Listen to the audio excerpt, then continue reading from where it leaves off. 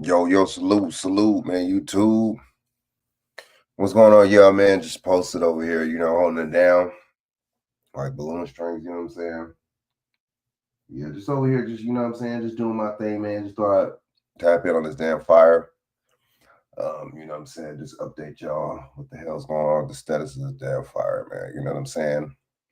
Point blank, simple and plain, you know what I'm saying? So what's going on with y'all, man? Salute. YouTube, man. Yeah, man, how's everybody doing, man?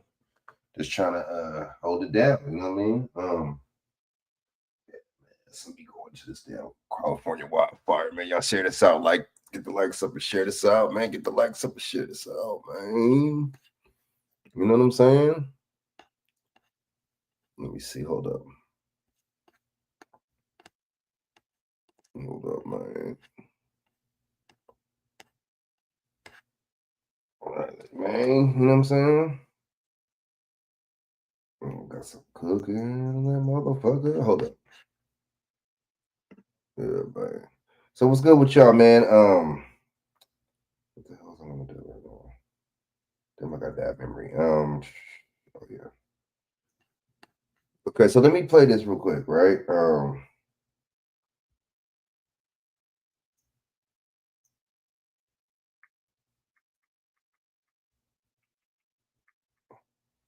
You know what I'm saying?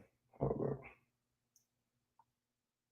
Yeah, let me play this real quick. So let me play some of this. Yeah, so they're saying that the wildfire, man, so it's exceeded like millions of dollars in damage. So let's see. Let me see. Um, let me see. Let me see.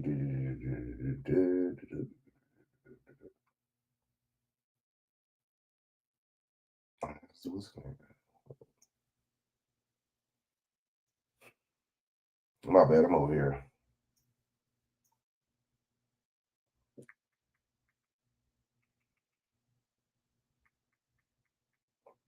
Yeah, but other than that, all right. So this wildfires, man, it's kind of weird because I'm not saying it's not fire season and like that because it's not. But at the same time, I just don't understand how it hasn't been hot out here like that. It's been cool, like a breezy. It's been only like 70 something degrees. It hasn't been hot. I mean, it hasn't been muggy. It hasn't been dry.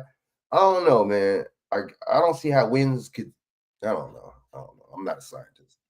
All right, so my bad. My bad. Let me see. My bad. I'm watching Don't Be a Menace. Excuse me. I'm watching Don't Be a Menace, y'all. Excuse me, man. So they talking about a lot, man. Let me see.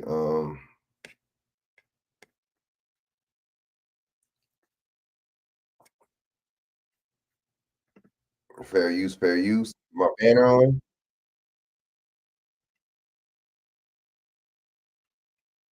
All right.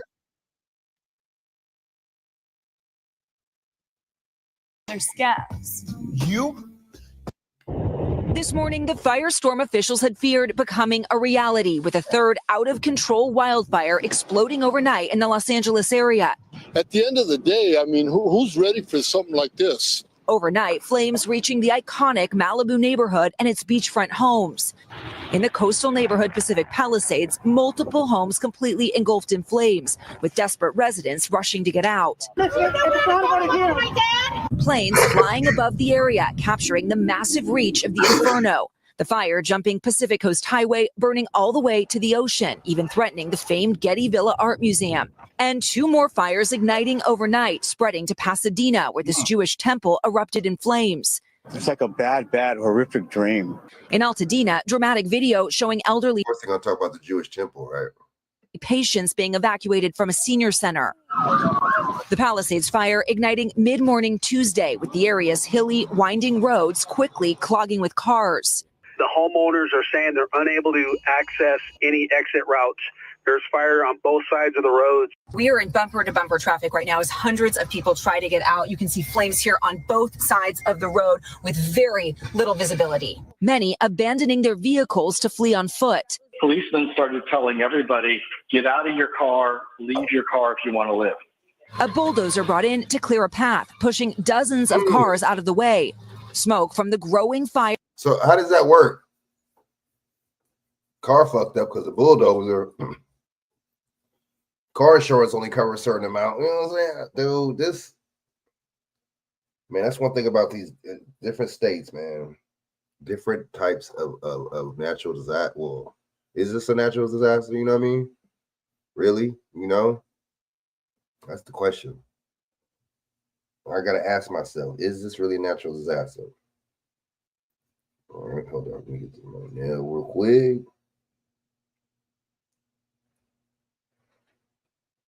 Did I get my duck ball? Yeah, I got duck balls. Is this really a natural disaster, man? Hold on.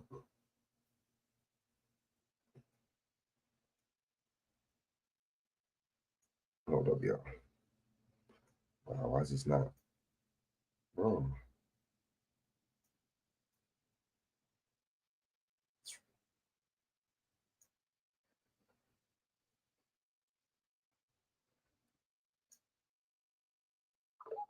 All right.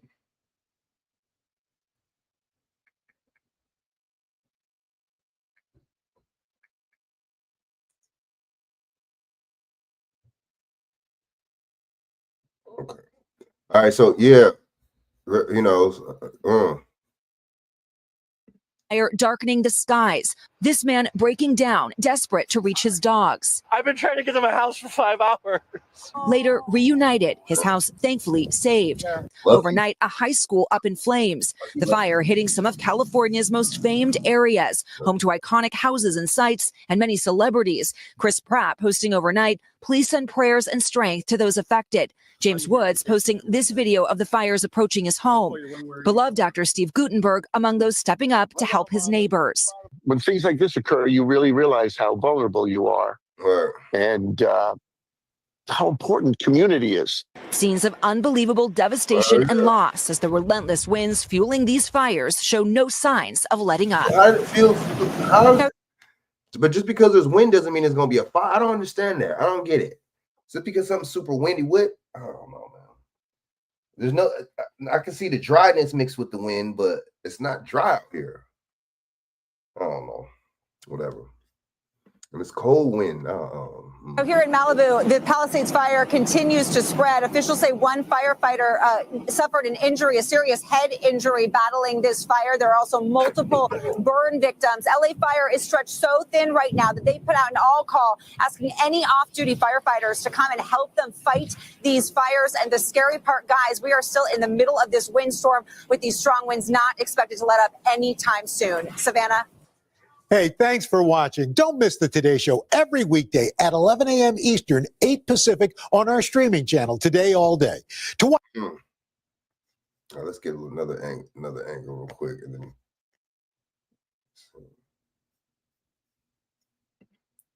then.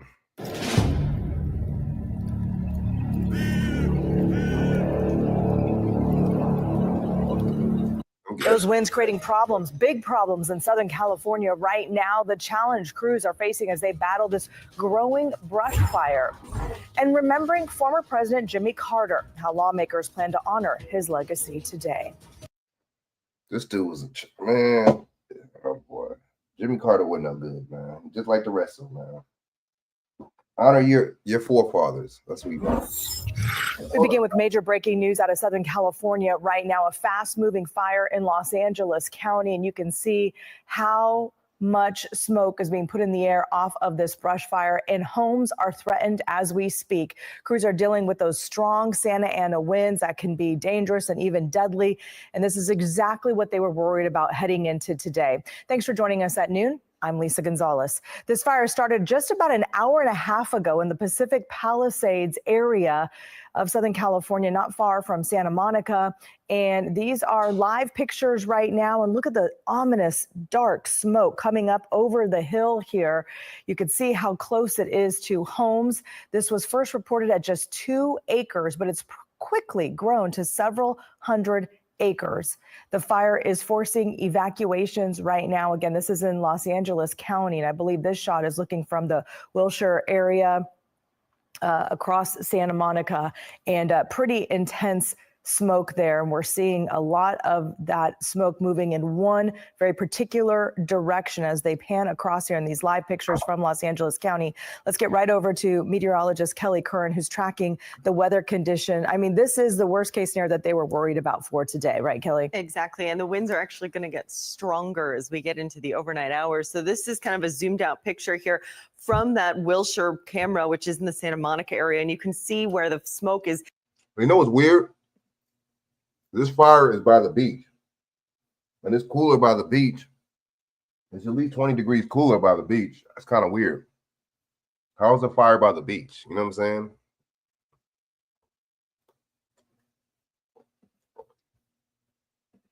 Blowing its way out over the ocean. So it's moving its way to the west, but that is a lot of smoke. So we do still have that red flag warning in place for all the areas included and shaded in red, which is all of Los Angeles County. Damaging winds, dry air, very dry fuels, gives us that heightened fire danger. So this is where the Palisades fire is burning right now. And this is what we're expecting as far as those winds go. So as we get later into the afternoon, notice Calabasas expecting winds gusting up to 60 miles per hour. Then as we get into the overnight hours, now we're talking after midnight, this is when the worst of those winds come into play. Calabasas, Thousand Oaks, 62 mile per hour wind gusts a possibility. We could even see some gusts as high as 80 miles per hour. They're going to continue to deal with that. Look at this, 4 a.m. Wednesday morning, 70 mile per hour wind gusts in the Calabasas neighborhood. That's what we're expecting. So these firefighters have got their work cut out for them trying to deal with this Palisades fire. We're going to talk about our own wind issues. That's coming up in just a few minutes. All right, thank you. And even before this fire started, communities in Southern California were on high alert for fire danger as the Santa Ana winds picked up, as Kelly mentioned. And she said that sparked a red flag warning in Los Angeles and Ventura counties. I just don't get we it. know things are really dry. We know this is if there is a fire, it is It's not dry. It's not true. It's not dry out here. That's not true. I'm in California. It's not dry. How is it dry by the beach, bro? How is it? How is it dry by the beach?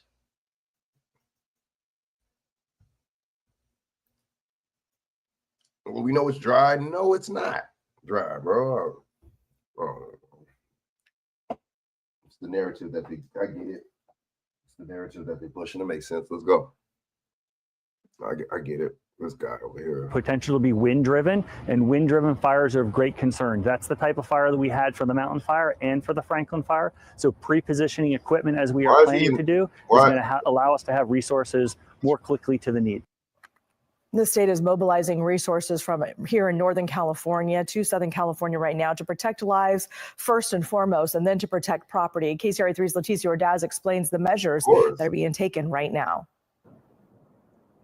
Well, we can tell you that officials have been sounding the alarms, and the California Office of Emergency Services is going to be a very busy place today. This is a command center watching the entire state closely for fire danger and deploying resources from around the state. It's all hands on deck to prevent tragedies in several communities in Southern California. Los Angeles and Ventura counties, as well as other parts of Southern California, are expected to experience life-threatening and destructive windstorms beginning today at 10, and the danger could last through at least Thursday. So that is the big concern. Governor Newsom has directed state departments to coordinate and strategically position fire engines, hand crews, aircraft, and additional support in key areas. The state is strategically moving CAL FIRE resources from Northern California into Southern California, including 45 additional fire engines and 6 additional hand crews to cover the counties most in need. And officials say preparedness is going to be key. They sure hope that families are ready and can leave at a moment's notice. In Sacramento County, Leticia Ordaz, KCRA 3 News. The winds that continue to fuel the flames are a known phenomenon in Southern California. They're A phenomenon, huh? known as the Santa Ana winds. Fox 11 meteorologist Phil DeCastro explains why they're so powerful. Apocalyptic Apocalyptic scenes have come from Southern California during this outbreak of wildfires in the greater Los Angeles area. Wildfires have been whipped up into a frenzy and made impossible to contain because of wind gusts that have pushed 100 miles per hour. There have been dozens of reports of wind gusts of hurricane strength or greater, and the culprit is a phenomenon known as the Santa Ana winds. The Santa Ana winds are named after a Los Angeles area mountain range, but the source of them actually comes from hundreds of miles away. Oftentimes, the setup starts with an area of high pressure over the Great Basin to the east of the Sierra Nevada mountain range. Those are the towering mountains that run up the eastern spine of California. Now, air flows clockwise around high pressure. So on the south side of that high, the air will tend to flow east. Well, in this instance, that strong high pressure creates a tight pressure gradient, and that has made for breezy easterly winds that are running into the Sierra Nevada mountains. Now, the air can't quite always get over that range, so in this case, it's getting funneled off to the southwest and toward Southern California. Now, as it does so, that air is steadily dropping in elevation, and when air sinks, it gets compressed. That causes it to heat up, to dry out, and to accelerate. Now, dry air is also heavier than otherwise similar air with higher moisture. So as these winds race toward the San Gabriel, as well as the Santa Ana Mountains and other surrounding ranges of Los Angeles, they start to get funneled through these canyons and passes. And this has an effect on the winds, like putting your thumb over the end of a garden hose. That space gets constricted, and so the air still accelerating, still going downhill at this point. So these processes. What the hell they got to do with a damn fire, man? Nothing. All right, so let's see the damn.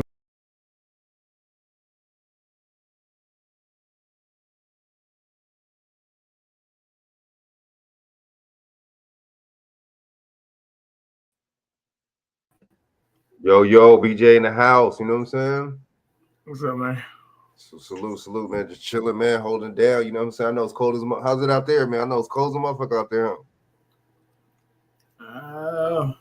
29 degrees. Shit, I know you got that hoodie on in the house, BJ. I know it's cold up in that motherfucker, man. You know what I'm saying? Well, I just came outside actually, so. Word, man. I had school cap on earlier, but I mean, it's gonna be about 18 tonight, so. But I'll be all right. Right. I feel you. Yeah, man. So this shit is quite wild, man. BJ, man. This shit is out of control, man. This whole shit out when they finally got the water restored in Richmond, but not in Henrico. But it's not 100%, huh? They still got to let the water like flush or something or get the pressure up. So they still want people to conserve water. How come they don't have no a conservation something? You know what I'm saying? Protocol for stuff like this, that when it happens, just like they have insurance.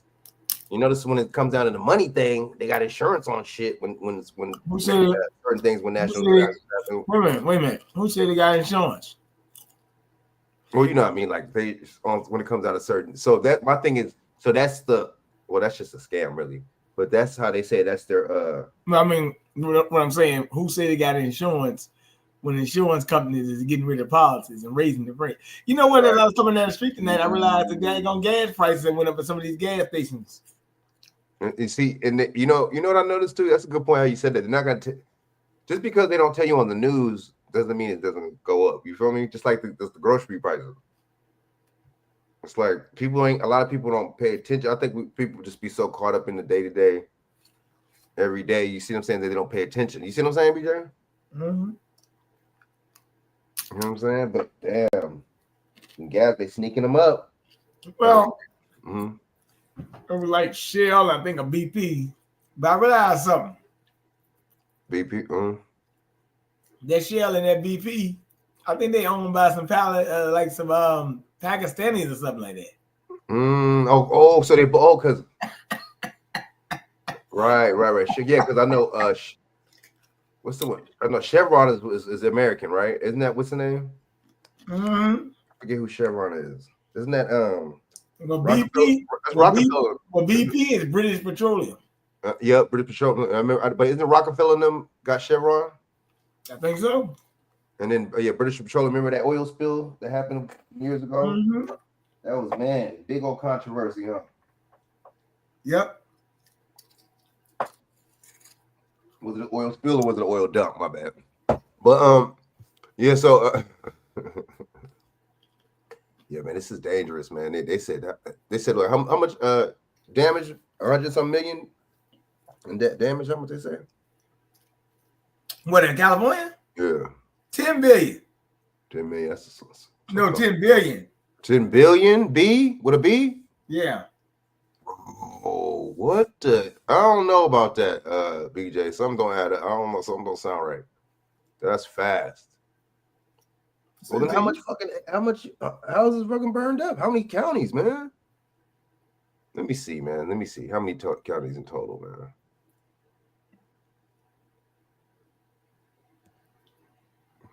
I'm sending to you. Here you go. Bro, what the hell? You look at the article right there. This meteorologist over here trying to explain himself over here. You got some explaining to do. Hold up.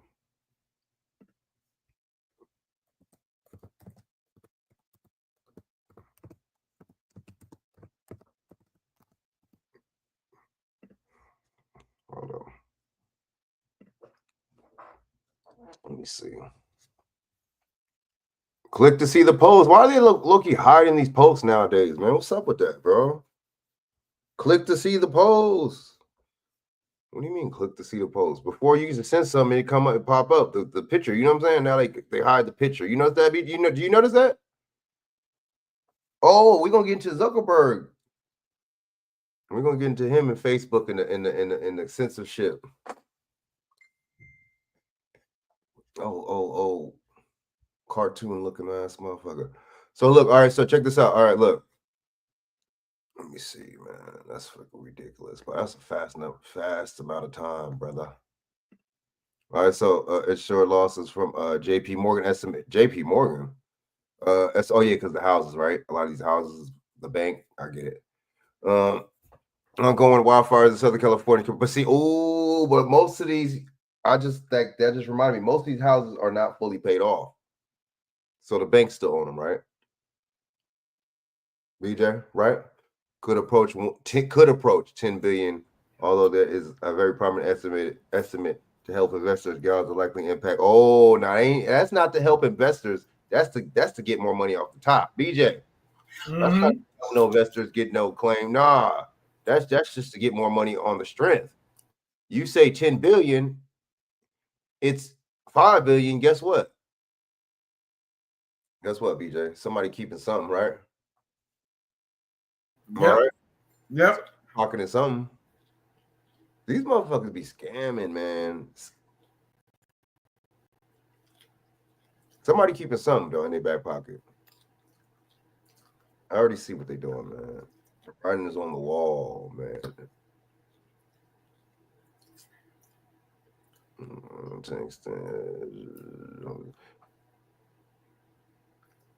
That's about commercial. To the extent of primary insurance and affected reinsurers would be affected as well. He noted, however, relative previous fires-related losses impact primary insurance incur more of losses and reinsurers less, mostly due to increased reinsurance attachments. Points since 2023. The most exposed carriers into the California wildfires, Allstate, NYSE, all, and its market share at the state 6% Travelers Company. Interesting. So these probably the motherfuckers that are gonna feel the brunt of this shit. That's what they're trying to say. The shareholders are gonna feel it. You feel what I'm saying, BJ? Yep. Most of these people don't own those homes. You're right. That's why I said JP Morgan estimate. Oh, JP Morgan's a bank. Hey, yo, they said a man was arrested with a machete. Let's go. Let's do it. All right, you know what? A man was arrested with a machete trying to get into the Capitol. Before Donald Trump in it, they said he was going to pay his respect to Jimmy Carter. I'm gonna play some about. I'm gonna play some on that Jimmy Carter too. Wow. You can't make this up, man. Literally. All right, so hold up. Jimmy Carter. He tried to sneak in three knives. What's that number, BJ? What's the number I always say? Talk about? Three. Man, why is it always that number, man? All right, so okay, man arrested with machete.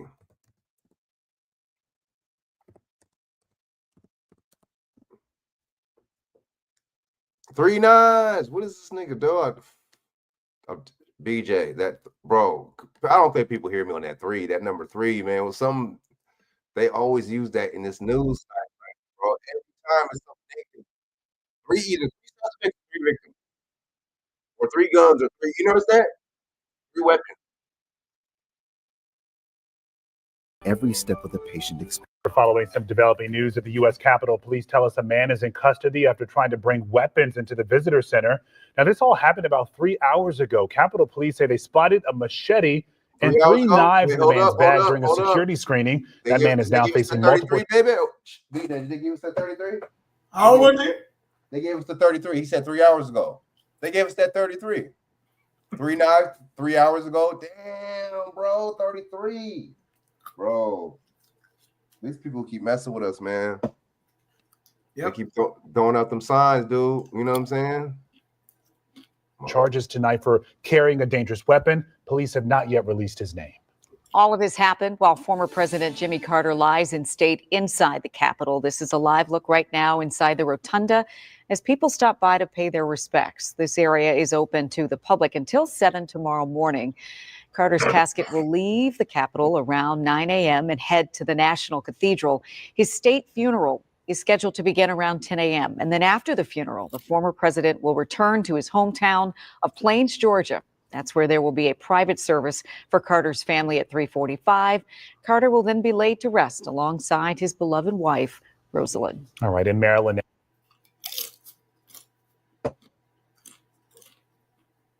So what was the dude's motive?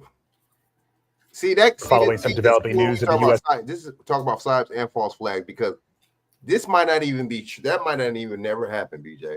They could have just printed that threw that out there. You know what I'm saying? How do we even know it happened? That's what making me think like, oh, they just throwing these stories out here. You know what I'm saying? Like left and right. Yep. How we know it didn't happen, BJ? What did happen? You know what I'm saying? Hold up. They put it out there. As Capitol Police tell us a man is in custody after trying to bring weapons into the visitor center. Oh, should I just play this? Well, and very interesting stuff, man. Let me see if I could get another. What's the name? I'm not doing Sky News. I ain't fucking with no Sky News.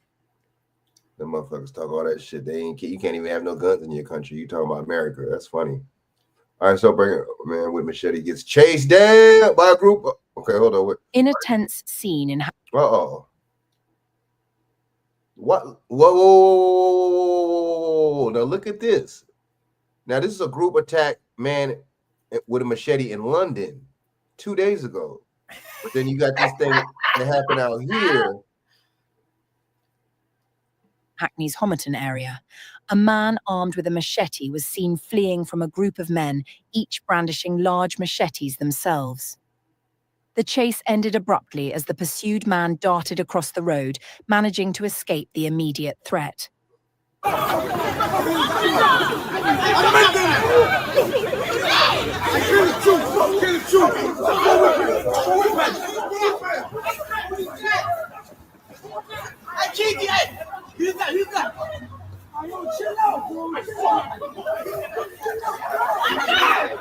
This incident echoes the broader crisis of knife crime in London, where the city has noted a sharp increase in such offences. Knife crime, BJ? In 2023/2024, you got knife crime in London and you got gun crime in America.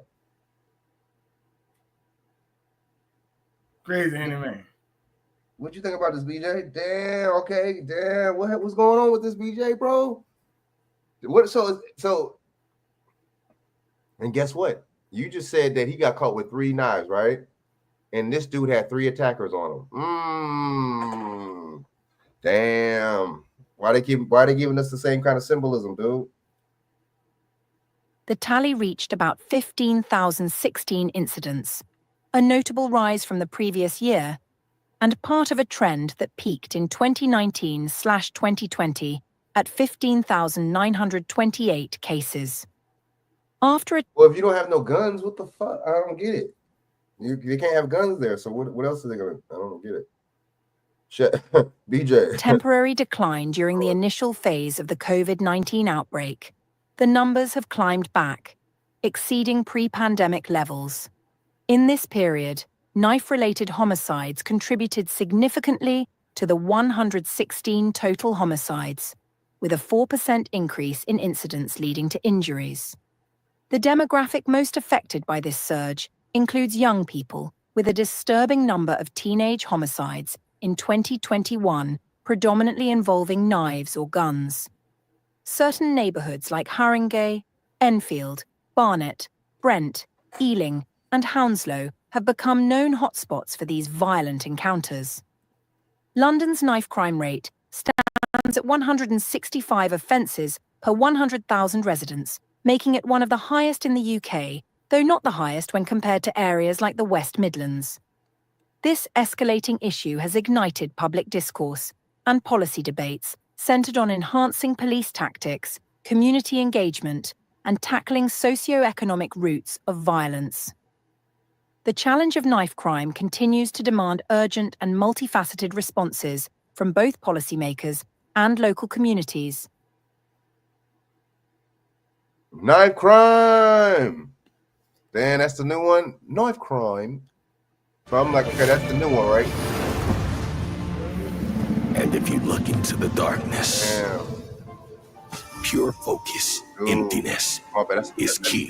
Crazy. That shit looking graphic. Motherfucking crazy. All right, so look. What is going on? So I got some stuff, though. Damn it. I got some stuff. Hold on. Let me get over here real quick. BJ, what you think about that, man? Knife crime. What you think about the knife crime? You know what I'm saying? You right? Shit, why did it? Fuck, hold up. A growing number of what's the name? Knife crime. You know what I'm saying?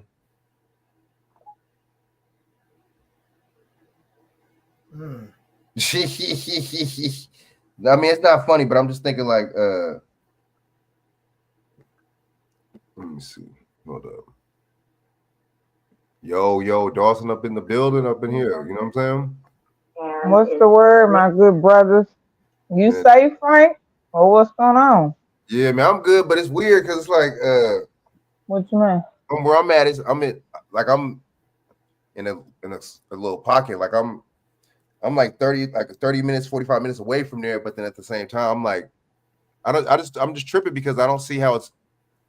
I mean, I guess it blew over there, but it's like by the beach, and it's like you would think. I don't see how any of this caused. It's not hot, it's not dry, it's not humid. I don't see how this fire. I said the same thing. How is it hot? Ain't adding up. It's like, how is it hot? It ain't hot. And then the guy at the dude like, oh, it's dry, bro. It ain't dry out here. It's cool, man. It's breezy. It's 70. It's in the low 70s. How is it dry? And then if they over there by the beach, they're gonna be getting the moisture from the beach. So how would the fire even fester? That's what Now, man. they want to make LA a smart city too.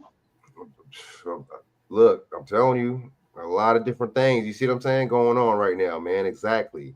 And see this, and they don't care about your life. Y'all saw what happened in Maui.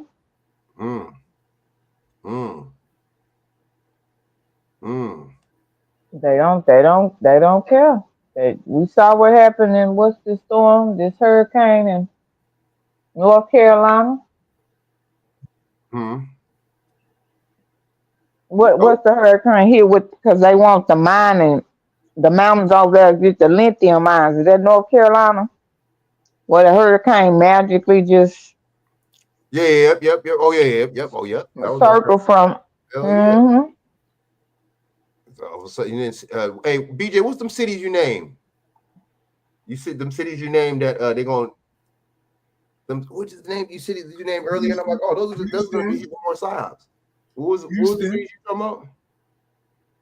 Houston, Miami, Houston, Tampa. A couple more. There's a lot of them actually. Matter of fact, with Hope Hopefully our mayor then pulled out of it here in Houston. We got a new mayor now. He ain't playing, so hopefully he's pulled out. I don't think Texas allow that anyway, because our state run a lot of stuff. So when they put that stuff, because they tried to do that under Gay Coon, Sylvester Turner, they tried to do that sanctuary city stuff. Our state did it called emergency session. They stopped that and told them, you do it, because they made it allowed to. Well, they had did a special session, but then the next legislation it became law. Because if they did it, they were going to have to. They couldn't get no money from the state if they wanted to be a sanctuary city. Cool. So I would have to look. I'm gonna look to see if we pulled out of that, because I just don't see our governor allowing that. You said governor sound like you got some balls. You know what I'm saying? Look, our governor deep on. You heard what happened in New Orleans? He already online. When he had a press conference, he beefing up security. He said, "We're not having no security threats here in Texas." You can look it up. Governor Abbott, play it. I'll play it after this. I respect that. Oh yeah, they. I could say about our state, if anything go down, they own it. The governor on it, the lieutenant governor Dan Patrick. You could probably pull it up. Word, cool. Hell yeah, I'll pull it up right after this. So I got Zach Hubbard now. Let me see his breakdown. I know he's gonna do some gematria, but I know he's gonna break this shit down too, because he don't, he be breaking it down too without necessarily using numbers too. He'll what I'm saying? Let me see what he got to say about this, man. So fair use, all right. Let's get it. Because Karen Bass says Mary ain't shit. What is she really saying? I'm gonna get into her too. Play that part where she got off the plane and wouldn't even answer the interview. The reporter question. Ooh, so we got another Kamala Harris going on. Let's go. She cold blooded. Yo, I got you. The smart cities already: Seattle, San Francisco, New York, Boston, Chicago, Dallas, Austin, Charlotte, Washington, D.C., Pittsburgh, Boulder, and San Jose, California. Certain parts of California, so you're gonna go do California little by little, Right. Well, we don't pay attention. Wow.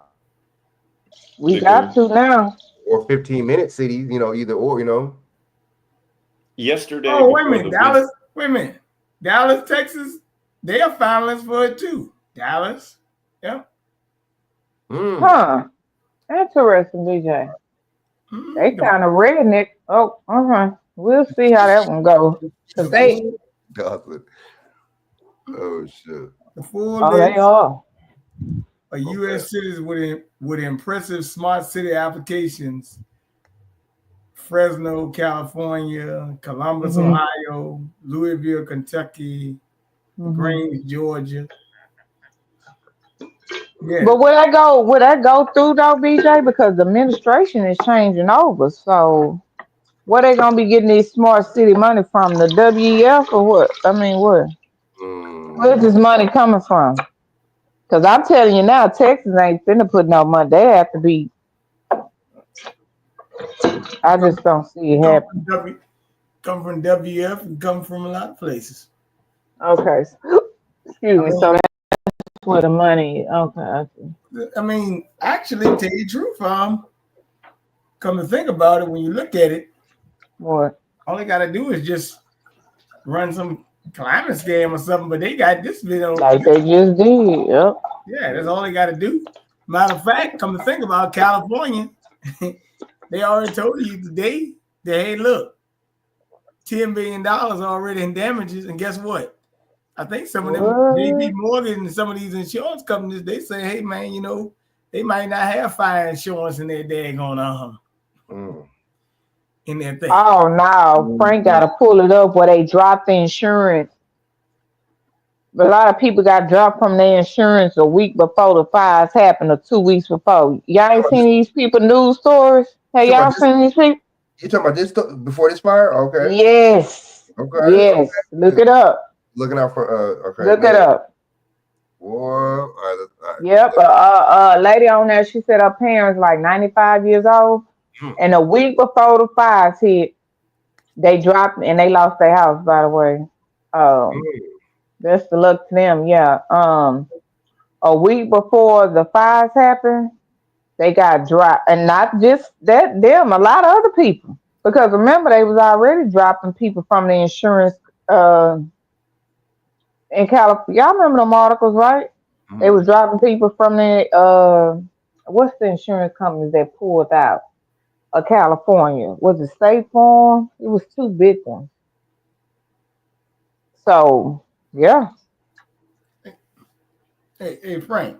Let me read this to you. I'm gonna read the three because it's 12 of them that's on here, but then listen to this. This is interesting. Dallas, Texas. Given that Texas is an arid region without a lot of rainfall, one of Dallas's primary concerns is water management. What's going on in Richmond, Virginia? Like I told you, water. They just said it restored today, right? To that end, the city has adopted smart water monitoring devices that can track usage throughout the city. That's a smart meter they try to put on your home. I don't know if you ever seen that. They try to add them smart meters. Say, hey, we can put the smart meter in there. West taught me how to get rid of that. You just got to tell them, hey, look, I don't want no smart meter in my home. Put a regular meter there. I think it's going to cost $25 extra. But that's a way you can probably do that. Crucially, these devices were able to detect leaks that the city's water department can fix them. Many people are surprised to learn that about 1.7 trillion gallons of water are lost each year in the U.S. due to water leaks. By fixing leaks early, Dallas will help to prevent tens of thousands of water loss each year. So that's what they call them, smart water monitoring devices. So notice smart, that's also mean a monitoring system. Chicago, Illinois, they got a thing called the Array of Things Project. This initiative was launched with the goal to use the data collected by these devices to improve the living experience in the city. Streetlights will automatically dim during periods when they're not needed. Water sensors have been installed along riverbanks to monitor for flooding, and sophisticated software combined with security camera footage can help determine the source of a gunshot in order to quickly apprehend criminals, which I told you they were trying to do pre-crime. I told you they were going to do that. All right. And then you got Austin, Texas. It's one of the most futuristic cities in the U.S. and is deploying forward-thinking technologies. Know the word forward-thinking to improve life for its residents. It has a rapidly expanding technology center and an open data directive that has been in place since 2013. One of the smart city initiatives that Austin has been involved with is updating its electric grid to a more efficient digital meter system. An updated electric grid makes it easy to incorporate renewable energy sources as well as charge a growing network of electric cars. Other programs include free Wi-Fi in public parks, as well as 5G trials throughout the city. Another program in Austin called the Smart City Challenge includes several mobility components. Smart stations providing services for connecting autonomous vehicles, fleet electrification, a program to increase the number of electric vehicles, and traffic safety, a program to reduce facilities on city streets. So that's 12 of them on here, but I just read the first 3. Maybe I get to the other ones later. But I told you that these fires, now you got to understand something now, because just yesterday or the other day, Donald Trump and them made a deal with the UAE. They making a deal with the UAE. That's the United Arab Emirates, where they're going to be investing $20 billion in these data centers. Okay? And I told you they're going to be knocking down a whole lot of land to build these places. I told you we already got 457 of them in Virginia. So when you data centers, you need a lot of water.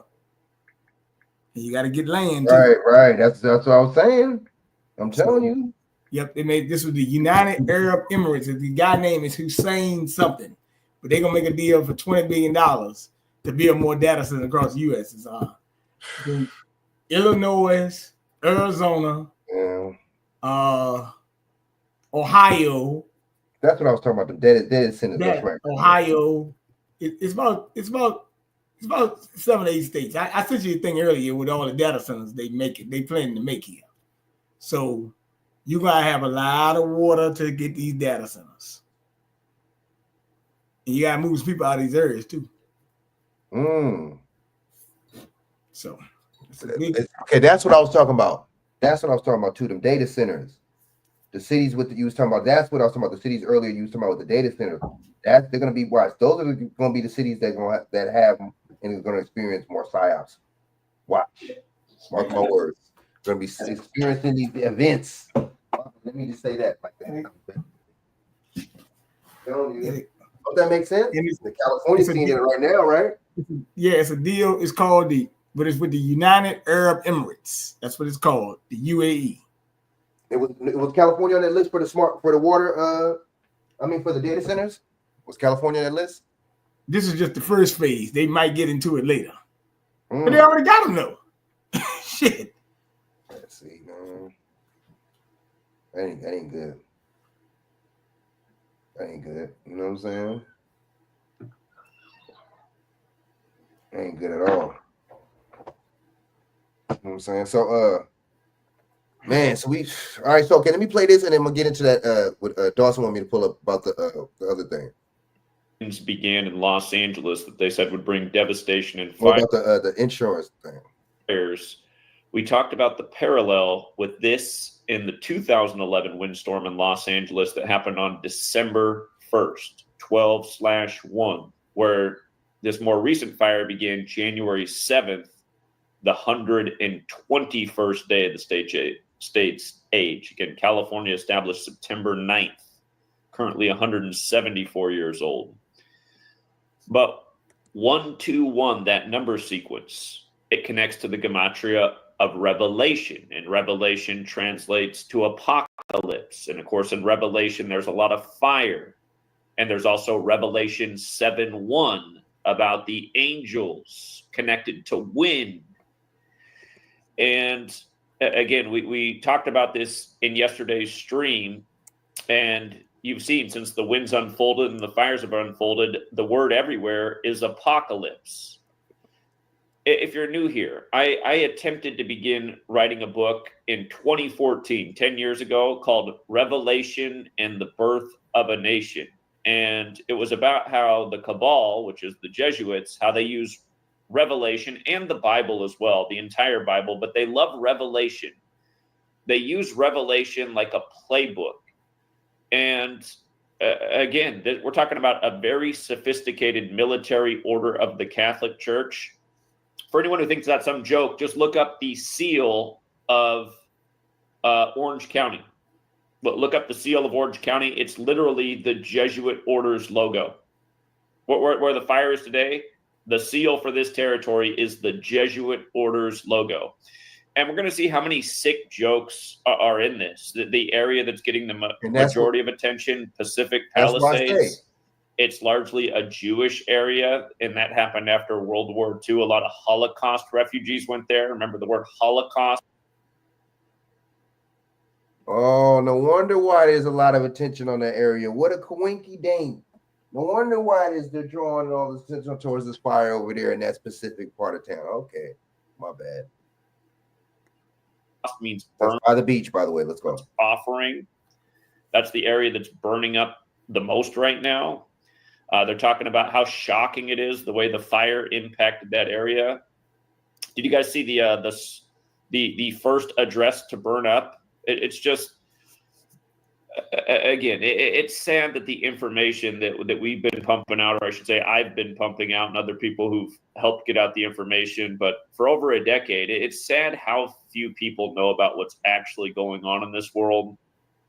And, there's also, in addition to the word apocalypse everywhere in the news right now, there's also climate change. And again, I have no doubt that we've trashed the earth.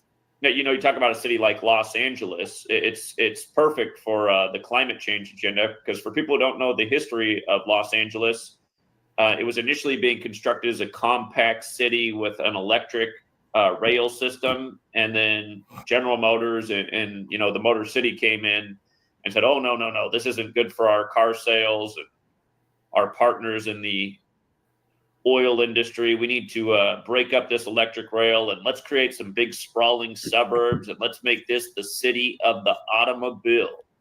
But yeah, that's also a big part of Los Angeles history, and it fits in with the ongoing ritualism and agendas and all the things that they're trying to communicate through this story.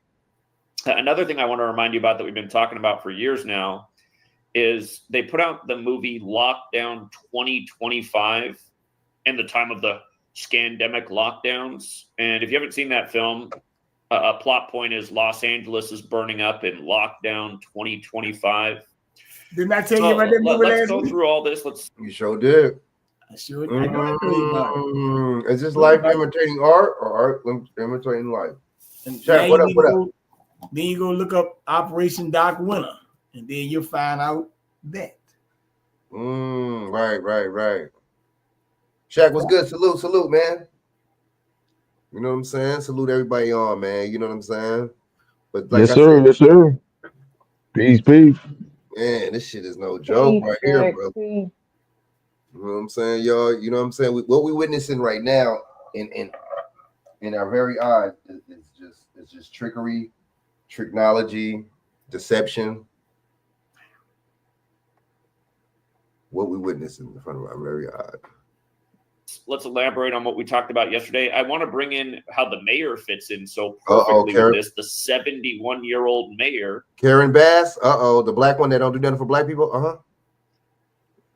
Karen Bass. It's just, again, it's sad how they have all this stuff planned out. Again, if you're new here, that's the point I'm essentially making, that this is a planned out ritual. And again, I'm pointing out who planned it out, the same people who are known for the phrase, go forth and set the world on fire, the same people we've been exposing for years, same people I've written 2 books about, essentially.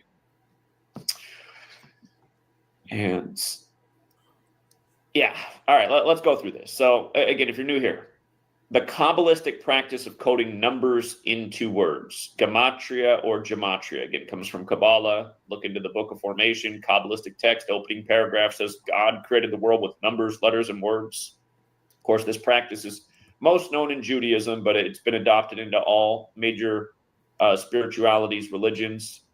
The history of how the Catholic Church got their hands on this knowledge is from the Crusades. It was brought back to Europe after the Crusades. The knowledge of Kabbalah spread through the ruling class, thus the term the Cabal. Again, there's a belief that God operates through words, numbers, and as I pointed out a gazillion times, in the 16th century, the Jesuit order was created to stop the Protestant Reformation. And at the end of the 16th century, we got the calendar that says this fire began January 7th, 2025 from a Jesuit priest, Christopher Clavius. Look that up. And at that same moment in history, the English language was standardized with a 26-letter alphabet. And again, the original English script, or at least the oldest known English script, goes back to the monk Burford of Ramsey Abbey of the Catholic Church from the year 1011 AD. So hundreds of years before the... You got to be careful what you're saying with the English script shit. And again, I'm a broken record saying that they clearly set up a system with the calendar and the language, because you look through history, you can see all the... I don't agree with everything he say now. Let's just keep it 100. Right. No, he ain't too far off. But like I said, they like to give a little bit too much credit to these numbskulls. They created a lot of stuff, but they stole a lot from other more cultures and stuff. And yeah, they formulated it into the fashion that they wanted to. And when they talking about them Jesuits and them what's the name? True. They what he said, the Jesuits and he said the Jesuits and the I forget who else. And the was it? I know it's Hebrew. I know it's Hebrew. No, he was just talking about. He just mentioned. He said the Jesuits and some. When he said in the 1600s, they created the Kabbalistic practice of coding numbers into words, gematria or gematria. Again, comes from Kabbalah. Look into the Book of Formation, Kabbalistic text, opening paragraph says God created the world with numbers, letters, and words. Of course, this practice is most known in Judaism, but it's been adopted into all major spiritualities, religions. The history of how the Catholic Church got their hands on this knowledge is from the Crusades. It was brought back to Europe after the Crusades. The knowledge of Kabbalah spread through the ruling class, thus the term the Cabal. Again, there's a belief that God operates through words, numbers, and as I pointed out a gazillion times, in the 16th century, the Jesuit order was created to stop the Protestant Reformation. And at the end of the 16th century, we got the Protestants. That's what it was. The Jesuit and the Protestants. But you know they all working together now, though. They still hate each other, but they all working together though in unison, bro. You know who the Protestant was? You know what I'm saying? And those are the wars that be going on. You want me to tell you who the Protestant is now? Is the white conservative? Damn. That's who the Protestant is now, the white conservative. Yeah. You see that? And guess who they're working with? The Jesuits. Who's working with the Jesuits? Who's working with the Cree people? That's right. They all working together. The triple triangle? Damn. Dawson. You like that one, Dawson? The triple triangle? You know what I'm saying? They work together for manifest destiny. Yep. I think that's the new one. We'll call them that. The triple. That's the triple. They call them manifest destiny. Right. You got to remember, not all of them get along. Like you said, it's only the ones that's the elites and the ruling class, the ones that want to be the ruling class and the hierarchists, architects of the shit. You know what I'm saying? Right. The other people, they sheeple just like everybody else, bro. They indoctrinated, they follow, they been poisoned, they been, you know what I'm saying? They've been indoctrinated too. You know what I mean? In the belief system. My bad. Now go on. Sorry about that. No, you right. You got it.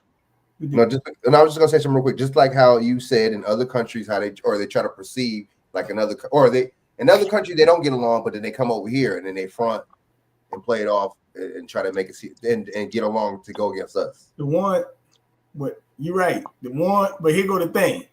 Like I told you, one of them we had down here in Virginia, Pat Robertson, right? I told you about Pat Robertson. I told you about Jordan Peterson. I told you about all these guys. Calendar. Right? I told you about all of them. All them guys from Pat Robinson. The lady Miss Letney even tell you that. That Chak used to talk to. We had a conversation. This what you need, baby. 700. The 700 Club. This what you need. What is it? All them guys make money. You got zinc in there. You got the CoQ10 in there. You got your ashwagandha, vitamin C, vitamin B, vitamin D. Really, I got it for the zinc. I was looking for zinc, and it had all these in there, the magnesium and stuff in there. See, this is the building block. They don't tell you why did the doctor don't give you magnesium, zinc, and shit? Prescribe you that. You wouldn't have to come back and see their ass. Shaq, go on mute, Shaq. Oh shoot, my bad. I was muted. Hey, sidebar. Look. Joking. I'm joking. Look. But like Pat Robinson, 700 Club, this one, that one, and all of them, they take money from the Israelis and all that, and that's how then they come out and say all this other shit online. And that's how they get these big radio programs and stuff like that. And they go to the conservative movement or whatever movement they do. So that's the same. I found out what ISI stand for. Yeah. ISIS. Yeah. I didn't know that. Yeah, that's what it stands for. But they telling you they're against ISIS. They're not, because ISIS is them. It's them. No motherfuckers start that shit. 1982. Yeah. What is the bridge? The Israeli Secret Intelligence Service. Secret Intelligence Service. Now watch this. What we been played. Now watch this, Frank. Anytime, Frank, me and you talked about this months ago, right? About Hamas, right? Well, we're defeating ISIS. What we been played. Well, look, like Hamas. Hamas was created by them. That's why you know that ain't nobody. They ain't got no war on no damn Hamas. They use Hamas as a sidebar to say, hey, look, we gotta go save people from They attacked. Well, BJ, how is it a Hamas? They ain't got no weapons or nothing like that in Palestine. Right. Look here. The Pay Hamas, attention. the leaders of Hamas live in fucking Qatar. Qatar in London, man. The leaders of that group, they talking about living fucking Qatar in London, man. Them motherfuckers ain't living over there. You live in comfortably in London. You're not living there. I bet you they're not living hard in London. I bet you they're not living going to all times. I told you this. And you know them people in London, them officials, man, they got some good intelligence too. The MI6 or something. Them motherfuckers know that they in London, bro. They know they're there. And you know that they came out and said, Frank, that that guy in New Orleans or something like that. I think they came out and said that he might have been radicalized by the Nation of Islam. They're radicalized. Yeah, man. That word. These white people, just like that woke shit. They turned that word into, okay, for one, Obama tried to mock it for first, and then the white conservatives took that and kind of blounced it and flipped it and ran with it. You know what I'm saying? But see, why did Obama try to be funny and why was he trying to be funny and try to use that as bad? Like, see, these motherfuckers, man. That's why I don't. Wait a minute. These motherfuckers, bro. Go to I forgot that judge's name. Mm-hmm. His judge had a funny name. They asked him about Obama, and they said, "Hey, man, we got the first Jewish president anyway." Made a cute little joke. Mm-hmm. They called Obama the first Jewish president. There you go, gay Obama. Then David Axelrod. So you gay Obama.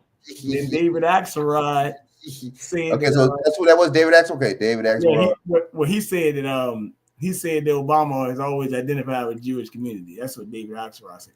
However, Obama really wanted the first one though, because technically they had they was trying to get the boy Jimmy Carter, while not outright. Jimmy Carter rode in with the Rockefellers, and then they had that trilateral commission. And that's, they had was it Kissinger? He was around. Well, Kissinger was always around. Was it okay? Was it the time when Axelrod on Obama's speech? Is that one? And it might have some. It might be something. David Axelrod says Obama identifies with the Jewish community. It's always identified with the Jewish community or something like that.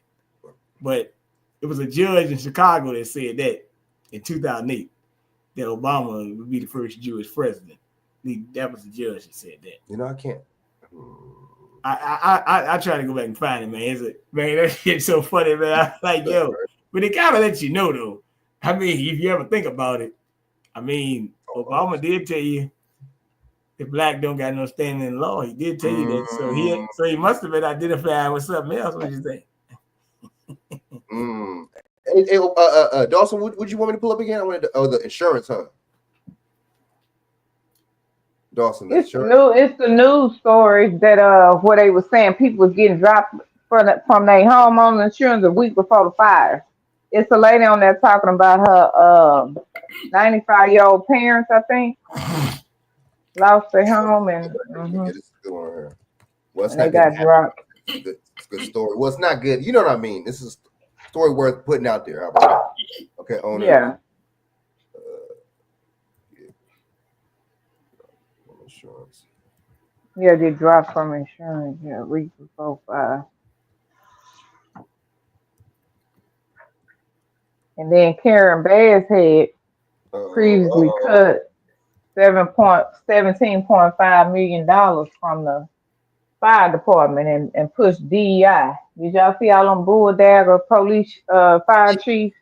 That don't make no goddamn sense. Now who your bulldagger ass gonna go in there to say, see, this shit, I'm gonna tell you, sisters, we done in administration and political. See, Gay Obama Gay Obama target the brothers with the police, the popos. Now Jim Crow Joe doing it way bigger than that because he didn't target us from the corporation side, the governmental side with this gay trans DEI bullshit. Sisters, you ain't gonna never see sisters in no administrative or ever political position ever again. Watch. You talking about you talking about discrimination. Oh, you finna see that. So the sister girls and the AKAs and the Deltas, you better enjoy your little time while you got it. Cause y'all finna be out of it. As soon as Orange Man get in there, that's it. Look at what they doing. I know, huh? Making it like they Parent. expose. It's just like they having these. They said they having these sisters do their dirty work like a motherfucker. It seems Oh man, look what the FEMA chick, Fanny the Mammy, she's still in trouble. She gotta pay. She had to pay 21,000 to the what's them people that sued her. Even she gotta pay them. Even in New Orleans, Mary. Oh, that man. Oh, she been hard, but Frank, I told you about her. The businesses was trying to do a recall on her because the crime was so bad.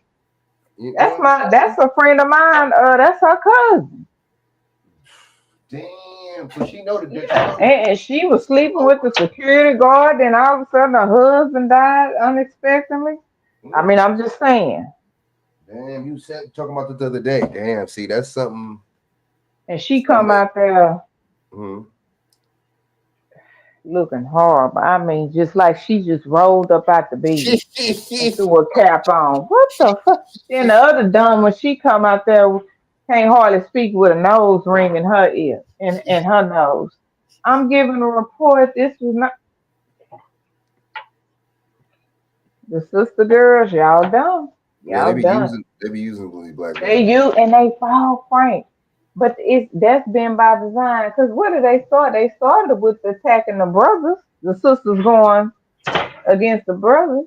Now I want to have a family and want to get in vitro fertilization. Don't want to get the pain. Now they want to get the want to get in vitro fertilization. You can save more money with the pain, as long as it's clean.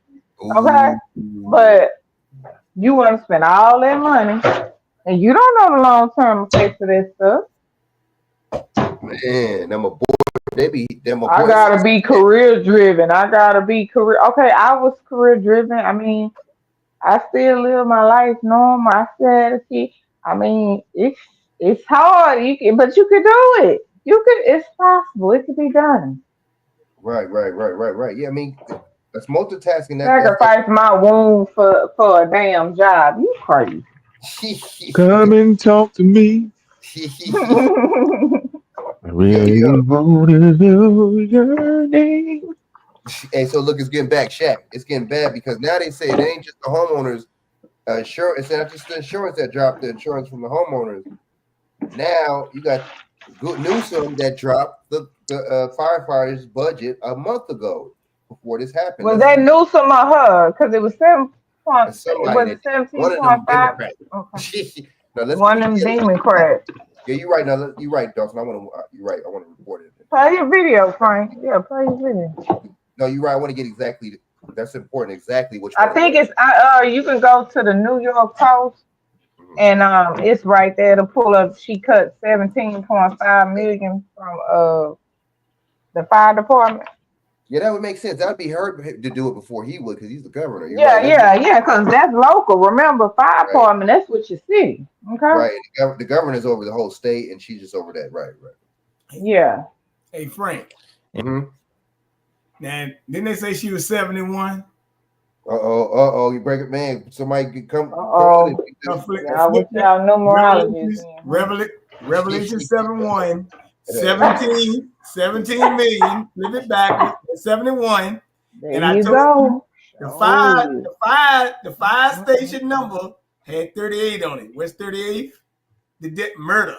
It's the murder number. Same thing as the Elon Musk algorithm, 38. Yeah, the code. Mm-hmm. Wow. That's what 38. The murder code. Right.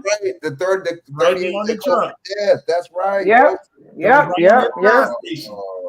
Wow. So this was a whole goddamn play they ran, just like I told you they've been running the play here. And I told you with the thing that got people today, I saw the guy today. I said, "Where you going?" He was like, "Man, I was going to the VCU game tonight, but the game is canceled for the fans, but the players still playing." I said, "Whoa, what's it again?" He's like, "Yeah, the players, they're gonna have the game. They're not gonna cancel the game. but they told the fans they can't come to the game because they ain't got no water. I said, but you alumni though. Like, man, we can't go to the game, man. I went and looked it up. Can't go, yeah. I said, crazy shit. I said, so why didn't they just cancel the game or something like that and just tell they got the water straight? And then come that look, I saw 2 fire hydrants running in the street today. They was like saying we had to let out the contaminated water, some of the fire hydrant or whatever. But look, they've been having people come down here. Look, they were giving out water bags, yo, like water bags. They had people bringing outside at Walmart. They had like pallets of water outside and shit. People coming to get water. Now, people, get this, Dawson. Now you're gonna love this. People had already like, you know, people saying, fucking, I'm gonna give me a hotel or something, right? You know, people can say, I'm gonna give me a hotel, right? How about the goddamn electric company had already paid you for some of their people to be in the hotel? I said, yeah.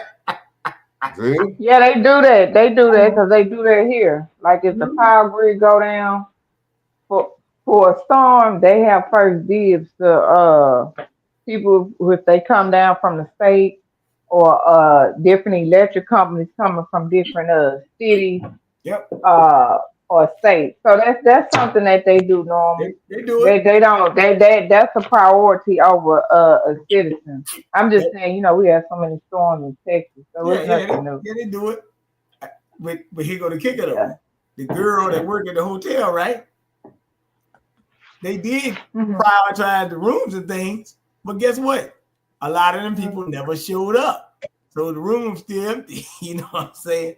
That they not gonna. They probably don't rent them out though. They probably ain't gonna rent them out. Yeah, they gonna save it for because y'all agreed. Yeah, if y'all agreed, go down. Y'all gonna want that power back on. Yeah, that's but which hopefully y'all wish us luck because I guess our weather's supposed to be bad tomorrow too. Well, Yep. You know what? And guess what? If you didn't think it was crazy, guess what? It's supposed to snow again Friday into Saturday here again. I believe it. I believe it. I said, yo. But how is that possible when the front was supposed to already come from the west this way, but we still all getting hit?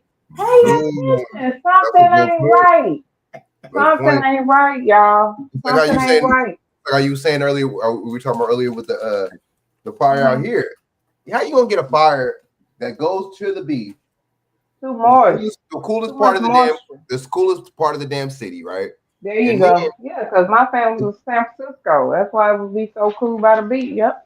It's not hot and dry. It's not hot and dry. They told the dude, the firefighter dude or the cop dude lied. Oh, it's because it's dry, bro. It's 70 degrees, bro. It's not dry. It's breezy yesterday, like kind of like a cool breeze, kind of like. Man, they right. And all that Pacific College there, you know what I'm saying? What's in there? All that's by the beach, man. Santa Monica, that's the beach. Santa Monica is the beach. That's the beach, Frank. Yep. So it's like, Yep. And you know what? You're right, Frank, because when you're looking at this stuff like this and this shit keep on hitting back to back, like I told you, it's gonna be like maybe like 18 degrees tomorrow or something like that early, 35 in a day.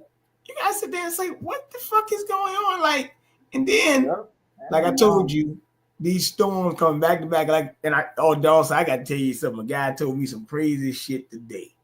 He said, and BJ, not to cut you off, to add to your point, it ain't even really heating up that hot. You know, like say you wake up, like you said, you wake up, like we wake up here, it's like 37, 39. The highest the temperature's getting like the 42 or 43. That ain't normal for Texas. If it get cold like that, here, we'll at least be like in the 50s, right? 50 degrees, maybe, 52, maybe 57 at the most when we get a cold snap. It ain't even heating up like that. Go ahead, BJ, my bag. I want to touch on you good. That's weird. Yep. Yeah, you good. Not normal.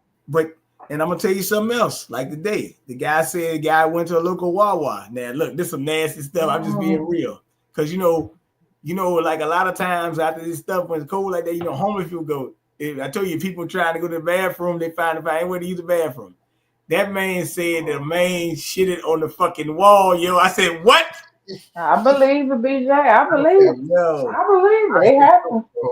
Yep. And people puking. Well, I tell you, people being like my boy said he was talking to a young lady today, and he asked her that she's crazy as hell though for saying this stuff. But nevertheless, he told her, but what you doing at work when you have to use it bathroom? She's like, I just hold it till I get home. And he was like, well, you should do that. You catch UTI. She was like, I don't catch UTIs. My pussy is clean. I said, hey, shut her, kick rocks. Please. If you hold your urine that long, bro, you is gonna catch. Yeah, and it'll make your bladder weak, your pelvic floor muscles weak. Anyway. Yeah, Dawson, because my stuff is golden. Like, please. Oh my God. Yeah, I like, yo. I mean, you don't have to use every bathroom. I mean, when I used to work in the hospital, I used to use this certain particular bathroom. They got them where they clean and deep. Anyway. Right. You don't got, but still. You don't have to use every, babe. You can go down the hallway or go, you don't. And they got bathrooms. They got the one person bathroom still too. Exactly. One or two person bathroom. They don't be as nasty. I know Shaq on here. Shaq, you still on here, right? Because Shaq and me were talking about the porta potty business, which used to be an outhouse. Well, guess what? Now at the airport, the airport didn't have no water. They put porta potties outside for the people that was getting ready to fly. I said, yo, this is kind of crazy. But hey, now I don't know how they did it. Did they go to the tarmac? I don't know what the hell they did. But to me, I mean, that you're getting a little bit dangerous territory now. But like I showed Frank the movie last night he watched the trailer, The Big Short. They said the next crisis is gonna be the water. And guess what? What do you know? And the WEF talked about that too. Everybody understands water. One thing people do even children and kids understand water. You right. And they showing you that, hey, look, we're gonna attack the water system. Now you ride by stations, Dawson, the gas is $3 the other day at one station. I said, damn, I just rode by the station the other day at $3.19 now. I said, wait a minute, y'all going up on the gas too at the same time with the what? Now I realized something. Before you got on, I told Frank this. I did realize something. The BP across the street is owned by like Pakistani Indian or something, in the shell that rode the prices. They was owned by, and the goddamn Sitco, whatever that Sunoco or whatever, that was on. So I did realize that it was the Pakistanis and the Indian ones that raising the gas prices, not the Wawas and there you go. Pay attention. Now, BJ, I don't know. See, I know our state, they have a phone number line you can call when they do that for price gouging. I don't know if they had that for your state, but they have it for. Oh yeah, a lot of them Indians, they got in trouble here. A lot of them owe so much bigger fine, they end up having to shut down. Some of them they shut down. Yesterday, because you can't do that. So something for $150, something that they were selling for $150. This nigga trying to hit me, talking about everything on the shelf right here is $2. I was like, bro, no, bro. It don't work like that. You know what I'm saying? This is America. I said, bro, it already has the price right there. It has $150 on that mug right there. Thank you. You know, but no, he just said. Frank, them motherfuckers was up there selling a 24-pack case of water for $24. Hey yo, when a hurricane, boy, they space came in there and shut them down so fast. They will do it. Hey, yep, can't do that in a crisis. That's not funny. I'm just saying. I'll just laugh. I'm glad y'all said that. I'm glad y'all on that topic, because I get the Crystal Geyser water, right? So I'm like, while I'm shopping on Amazon, let me go, let me order me a couple cases of water. 20. Guess how much they goddamn water is? Then we say the water still gonna be going up. $20 damn for 24 cases of goddamn Geyser water, 1,600 Geyser water, bro. $20. Go on Amazon and type in Crystal Geyser bottled water. Well, they already started. They already started because guess what? They still tie into the dock workers, bro, and then strike and yeah, I forgot about that starting back up again. I forgot. BJ said it was gonna start back up in January. He was right. Well, but they already had. It still been going on with supplies and stuff being limited because a lot of places weren't getting a lot of they regular orders and stuff. You know what I mean? Because of the dock stuff. They choose to tell us when the strike started. The publicly tell us. But if you look around, it's been going on. You know what I mean? These stores been out of stock since they really been out of stock of stuff since the pandemic started. Hey yo, time up, bro. You know what I mean? This shit is $21.45. Yeah, bro. Come on, yo, is that necessary? Yeah, see what I'm saying? Yo, when originally it just probably didn't get no higher than $6, probably $5.49, $6.99 or something at the highest we ever got. They got a pallet right here for $668. Yeah, yo, and they got another one that's natural alpine spring water on Amazon for $17.99, but that's a 24 pack. So wait a minute, you mean to tell me I only get $7? Oh my God. Hey yo, that's more than 60 cents a bottle. Oh, y'all is tripping, bro. Hey yo, what the fuck is going on, man? Hey Chak. You better look around. Are we getting played? Because, like I told you now, look, I'm gonna just be honest, people. Fuck BP. Don't go to BP. BP is British Petroleum. Okay, don't go to BP. Fuck BP. Right? They British Petroleum. You know that. After what they did in the Gulf spill, just don't go there. Fuck them. Right? BP. But here's the deal. Like me, unless I'm out driving like fucking to like another state or something, I gotta stop and I'm running low on gas at a rental car till like the beginning of nowhere. Hey, look, I don't go to these. If I see the BP shells or something, and you ain't got black person Hollywood behind that desk or something for me, I ain't even wasting my time. Now fuck you, because I know you selling. And look at what these motherfuckers be selling. Twinkies. Hey, these motherfuckers be food deserts. Like, that one time the guy said, man, I came to get some bananas. He told me we don't sell no bananas. I said, oh, what the fuck? So, hey, look. I mean, you ain't got, what they got, the Swisher Sweets, all this other bullshit. Fuck them. Hey, look, man. Go somewhere else. Now, unfortunately, some people can go, like I said, that's the time called pedestrian medicine. People going to be buying water, et cetera, et cetera. I mean, but Chak, all jokes aside, in a crisis, people will buy that water for $24 a pack. Or 24 for 24. Like $24 for 24 bottle. In a crisis, that shit happens, bro. So, yeah, Chak, Frank, yeah, just play your video. I'm gonna see you that thing on Operation Doc Winter, the whole scenario how they play in this game, because they really playing a very sinister game with us. Re-see it. That's good. But unfortunately, to your people who feel this is a conspiracy theory, you know, those nice people, right? They might not see it that way. You know, I mean, you can ask Miss Dawson if good people want to be her friend again and stuff. Oh, you want to be her friend now, don't you? Yeah, that's how it is, right? They all, everybody want to be your friend when it chips are down or whatever. Or when it fits who's theirs. That's true. Fact. Hey, they say a friend in need is a friend indeed. But I thought they said back in the day, I don't want no fair weather friend. That's what they said back in the day. Oh, and by the way, just for your pork people, Dawson, I want you to know they did come out and say that pork is causing people to have multiple sclerosis. Damn, the Emmett. Crazy shit. They just tell you everything. By the way, but it don't matter. Y'all still gonna get your pastor still gonna feed you bacon on Sunday, so it don't matter. Just act like I never said it. Act like I never said it. They still gonna feed you bacon on Sunday and whatever the case. And you might have a ham on Easter or something like that.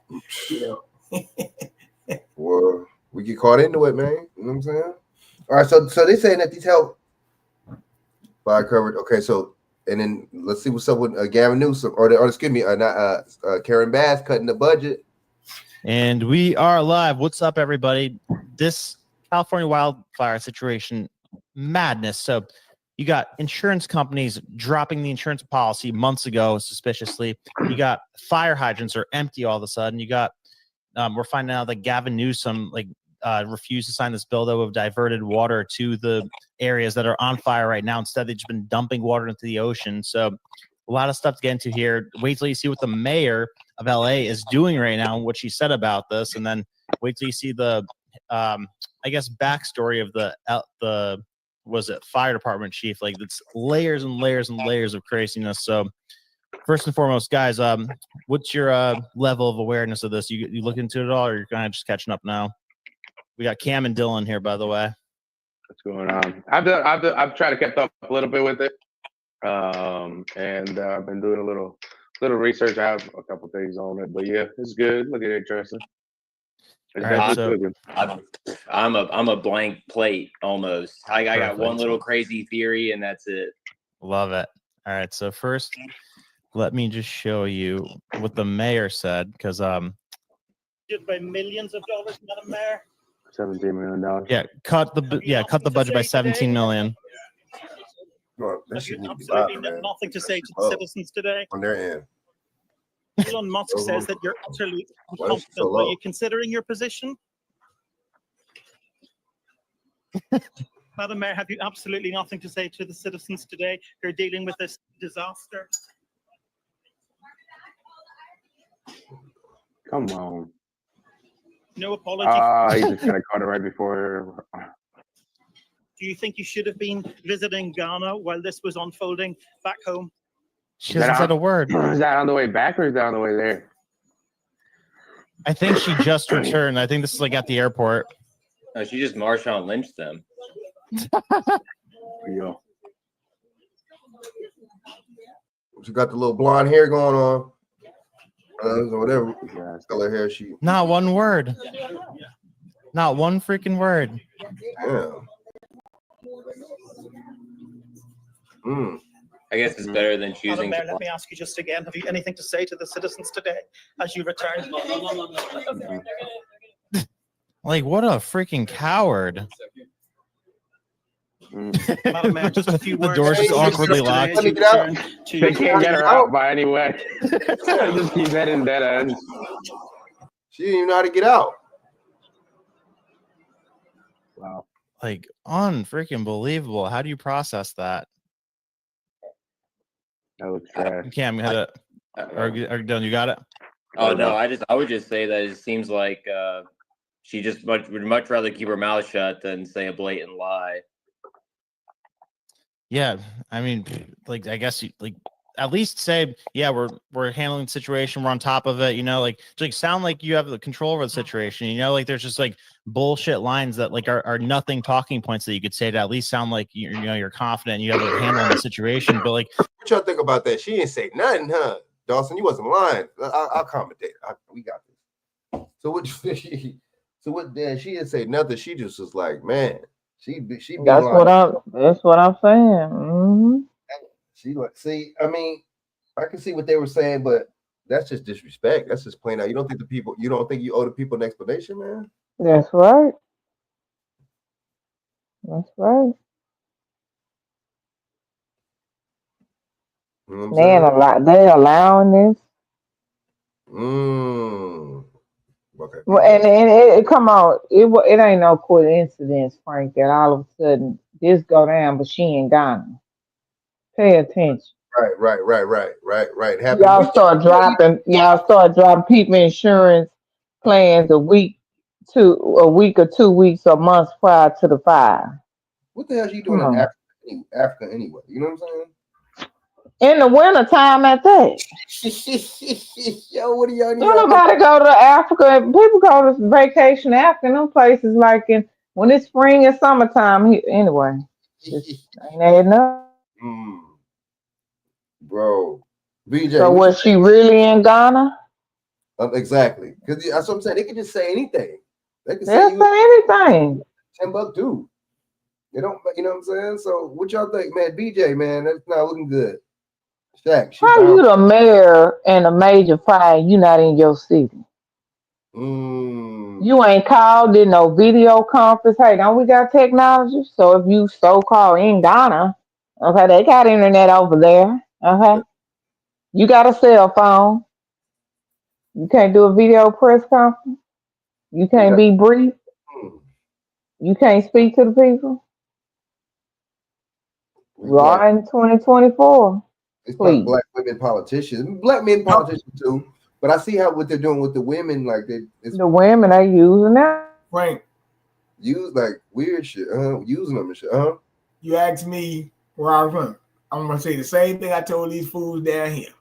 Some of them anyway, the ones that listen. So like I told Dawson, hey, look, fair weather friends, back up for a minute. Sit back in the back, please. Don't worry about it. I already told you, stop going. I told you we got a new mayor. He been in office for like what? Shit, he came in office January 1st or whatever. The Indian cat, right? The Indian dude? Yeah. I said, stop going after these fucking gophers. Fuck them. Fuck Karen Bass. Fuck these damn gophers, all right? Fuck them. They ain't nobody. They just, get in front of the camera. They used to be what they call. They are actors playing their role of a fucking fall guy or fall woman, whatever you want to call it, right? I can see Who's behind Karen Bass? Good question. Who's the power behind the throne? She ain't nothing but a damn gopher. I ain't gonna care about her. All you gotta do is go find out who fund Karen Bass, her cartels, and a couple other guys. Right. You know the cartels run her, dude.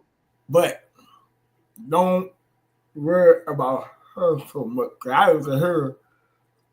It's just playing her role. She ain't gonna answer no questions. I mean, she answered questions. It's gonna be a nice press conference. Probably gonna have two small hits around her hanging out. Maybe not. They might not even. They might just put her out there. They get the fuck out there. Please out. Fuck her. Right. Always wonder. She can't allocate the money no way unless they approve it.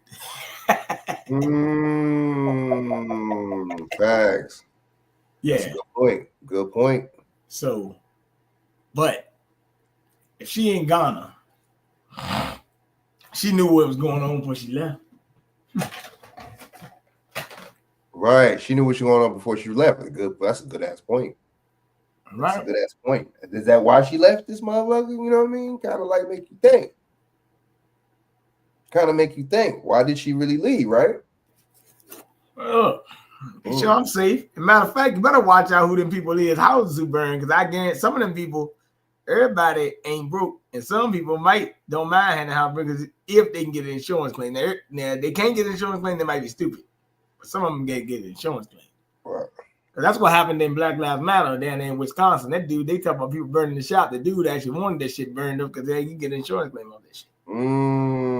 Right. And you make the claim for a larger amount and get more, right? Yeah, if you say you got busted, yeah, fuck it. Why not? I know motherfuckers that did that shit to their own fucking house. You can get insurance claim shit. All you gotta do is act like somebody else did it. That shit ain't hard to do. Fact. You're right. It ain't hard to do. And that people do that shit all the time. Yeah, shit, I know motherfucker goddamn shit. Dude, I know a guy did some crazy shit one time. I was riding the car. He said, man, if a motherfucker goddamn get up too close to me, I hit the brakes so he can bump into me and shit. I said, you ain't gonna do that shit with me? He said that. Wait, hold up. Bro, he said that? Yeah, man. No, some people I had somebody like dumb shit like that, man. They like dumb. to hit in the back in the car and shit. Chak, you hear that shit? Bro, you got that shit funny as fuck. You got people do that shit, man.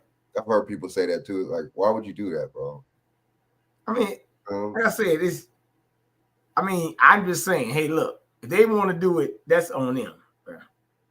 But yeah, they do it to get more money and shit. Yeah, but you ain't gonna do it with me. You do that shit in your own time. He said, you ain't lying. Fuck that. That bullshit. Cause if I'm the one that's gonna get fucked up, oh no, you can't do that, bro.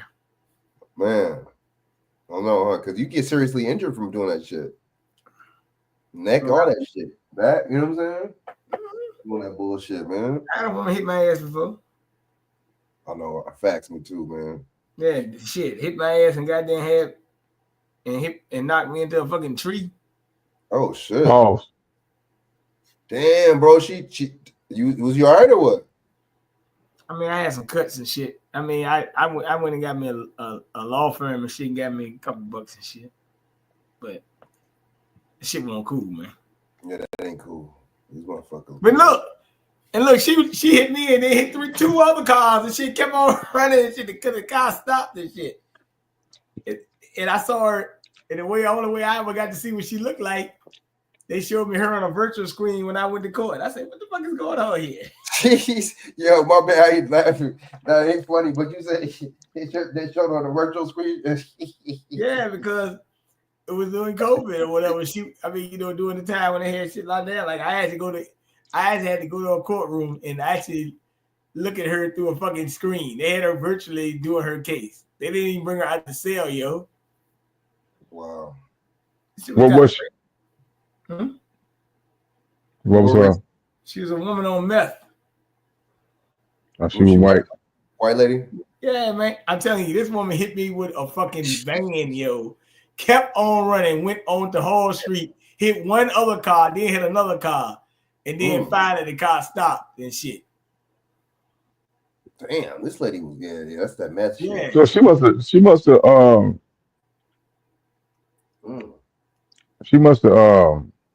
that lady sound like an asshole. went unconscious or something for a minute or some shit. Zoned out. I don't know. But she probably don't even know she did it. Well, she got locked up for it. But as a matter of fact, they canceled the court date 3 times until they had to do it. I told you they had to do it virtually. I saw her on the computer screen, but I'm just saying she hit me legitly. But I'm saying you got people out here that will cause their own accidents. Like I told you, the dude one time riding me, he said, "Man, I let motherfuckers get too close to me. I would hit the brakes and let them mother hit me." Shit, he was like, "I'm trying to get me a check." I said, "Yeah, you can do that. Just don't do it with me." Okay? Man, you get shit in your own time. Don't do that goofy shit while I'm in the car. Yeah. So what I'm saying, not saying that people out here in Los Angeles fighting, but you got people who have always done shit to get money too. Oh yeah. Because I told you up there in Wisconsin, and they used car dealership. I think it was in Wisconsin I think it was Kyle Rittenhouse or something was happening in Wisconsin when one of them truck places was burning back in 2020. Some people say that dude did not do that. That shit was from goddamn. They said, "Fuck it, we gonna goddamn burn your own shop to make and act like BLM did it, and you get an insurance claim off that shit." Right. That shit happen. But you got motherfuckers that flooded their own house and there's a lot of shit to get insurance claims. All you got to do, how the hell they know if you did it or not? People do shit like that all the time. Shit ain't hard to do. Right. Of course. But you better have but you better hope that you better hope that I see you doing it. Hey, look, that's why I think they giving us them ring cameras too. See, they might get surveil your goddamn house, make sure you ain't doing your shit. But yeah, because that shit can happen, man. But people have always known insurance is a big scam. You can use it for your benefit, or you can use it for an advantage, man. It's pros and cons to all that shit, man. Big time scam, man. You ain't never lied. But I'm say, damn, dude. Yeah, that's so true, especially on the house, man. Let some go home. I've been through it with these storms in the house. Talking about a big scam. Shit. Yeah. You pay all them premiums. All them years I paid premiums when I had my house. Then eventually you got to file a claim with the storm. Didn't want to pay, man. Didn't want to pay. Did not want to pay. That's not. You know how much money that is? You mean to tell me you done probably got $100K off me or more and you couldn't pay for the damage? Some 14, 15, 20. Right. But that math don't even math up. Right. Right. It don't add up. It ain't add up. We might as well all create our own escrow account or something like that to put our own money in for our own coverage. So that I'm telling y'all, at this point, the way this world going, this country, we on our own, man. I'm telling you, we are on our own. That's fact. Hey, Frank, I'm gonna go to her point right quick too. Dawson made a good point. Let's say this. Let's say you live in your house for 20 years, right? And I'm just going rough estimate. Let's say your home owner's insurance was $2,000 a year. Just use that for example, right? Over 20 years of $2,000 home insurance, that would be $40,000, right? And think about if 100 other people had that same thing. That'd be $4 million, right? Whoa. Listen. I'm talking if everybody had a $2,000 for homeowner insurance for the year, right? That's how much they pay a year. Well, that's how they do it anyway, BJ, in a group, just like you saying. Yeah, go ahead. That's how they do it. That's $4 million. That means they got enough people to pay. They just don't want there to. You go. There they you got go. enough money. That's just there like you go. I mean, just like the same way health insurance, same thing. Yeah. It's like a lottery, man. Insurance is like the lottery, man. They had always coming. Insurance is like the lottery, man. Hey, look, they tell you, play the number. You know, you play the number every night, right? You say, man, I hope I'm hit that number. I hope I'm hit that number. I hope I hit that number. And guess what? Some nights you hit, some nights you might hit the pick 5, pick 3, whatever. Where insurance, you almost picking like a pick 0 because them motherfuckers don't want to pay.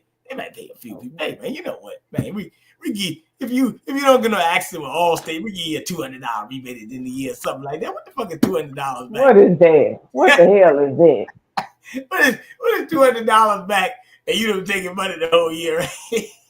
You know they say we give you driving points. They give you back 1 month or 50% of your premium back. What is that for 1 month? Hey, look. Your hands are all crazy. Yeah, right. Hey, Frank, let me tell you something. How they got me when I was in my early 20s. I used to get all these speeding tickets, right? They would literally, jack my shit up, right? Dude. A regular company, insurance company would not even bring me on, They remember like, so I had to go to this shit called the insurance doctor or something like that, right? They call it insurance doctor, some bullshit. Dude, them motherfuckers was charging me for insurance at 25 years old, bro. $227 a month, bro. They were fucking every fucking month. And then I had got a restricted license for like 30 days or some shit. All right. Now look, they were trying to put me on this, they call this SI-22 bullshit. Now, here go the deal. Virginia actually had an uninsured motor fee at that time. But guess what? In the last couple of years, they said, you know what? We're not going to do the uninsured motor fees at that time. Everybody got to get it. I like, these motherfuckers are crazy, right? So, back in the day, people used to buy cars for like 2-3 months, not put insurance. But then they see a letter be like, you got to get insurance. Or your license be suspended. That's how they used to get motherfuckers around this bitch, right?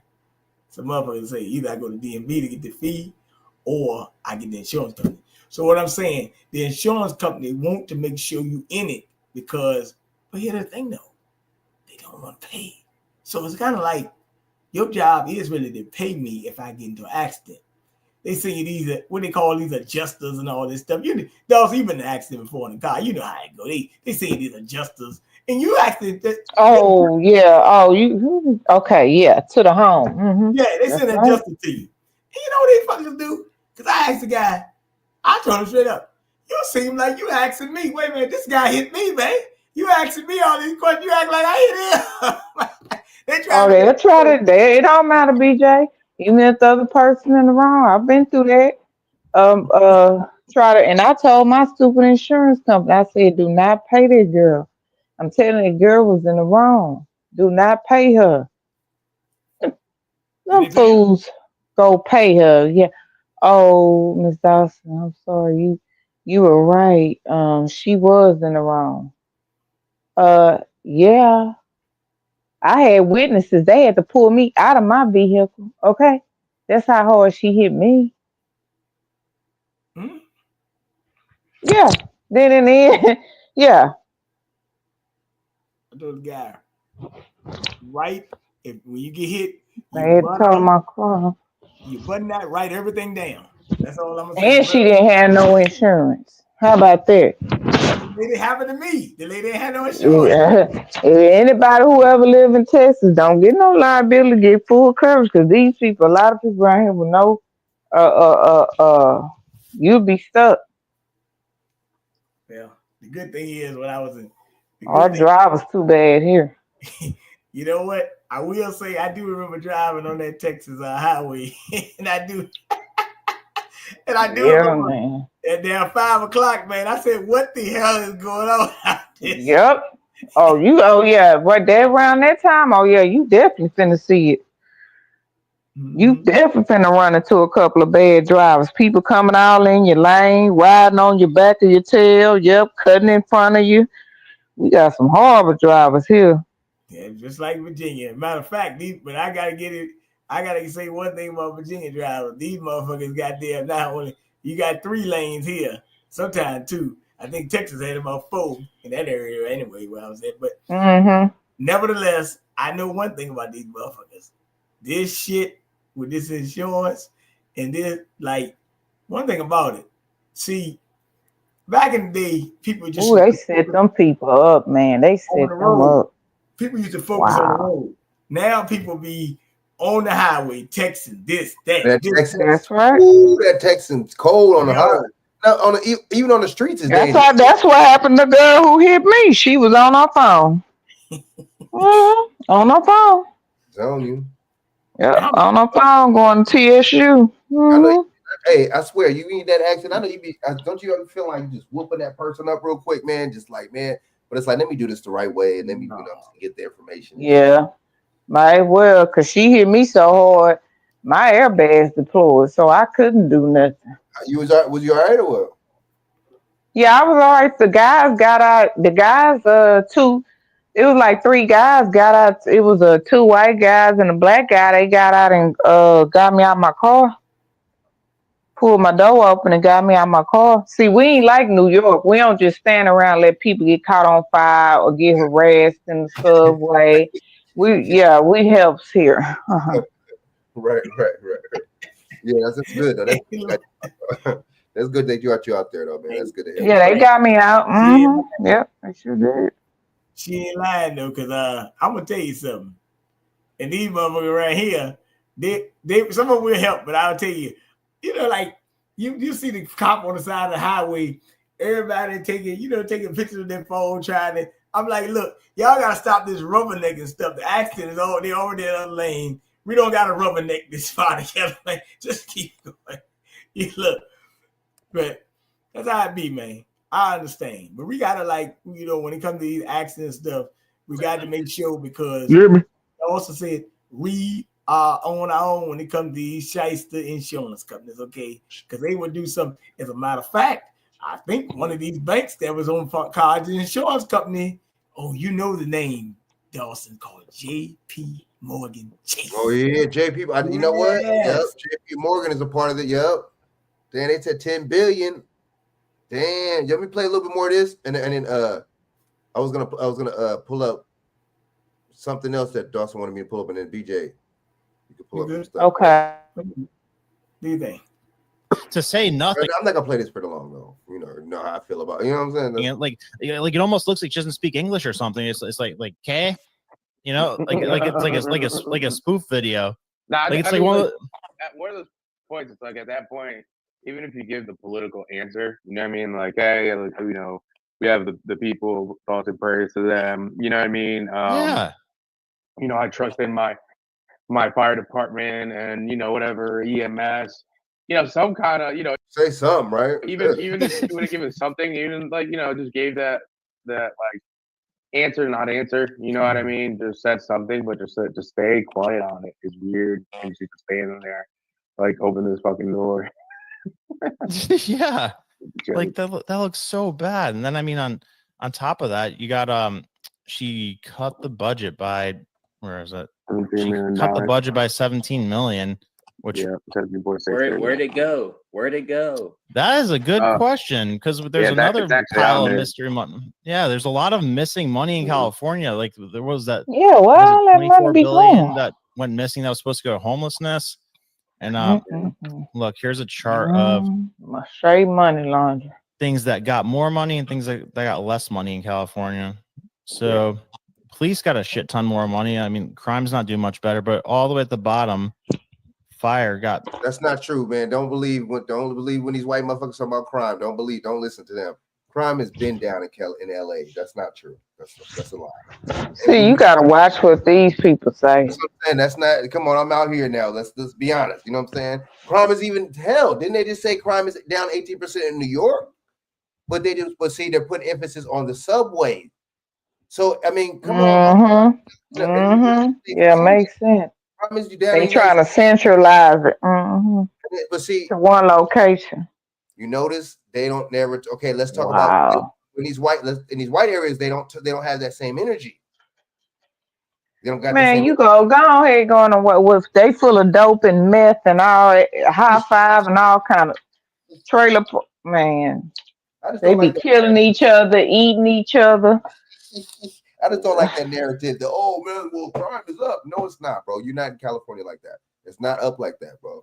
You know what I'm saying? And see, that's the thing. You're giving all this funding to the police, and when crime's down too, you're still giving all this funding to the police. See, that's what I'm talking about. That's what I'm talking about. You know what I'm saying? And yeah, that's what happened here. It was so bad. They was getting all the money police, and they wouldn't give it to the firefighters because R.J. Cone, nigga mayor Sylvester Turner, was mad that the firefighters didn't endorse him for his campaign. He barely won. He just barely won against Tony Buzz. Barely won, and he had it out for them, man. We just had settled that with the firefighter, and guess what? Doing all that corporacy, guess who? We have to pay that, the taxpayers. That didn't have to happen like that. So Karen Bass, see how they act? Just like my mayor, how they act. I'm not going to answer that. I don't have to answer that. Yes, you do. You have people, you have your constituents. Right. Condolences, something. Oh, okay, we're working on emergency funds. I can't speak on it. I haven't been fully briefed on it. Something. Golly. But Agent Ned is right. How he said, she cut the budget $17 million 3 months ago, and he said and they didn't even want to recall her. So I don't know what to say. That's true. They didn't want to see. That's what I'm talking about. Y'all vote these people. I don't see how she won because the dude. What I hear is so much cheating and corruption in California, Frank. Yeah, it's just that bad. The Italian dude was whooping on her and then I woke up just like the Joe Biden effect. Wake up and all of a sudden she wins. Like, how the hell does that work? What? Yeah, remember that? Remember same with the 2020 election, because me and my son, we watched that Trump. It was red everywhere. We wake up the next morning, they didn't stop counting. Come on now. Come on, that's what I'm saying, man. This is I'm gonna play that. Let's look at Fox News narrative about dude being down with the NOI. BJ, I gotta play that. Let me play that in a little while, right? Let me play a couple minutes more of this and I'm done. I'm gonna play the Trump blaming Gavin Newsom. Then I'm gonna play this NOI thing. They lying about, but see, they got to put it back on American black people because they know the NOI. Of course, I told y'all that's the thing now. I told y'all. Y'all was on point with this. They going after the black. Told y'all they going after the every time it's deflect when them small heads in trouble. These illegal agents in trouble, but they gonna throw something to put it on the brother. Now they know damn well that man ain't one of us. They just look at him. He ain't one. I don't care. He sound like us, but that depends on where you grew up at, right? I grew up around white folks. I'ma sound like white folks, right? That man ain't one of us. Facts. Damn, Dawson, you got a good point. You see, he sound like a brother. That's what I was thinking too, but I don't mean nothing though. Looks and sounds could be deceiving. Shit. The second biggest budget cut. And it's not like there's a history of fires in California or anything. Yeah, no, nothing like that. And speaking of that, it's interesting that Gavin Newsom, they signed this like wildlife protection bill where they're literally So I guess there's like an excess buildup of water in certain parts of California, and they literally dump the water into the ocean instead of preserving it. You didn't hear about that, Cam? No. Damn. So y'all can't. Nobody can tell me this is not by design, dude. Y'all, please. Nobody cannot tell me this is not by design. Seriously. Well, remember, Frank, they started doing that in what? 2022, 2023, where they were dumping the extra water in the ocean. Yeah. That's a good. What a great idea. That's a good idea, huh, Chak? That's the best idea I could. Also, that's the best idea motherfuckers can come up with. See, also, they were dumping radioactive materials in the ocean. See what I'm saying? Wonder why them animals and stuff, them fish and mammals was washing up on the shore. Interesting. Wow. Crazy. And they keep saying, oh, it's climate change, it's climate, y'all messed up the earth. Okay, why nobody don't just mention weather manipulation? You notice that? Ain't we dealing with that now? The front already passed. Why we still got to deal with snow and ice? The front already passed. Man, come on. Facts. Everybody getting hit. Texas getting hit. Virginia getting hit. Everybody getting hit. No, that's not how the weather works. Hey, look, are you talking? You are talking to us, right? Okay, I just want to make sure. I just want to make sure you ain't talking to your what they call them. I need to make sure you ain't talking to your Sunday Christians. Okay, yeah, you are talking to us. My bad. Okay, keep going. Man, I'm Sunday Christians. Anyone should part of this bullshit. You thank you.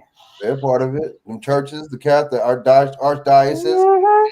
Especially that Catholic church. Pay attention to that Catholic church. And is this a Dawson? Is this a cover up from the archdiocese and that scandal? Right. Some of this, any of this, all of that that's coming up recently have anything to do with this scandal, archdiocese scandal with these molestations? There you go.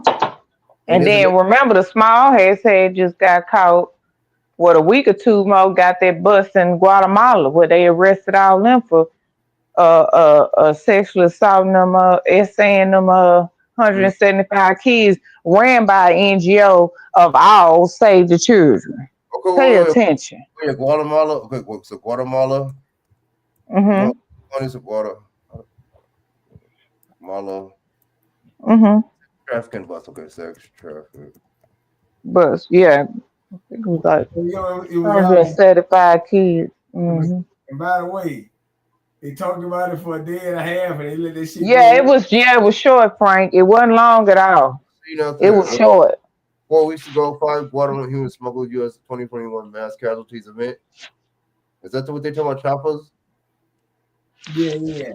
Is that the same? Yes. Yeah. Mass casualty event. Pay attention, events. My bad. All right, so let me. Okay, you know what, man? These cats, whatever, man. Okay. Good commentary and everything. These cats, you know what I'm saying? They're straight. You know what I'm saying? Even though, but let's go into I'm gonna go into this Trump thing real quick, man. But see, this is okay. I'm not. You know, I ain't for Trump. I definitely ain't for no damn Gavin Newsom. Never would be for no damn Gavin Newsom. But what's going on with all this political back and forth, WWE style like beef? Like, oh, it's his fault, Trump. Oh no, bro, motherfucker, time for this shit. Where's the aid at, nigga? Is this a distraction? Is this right? Help the people. Is that a play? Them acting like they have beef. The fake beef. Hey, BJ, is it fake beef? Is this a play? Hey, look, man. I'm gonna tell you that it's a play, but the number one play is Dawson. Where they say the bird flu death happened in Louisiana, right? That's what they say. Well, when you know it, the number one play going on right now is that as soon as that death happened, they say the stocks market went up. Does that not sound familiar? They say the needle to the arm, huh? They getting ready, huh? Look, Them fuckers got to be getting ready because they said They ready. Chak shot up after one death. I said, now wait a minute. Then you had the guy who was I think he was the CDC director on Chuck, Robert Redfield, was on News Nation. He said, this one gonna be worse than COVID. I said, well, damn, how the hell you know that? Damn. How the hell you know that? Damn, this bird flu. Dawson, I will say this though. I did see something very weird yesterday. You know, usually when you see some vultures, right? You might see one or two. Man, about 12 of them motherfuckers. As a matter of fact, one of them motherfuckers flew over my head. I said, what the hell are you vultures coming Damn. Yeah, like, but they was around a trash can, but what happened? I don't know. They was hanging around a trash can. But my thing is, usually I see vultures on the side of the road eating dead animals or something like that. I mean, they might have some food out there in that trash can. I don't know, but them motherfuckers out that motherfucker. I'm telling you, I done seen shit, Dawson, since fucking Saturday. I done seen weird shit. The first thing I saw, I showed you on Saturday was the fawn in the fucking basket. That was the weirdest shit right there. That's just good. That took the cake for me. I said, what the hell is going on? Then I saw a cat jump over a damn fence, but he won't chasing nothing or running for nothing, right? And then I saw all these vultures out the other day. Something is going on. I don't know the phone they got going on. I don't know what it is, but these animals been acting real wacky. You know, Chak and Frank, you know what I'm getting ready for? Man, we might be getting ready for an attack of Animal Planet, or something, the way these animals moving right now, man. These animals is wacky, man. They might be ready to attack our asses. Wait a minute. Hey, look, I'm going to just be nice to y'all. I didn't do it, right? You know what I'm saying? I didn't do it, y'all. Hey, Dawson, I didn't hurt the animals, yo. You know what I'm saying? Hey, look, but this is very fucked up what they've been doing to these animals, getting rid of lands and stuff. And like always Dawson talk about, sooner or later, the animals going to adapt to the climate. Like my boy said out there in Connecticut, he talked to his people. A moose had came down from New Hampshire to Connecticut. There was a moose. That motherfucker. Yo. Hey, yo. Crazy shit. So, me and Dawson always talk about it. These animals, when you start grazing in their land, they're going to start migrating to other areas. Facts. You say in Connecticut, you see skunks, possums, all that type of shit. Look, you know, look at Agent Ned said. I have been reading reports of arson across the U.S. Some woman had a plan to burn down downtown Savannah, Georgia, but was thankfully stopped. But see, here we go with the see. Oh, that person was stopped. Oh, this person tried to attempt. See, they running plays on us, man. What's really going on? All these different plays at different times just goes to show that there's something big. Dawson says she'll be right back. Don't touch that stereo. Don't touch that stereo. Got you. So okay, let me go into this this Trump blaming Newsom. Chak, you still there or what? Chak, you there? So as we talk about the better. Yeah, what you got to say, man? My bad, man. What you know what I'm saying? Say about what? About all this, man. This shit sounds like a big play, man. Hey, Frank, before you go, I'm going to say one thing. Moderna stocks jumped 10% out the first U.S. bird flu death.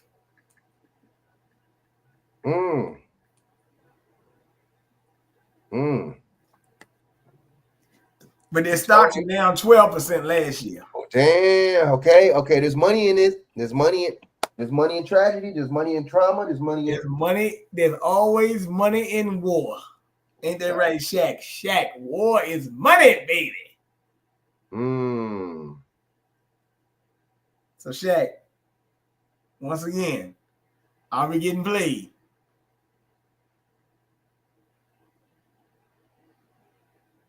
And if we getting played, Frank, I'm gonna ask you a question. We getting played?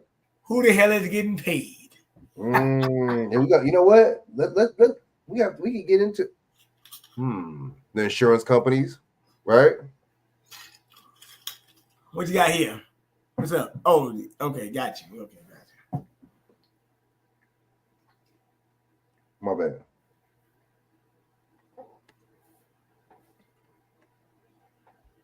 Angels and people helping people. We also know that there is a counterpoint to that, and sometimes it can be like this. You're seeing here on Truth Social, which is the social media platform of the president-elect Donald Trump. He is responding to all this by placing blame on the California governor, Gavin Newsom, for not signing a water restoration declaration. So he says this. Now the ultimate. But you can't blame somebody for a fire by not signing a bill, though. Do you mean you're blaming him for the fires intensifying? See, what's going on? What are they saying?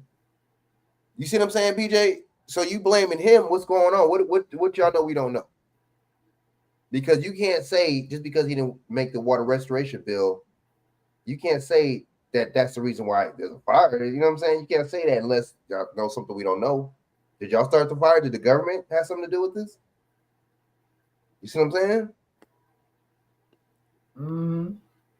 Ultimate price is being paid. He says he will demand that this incompetent governor, and these are the words of President-elect Donald Trump, allow beautiful, clean, fresh water to flow into California. He is to blame for this, close quote. So with that, let's bring in CBS News political correspondent Caitlin Huey-Burns, who is live in West Palm Beach, Florida. Has the president-elect also had anything to say about the people who are on the run right now by the thousands in Southern California who probably don't care about politics right now, who just want to know how to get out safely and with their lives? That's right. In situations like these, of course, politics is probably the last thing that people are thinking about. And I should just say that we're all thinking about those affected by these fires in Southern California. We've all been watching in just horror at what is happening. So glad our teams there are safe and thinking the best for everyone on the ground. What we heard from the president-elect is that Truth Social post. And in it, it kind of refers to this long-standing feud that Trump has had with Gavin Newsom, the governor of California. They obviously have shared a lot of bitter words back and forth in terms of. So because basically this is a feud. BJ, this is some BS. That's a plague, baby. More clout, clout, baby. More clout. You know what I'm saying? These motherfuckers arguing, talking that bullshit. No damn well, motherfuckers ain't thinking about no damn politics right now at a time like that. This is all BS, bro. Donald Trump, why are you talking about any of this? You supposed to say, what can we, you know what? We're gonna send aid immediately. We're gonna talk to Joe Biden. We're gonna get this done. Oh, it's your fault, bro. That shit is some third grade, bro. That's some, what's that word I'm using? That's it's counterproductive, bro. Chak, you see what the play is? BJ, you see what the play is? You see what Donald Trump play games too, though. Donald Trump is he's getting this white conservative racist conservative base that believes everything he says riled up. Once you got people's mind, bro, manipulate people's mind, that's it. What else is there to, you see what I'm saying? BJ, what you think? Damn, this is a play. Of politics, but this goes to politics. People's houses, 50-something billion dollars in damage. We talk about politics. Damn. Wow. a very specific water-related. You notice it's not about what's right. Y'all notice that? With politics, with these politicians, it's never about what's right or coming together, you know what I'm saying, bipartisan shit, or what's right, or what the people want, or helping the people. Bro, this shit is a play, dude. Let's go. Policy that Trump has been railing against Newsom for, and did so several times over the campaign, on the campaign trail. I was with him in Los Angeles a few months ago when he went after Newsom, essentially Newsom signing an order kind of related to an environmental order affecting water flows from north to south. Trump said when he was president, he signed a executive order opening up some of those flows. So they have gone back and forth over this. But also on the campaign trail, Donald Trump look at that. Threatened to withhold federal funds for the state of California if Newsom didn't reverse course, essentially, on that water policy. So damn, now we threatening funding. Damn. BJ, what we doing, dude? We threatening funding? Chak. But at the same time, Gavin Newsom, what is he doing, man? Just they both do. It just sounds like some bullshit all the way around to me. It sounds like sabotage. What y'all think? The other one want to withhold the funding. If the other one don't do what they say, and then the other one is going against the grain and just doing some weird shit that he thinks is you know what I'm saying, gonna help or doing the right thing when he know damn well it ain't. What y'all think about that? This has been a long-standing issue that the former president-elect now, has had with the governor. But this comes, of course, as California, Southern California, is reeling from these fires and trying to figure out how to actually put them out. So, of course, how do you not know how to put a bro? Yo, how do you not know how to? Motherfuckers don't know how to put fires out. Yeah, bro, it's winter time, bro. It's cold. How do you not? I can see if you saying that shit was super hot, super humid, super dry. It's cold, bro. It's hitting 50s and the 40s at night. The Carolina governor is doing is like figuring out, man, when paint would dry, exactly. They playing games. This is all. But meanwhile, people are gonna get caught up. Fuck the hell with the fires. People are gonna get caught up in this Gavin Newsom, Trump. You know what I'm saying? politics is the last thing these people are thinking about. And usually in times of crisis, politicians aren't pointing fingers. They are trying to figure out solutions for the people on the ground. But we have seen this over the course of Trump's presidency, and nothing, at least according to that social media post, is likely to change in terms of the way in which he doesn't leave politics to the side and injects it even in times of crisis. So far, this is still whoever you voted for, you was gonna get bullshit, bro. In this last election, that's crazy, you know. And that's all that happens all the time, by the way. All right, so it was another one I was gonna play. It was a Trump one, and it was that one. It was something else I was gonna play. Okay, I'm gonna play some of your Twitter stuff you sending me on Twitter too, BJ. Well, I was gonna tell you play that jump with the Operation Dark Winter. Okay, yeah, bam.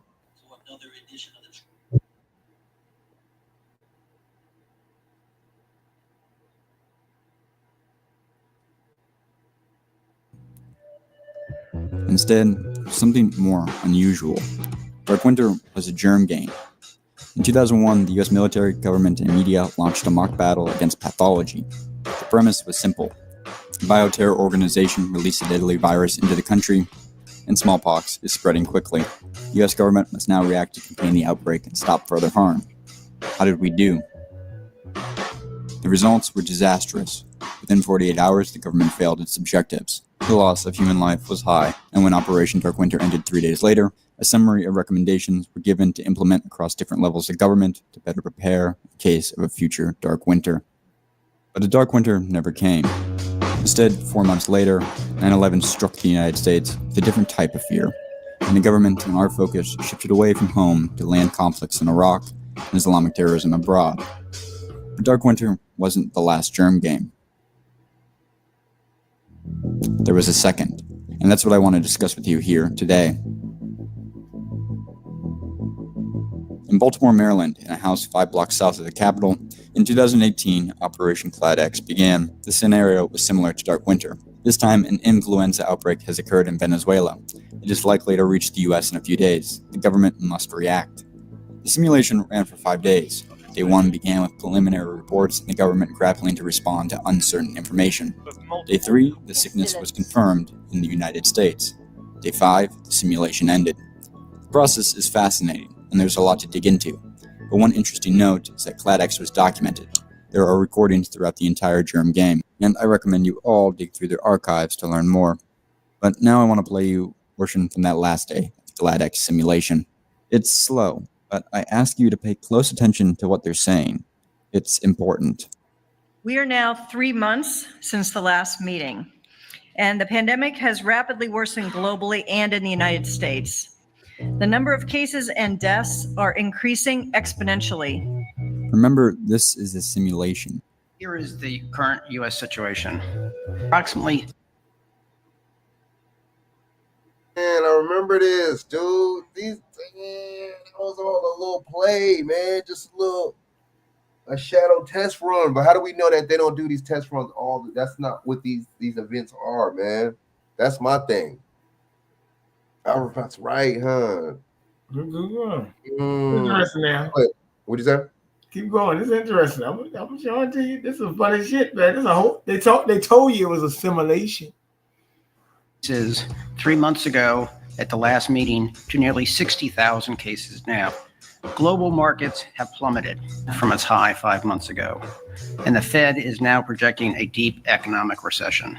Many domestic hospitals are failing due to lack of staff and supplies. Telework and social distancing measures are being encouraged by the CDC. Schools across the country are closed, and many public gatherings have been canceled. Public demand for surgical masks and respirators far exceed the available supply. National Guard units in multiple states have been deployed to provide security for pharmacies and hospitals. Here is the global situation as best we can determine it. As you can see, Cladex is basically everywhere. In 2017, Bill Gates gave a TED Talk titled, "The Next Pandemic, We're Not Ready." In his brief 20 minutes, he highlighted the U.S. government spends billions of dollars to keep an active, scalable military ready for any conflict. This is a pragmatic response to a hostile world, and multiple measures are taken. Equipment is kept updated, reserves are paid, logistical operations are practiced every day. But our global health response is weak. We've atrophied. We have little medical reserves, no active plans, and as certainly as war is a fact of human life, equally it's disease. Just because we don't see it doesn't mean it's not there. Now, part of the reason for this is that we've invested a huge amount in nuclear deterrence.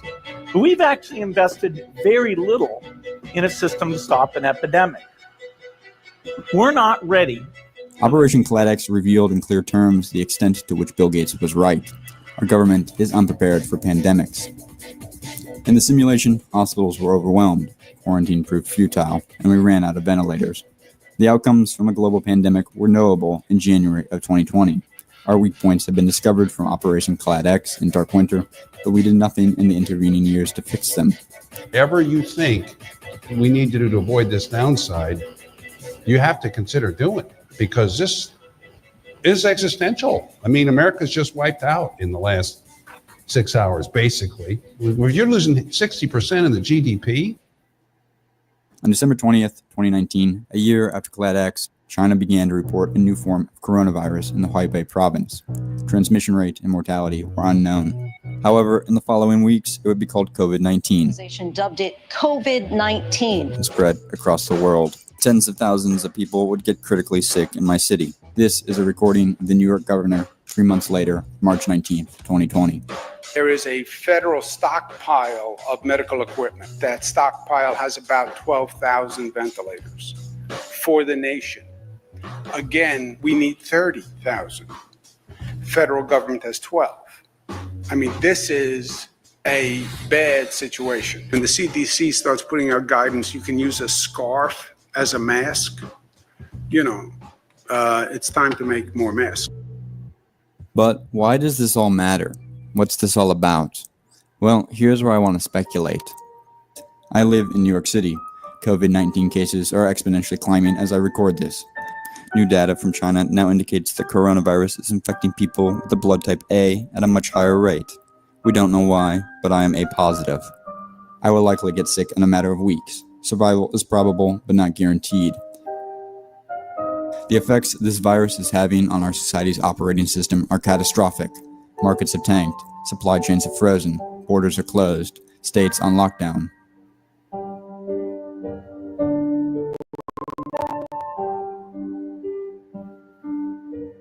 When I scraped Cladex as a model projection for COVID-19, The prediction is the United States will eventually bounce back, but not without passing considerable hardship and a death count we are culturally unused to say the least. As I sit here with grocery stores low on food and the city on lockdown, I stress we must look toward the future and prepare for pandemics on the horizon. They are not a question of if, but when. We, in the future, should keep medical personnel on reserve the same way we do with the military. We must move to reclaim manufacturing of essential drugs from abroad. The Import-Export Bank of the United States functions to provide monetary relief toward industries considered vital to the United States defense, like Boeing airplanes. The same measures must be taken towards medicine. We must stockpile ventilators and medical equipment as if we were continually under siege. This is a text conversation I had with a doctor on March 12th, when only 7 known cases of COVID-19 existed in New York.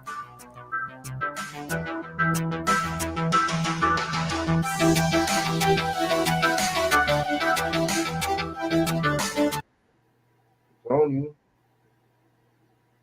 Man, this is not a coincidence, man. No, they actually ran this drill back in June of 2021. I mean, 2001, sorry. Oh. Called Operation Dark Winter. Right. Simulation. And they used it.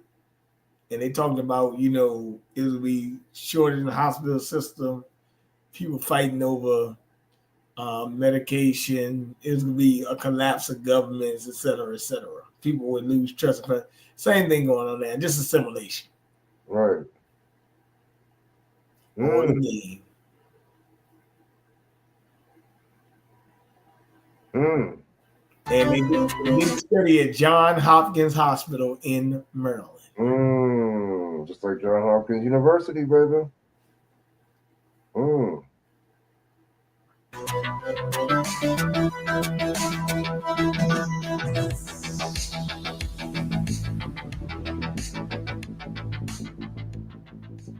There are now over 25,000 confirmed cases. Chloroquine is flooding in, but it isn't enough. Doctors are using one ventilator to keep multiple people alive. We're going so far as to trying an experimental procedure where we split the ventilator. We use one ventilator for 2 patients. These precautions are no longer optional. They must be done to guarantee the survival of the human race. The Wuhan coronavirus of 2020, simply known as COVID-19, has a death rate of 3% and is transmissible through aerosol. A mutation with a higher mortality could make our civilization extinct in a matter of months. It would be a system collapse not seen since the Bronze Age, 4,000 years ago. We need, at a minimum, an additional 30,000 ventilators. FEMA is sending us 400 ventilators. Where are they? Where are the ventilators? Where are the gowns? Where's the PPEs? Where are the masks? Where are they? FEMA says we're sending 400 ventilators. Really? What am I going to do with 400 ventilators when I need 30,000? Please. And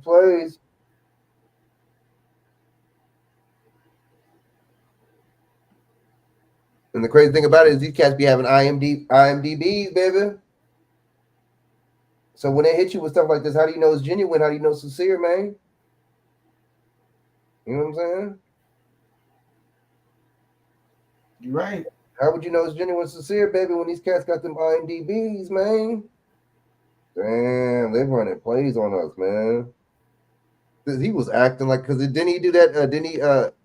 Because of him, it was some senior citizens that died in that old folks home, man. Let's just be honest. Come on now. You picked the 26,000 people who are going to die because you only sent 400 ventilators. We knew there would be points of failure in a pandemic. We knew we were inadequately prepared, but we did not act. We will not get as lucky a second time. If we continue to hold Bronze Age ideas, we will end up like the Bronze Age, gone, with man 4,000 years from now curiously wondering what went wrong. This is what went wrong. The increase in the number of cases continues unabated. As a matter of fact, the rate of increase has gone up. That means the number of hospital beds. A dark winter arrived. Coronavirus is now everywhere.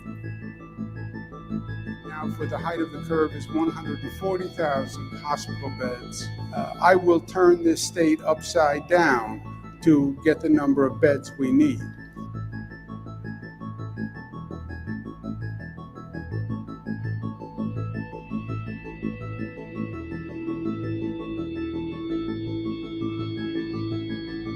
You're missing the magnitude of the problem.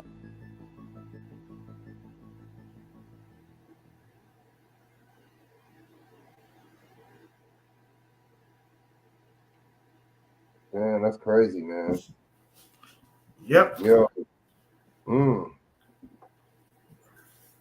Wow. That was a good one, BJ. Okay, so I got another one. Oh, so let me see.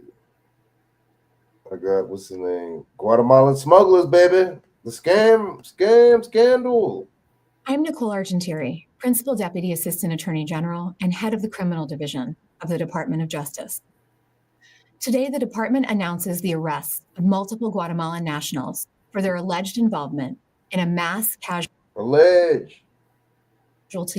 human smuggling event that occurred in Chiapas, Mexico on December 9th, 2021. On that day, exactly 3 years ago today, a semi-trailer truck containing at least 160 migrants crashed, resulting in the deaths of more than 50 people and injuring over 100 others, many of whom were also Guatemalan nationals. The arrest occurred as part of an international enforcement operation coordinated by the department and Guatemalan authorities. At the request of the United States, Guatemalan law enforcement arrested multiple individuals in Guatemala, and U.S. authorities arrested another Guatemalan national, Jorge Acapito Ventura, in Cleveland, Texas. According to the indictment filed in the Southern District of Texas, from October 2021 to February 2023, the defendants allegedly conspired with other smugglers to facilitate the travel of migrants from Guatemala through Mexico en route to the United States. The defendants recruited Guatemalan migrants. They collected payment and arranged for travel to the United States. In some instances, the defendants allegedly provided scripts and instructions to the migrants, telling them what to say if they were apprehended. Some of those migrants died or suffered serious injuries as a result of the crash that occurred on December 9th, 2021. The United States will now formally ask Guatemala to extradite the individuals arrested there. Human smugglers prey on desperate people. They act with callous disregard for their safety, putting them in peril and at risk for their safety and their lives. This indictment should serve as yet another warning that smugglers will be held accountable for their actions, wherever they may be found. The investigation of this horrific incident and the apprehension of these defendants are a direct result of the hard work of dedicated prosecutors in the criminal divisions, human rights and special prosecution sections, partnered with the U.S. Attorney's Office for the Southern District of Texas. The department's Office of International Affairs also provided significant assistance. The investigation and prosecution were also the result of the coordinated efforts of Joint Task Force Alpha. JTFA was established in June 2021 by Attorney General Merrick Garland to marshal the investigative and prosecutorial resources of the Justice Department in partnership with the Department of Homeland Security to combat the rise in prolific and dangerous smuggling and trafficking groups operating in Mexico, Guatemala, El Salvador, and Honduras. JTFA is led by the Criminal Division's Human Rights and Special Human rights.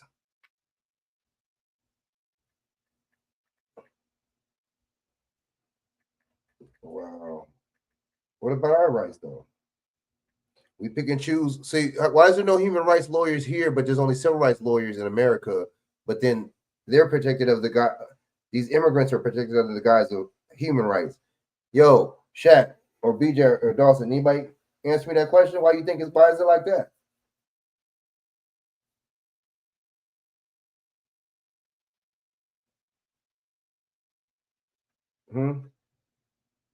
Well, human rights? Oh, go ahead, B. Who got the priorities is the question. Yeah. The UN protecting them, so there you go. Mm.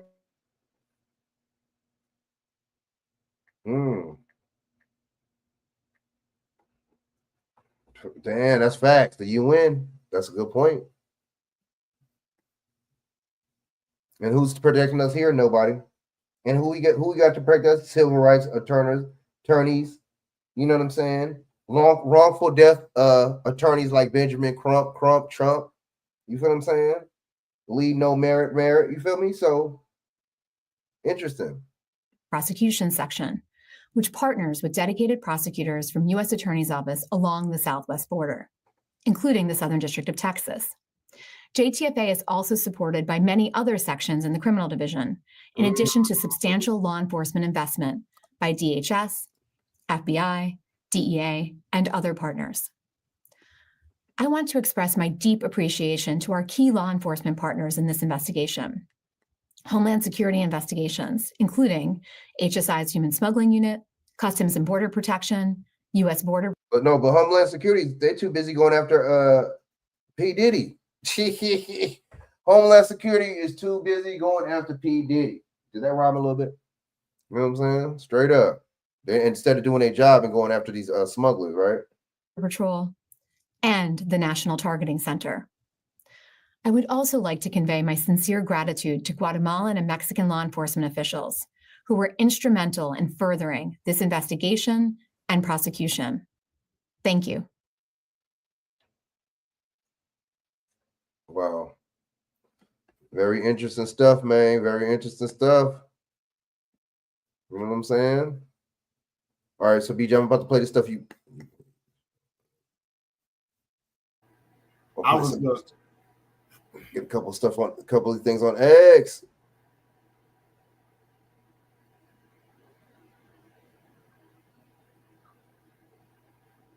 Well, one thing about it, like you said Hawaii, damn. We gonna say my bad. My bad. We gonna say BJ? Oh no, that's good. That's stuff. What is it? Oh yeah, you was talking to me earlier today about this thing with Panama and Greenland or something, right? Yeah, that's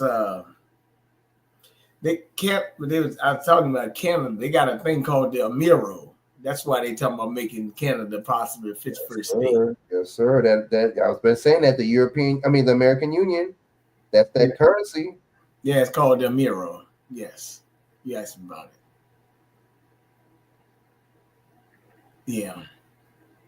So that's one thing. Yep. It's called Might have to get them that's what it's called. That's a new currency. Only problem about Canada. Canada's a socialist country, so that's a little right. How's that gonna work? See, man, Trump. I mean, America been this shadow government. They telling Trump to do this shit. America been one. They've been one Panama Canal for the longest. Let's keep it real. So it's been going on since 1942, though. That's what I'm saying. So I mean, it's a map of it. They want Trump to carry it out, man. I'm telling you, and I don't know, man. I just think all this using the military to do this, using military to do that, really, bro? Well, he did say he wouldn't use military force on Canada. He would use economic force, but they might. He said it on the other. But he said from other countries, Panama and Greenland, they might use economics. As a matter of fact, they did send Donald Trump Jr. down there, and the guy who they met was the guy who opened the first synagogue over there. I forget this guy's name. Yeah, so you got to watch this thing with, because like I say, I ain't too Canada. The funny thing about all this stuff was the United States one time. But at the same time, like they socialist country now, so I don't know you want to merge with them, right? But I mean, did he think this through? Who's in his ear? Who's his advisors? Who's telling this guy that that's a good move to do? Is it the shadow government? Who is it? The administration? Who's really come up? Like, what's really going on? You know what I'm saying? Well, if you really think about it, like I told you, it's already been in place since 1940s, man. Facts. So it just going along with what has been. But I told you at one time we always had like this U.S. thing is kind of like I'm not gonna say it's a new thing, but it's like you had territories already before they broke up stuff. Like, you know, you still got the U.S. Virgin Islands, things like that, right? And then you got, of course, you know, but they want to expand. I think they call it the 10. They want the world. I think they want the world to be based in the 10 regions. I think it's out of the Club of Rome thing. Out of the Club of Rome. It might be the 10 kingdoms or regions or something like that. But that's a big plan they got here. They've been having this plan for a while, though. Like, it's been going on for a while. So I see why shit is predicted on The Simpsons. Yeah, that's all I'm telling you. Yeah, that's all it is. Yeah. Straight up. That's how that works. That's why they always tell you, hey, look, this was going to happen. And then guess what? In one way or another, it happens, right? Smart move, man. Hey, they call it, Frank, predictive programming. Right. Like imitating art, baby. Or imitating life. Okay. Now, Dawson is saying that her battery is almost dead. She gonna listen to her line. I was listening to Dr. Lee yesterday, and they did say that people who phone drains a lot usually mean they're under surveillance. I heard that too. I have actually heard that. You know what I'm saying? Straight up. Yeah, so yeah, I like when she's on it, but you just say, you know, she said if she comes on StreamYard, her cell battery dying. So I mean, hey man, we all in surveillance, man. This is what it is, right. Right. I don't hate the player, hate the game, or hate the players and the game. Yeah, the StreamYard does take a lot. What's the name? Certain things. You know what I'm saying, do take a lot out of that juice, man. You know what I'm saying? So what's this right here? I'll pull it up. Oh, that's just MAGA. That just telling you what MAGA is. I'm telling you, they did was a switch on the name of the New World Order to Golden Age. Trump is their Judas goat. Yeah. MAGA is demonic entity. Yep. I noticed that. The highest degree of the Church of Satan. I'm telling you. But I told you, it ain't just that. That's the 5th degree. Okay. Now watch this. Because the Church of Satan got a lot of stuff in it. These for these conservative Christians that don't know what the hell they talking about. Right. Tell you I had to bust a little one of your little white boys in the head, man. No. Matter of fact, no. I already know you schooled him, man.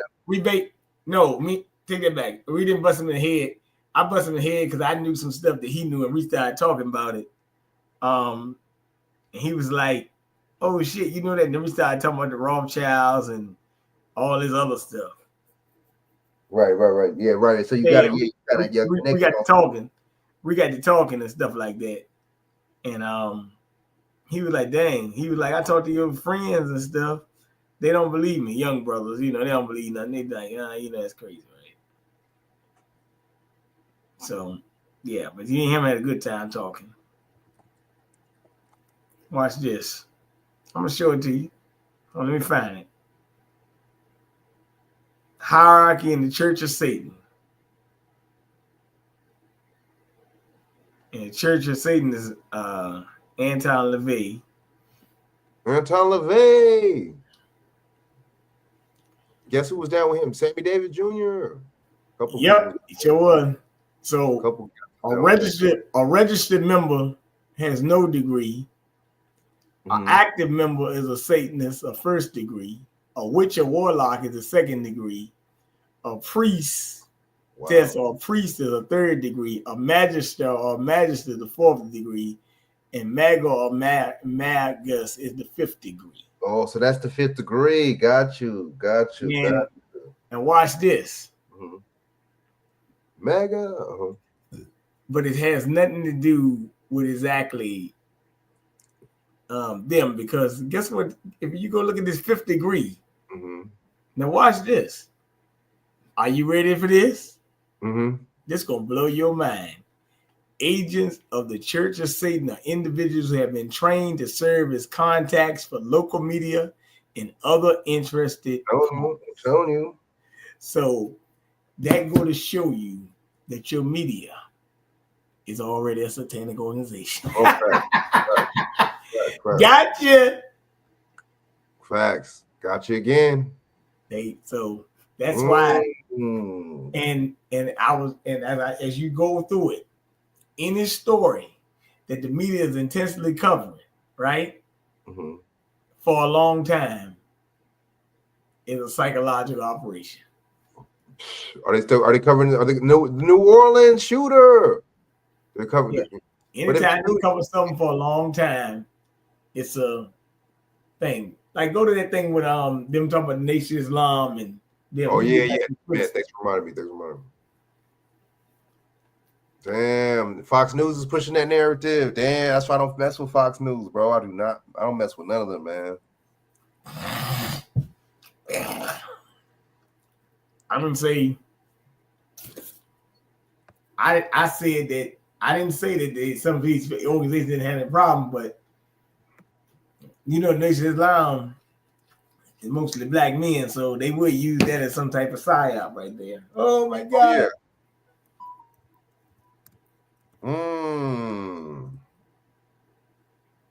So be careful.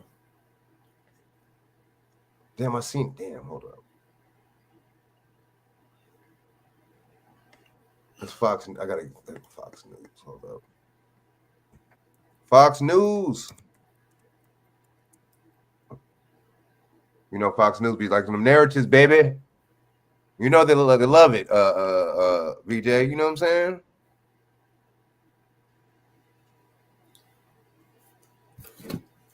Some calls out act of pure evil. Damn. When it's somebody that looks like us that does something, it's evil though, baby. Then okay, wait, hold up. Fuck, I gotta find it. It's on my phone right now. Hold up. Let me see. Is it on the phone? Damn, I just had that mug, bro.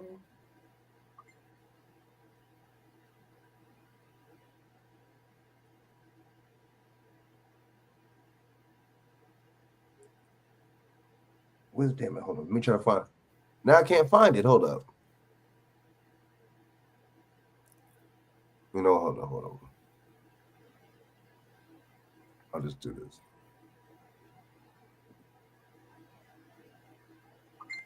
Oh, you found it, BJ? What? The Nation of Islam. Why can't I find it? I thought you already found it. Well, I had it on my phone earlier. Hold up.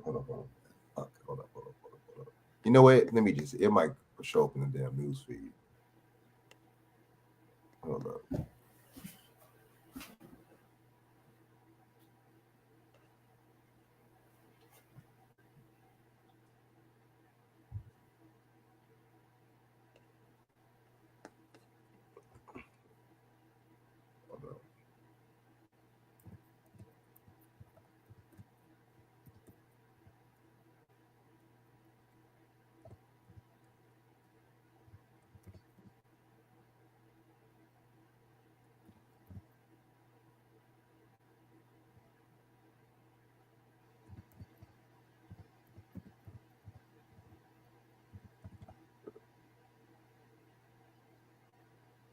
Fox News agents say the Nation of Islam. Damn. Oh, it's right here. Hold up. Let's go. Okay, let's listen to Vicky Dillard. That's the only way I can find it on here on hers. Hold up, y'all. Damn, yo. All right, it's fair use.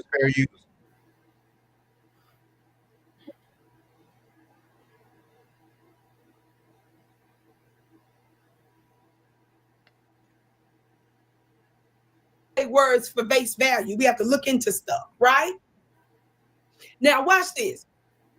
You all know that there is, I say this all the time, that media is warfare. Yes, I say that all the time. Media is warfare. Media is warfare. Vicky, why do you say that? Because before there's a physical play out of war on the battlefield, there's a war in shaping the minds of the masses that precede any action that might take place, any physical action that may take place on any sort of battlefield. Do you all understand that whenever, especially the West, especially the United States, your most hegemonic forces and entities and nations and peoples, how many of you all know that before they decide to unjustly go after someone or a nation, they first demonize that individual in the news?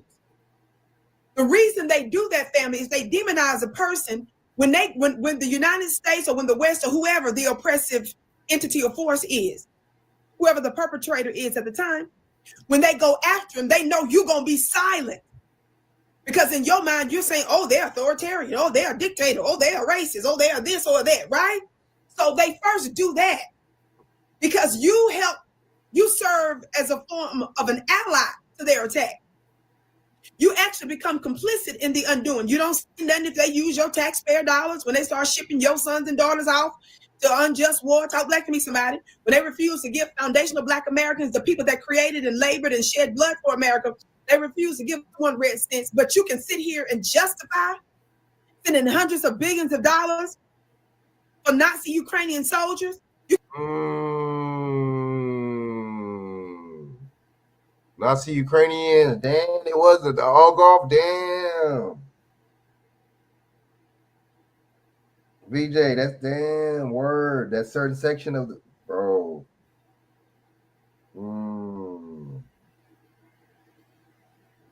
Wow.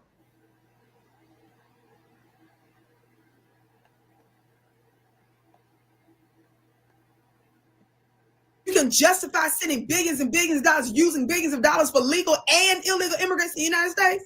When your mind says okay to that and says no to the other, you know you're in the matrix. Let's just leave it at that. Well, with these recent attacks in the United States, it's our government, it's our media apparatus that's telling us, oh, this got to do with ISIS. Now, y'all know all of a sudden they talking about ISIS and Al-Qaeda again as it relates to the stuff that's going on in Syria, right? In Lebanon, and of course, the wars and all that stuff that's happening in the Middle East, right? We saw like Al-Shabaab and other such forces, even on the continent of Africa, right? Which they claimed that those groups were offshoots.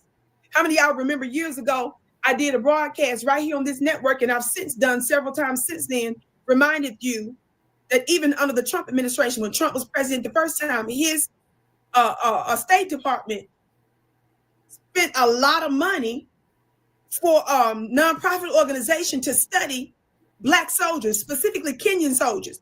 How many of you all know that that one of the things that some of the things that they were looking for in those soldiers were those soldiers that were heterosexual, that were masculine, that were successful and all that? How many of y'all know they were studying Kenyan soldiers and nobody? I was asking questions, what in the world are we using taxpayer dollars for to study masculine heterosexual soldiers in Kenya? Hey, yo, what y'all think about that, man? Dawson, what you think about it? Shaq, BJ, what y'all think about that, man? Damn, dude, what the hell are you spending taxpayer dollars on that for? What are you studying? We lab rat, dude. They always study. That might be, you know what that might be, though? What is that? Africa? That might be the AFRICOM policy. Remember the AFRICOM was right. In 2007 through through Bush, and then Obama expanded it, and it's still the AFRICOM policy is still going on. So they got military bases all in Africa. So that might be part of that policy. Right.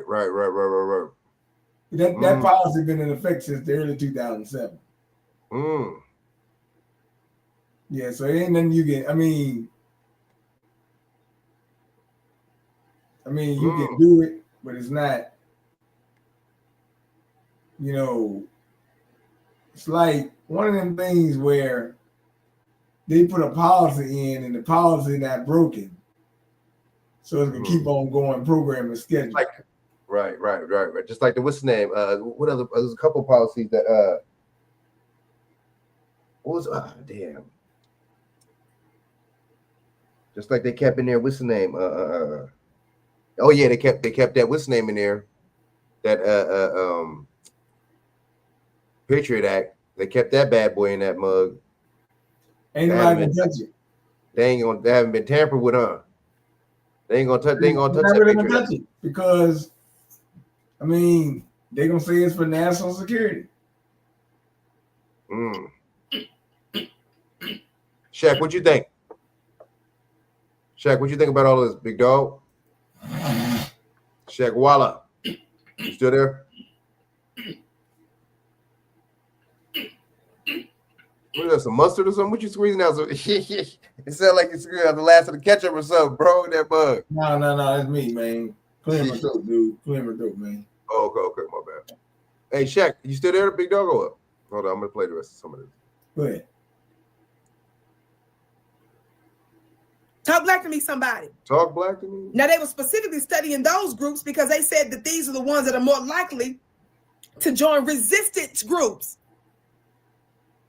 That America and the West labels, a terrorist organization. Anybody that fights against imperialists, they're going to throw that title on you. Keep those things in mind while you get ready. I want you to watch this clip. Interesting stuff.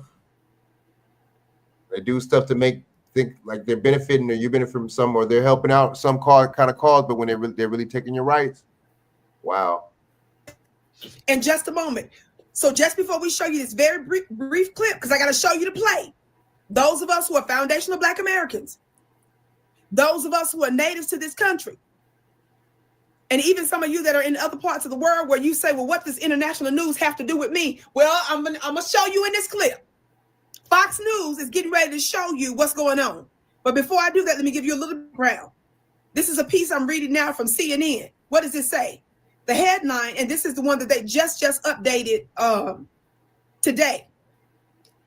It says, scouting the city, setting a fire and bringing in supplies. Here's how the NOLA, N-O-L-A, for those who don't know, that stands for New Orleans. The New Orleans suspect planned the attack.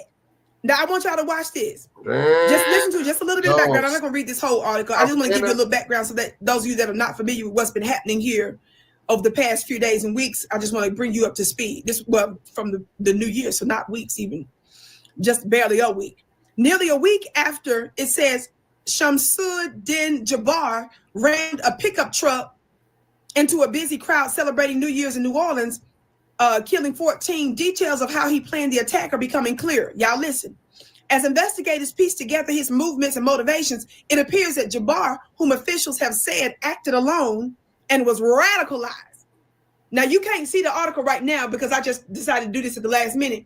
Family, they got the word radicalized highlighted here. So that way you can click on it and it'll take you to another link. I won't stop there, but let me keep going. I just want you to know they put an emphasis on that. They claimed he was acting alone, was radicalized, was preparing the Bourbon Street attack for months.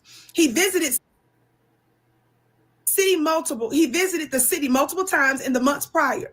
He brought firearms and homemade explosives device with him.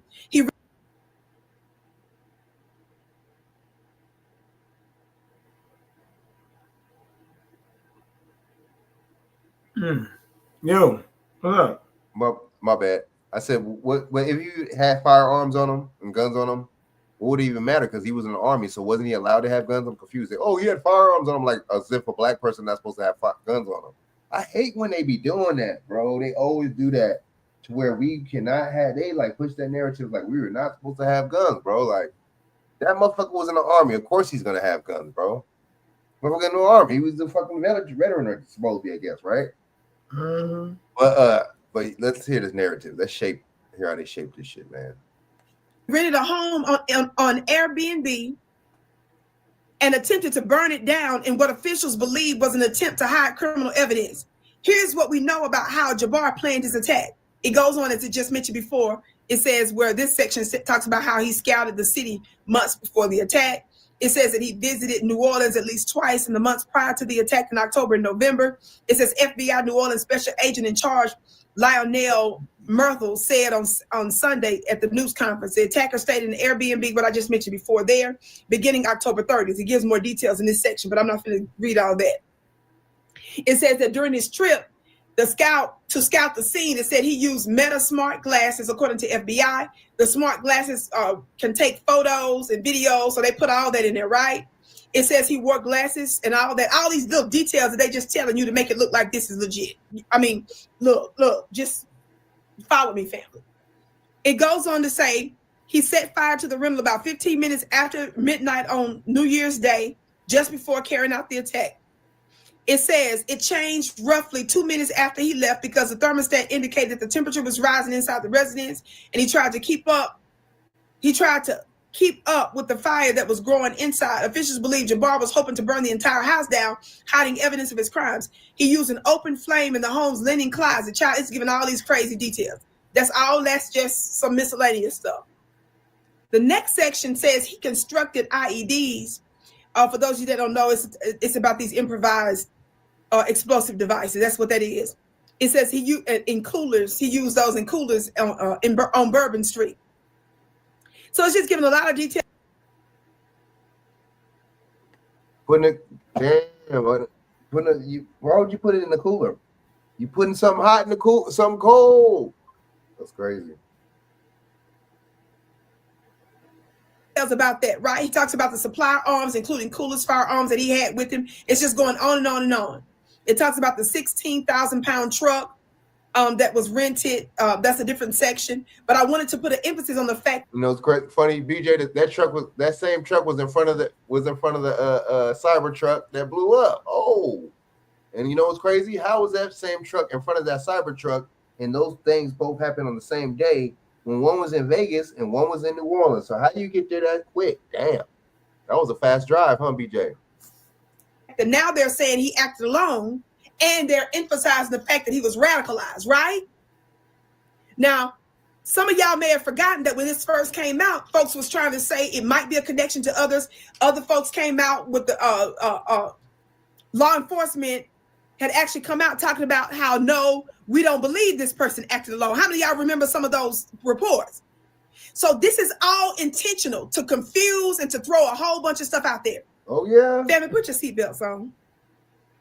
Family, please put your seatbelts on. I want us to get ready to play for you this absolutely outrageous and absolutely shocking Fox News video clip that was recently put out about these incidents. Now, the headline of this clip that you're getting ready to watch, the headline of it, I believe, says manhunt continues. Listen to that term. Manhunt continues for additional suspects in New Orleans terror attack probe. Now, this was just 5-6 days ago, family. Watch what this FBI agents, listen to what he's getting ready to say, what he's getting ready to say here.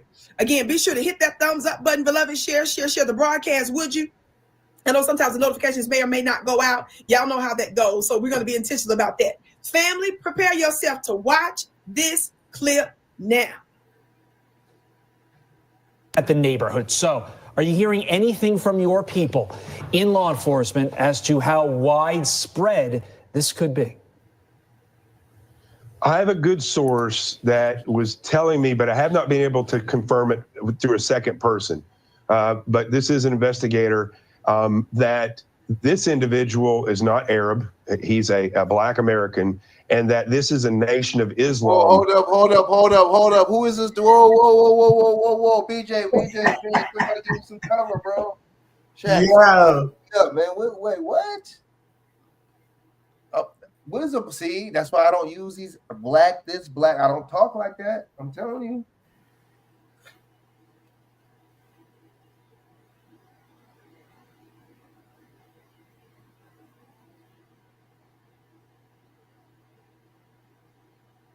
You know what I'm saying? Damn, that dude is not no. That dude is Egyptian or something, man, or Ethiopian. He ain't no. Even if he's from America, that don't mean, bro. Just because you're American does not mean that you have our lineage, man. You're still African. You're still from an African. You should still have roots from an African country. There you go.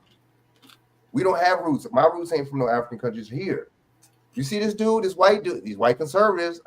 BJ, I tell you, man, I don't do them. Let's go. All right, wait. What is this dude?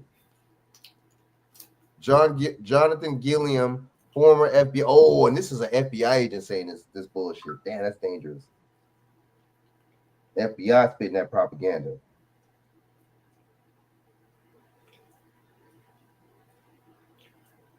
Straight up. Group, that this individual practiced Islam, but under the Nation of Islam. Now, I don't know if I haven't been able to verify that with a second source, but that possibility is out there. I think from what I've seen that's coming in is that we know that they chose New Orleans, but we have to ask why. Why did they go all the way there?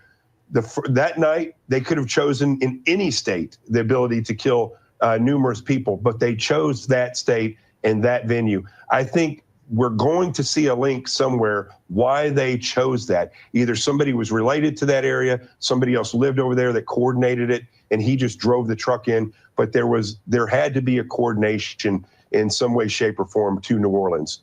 Important questions. Jonathan T. Gilliam, thanks so much for your insight. We appreciate it. Todd, can I say one other thing? Sure, quickly. I always do this to you. Damn, bro. They pushing that narrative that there goes that black identity extremist stuff again. Shaq, what you think about this? Shaq, you there? Shaq, what's your take on this, man? Shaq, you know what I'm saying? What's your take? Shaq might be sleeping somewhere, man. Yo, Shaq, I know, damn. BJ, what you, bro? Come on, dude. This is some straight propaganda, bro. Dawson, what you think about this?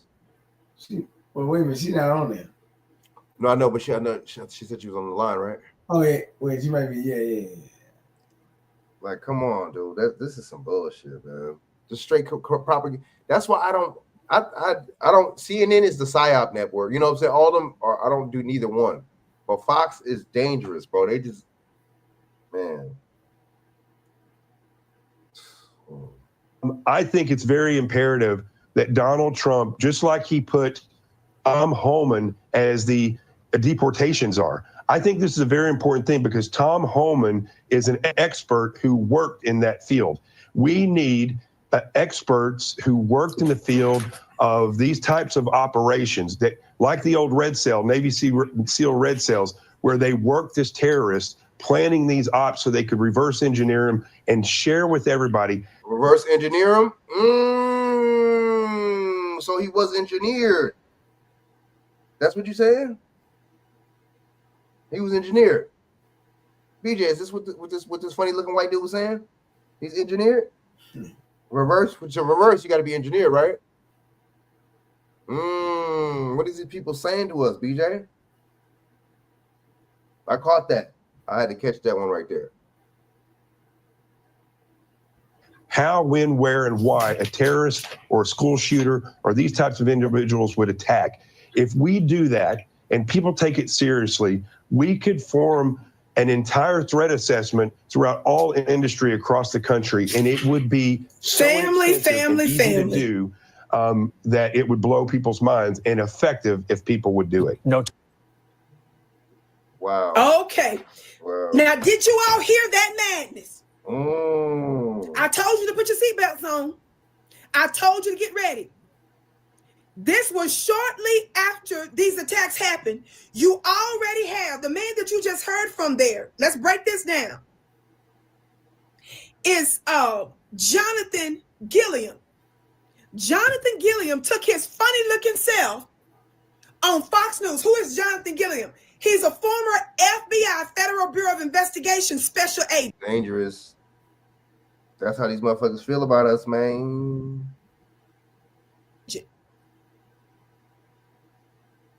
Right after this event, he starts by seeding, throwing out little stuff to mess up the narrative early on after the attacks while they're supposed to be investigating, family, while they're supposed to be getting to the bottom line of this. He already came out, this former FBI agent, and put the blame on the Nation of Islam. Damn. Talking about trying to show connections, rather. He said he got this from a quote-unquote good source, one of the investigators that's on it. So is this a plant inside the Nation of Islam? Ooh.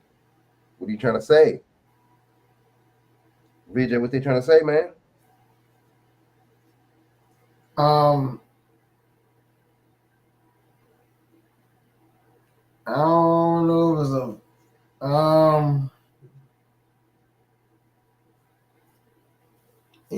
look at it like this on that one.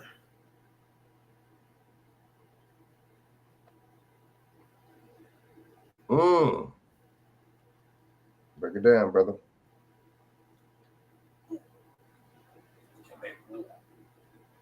I'm looking at it like this, man, in the context, man. I think it's a little different.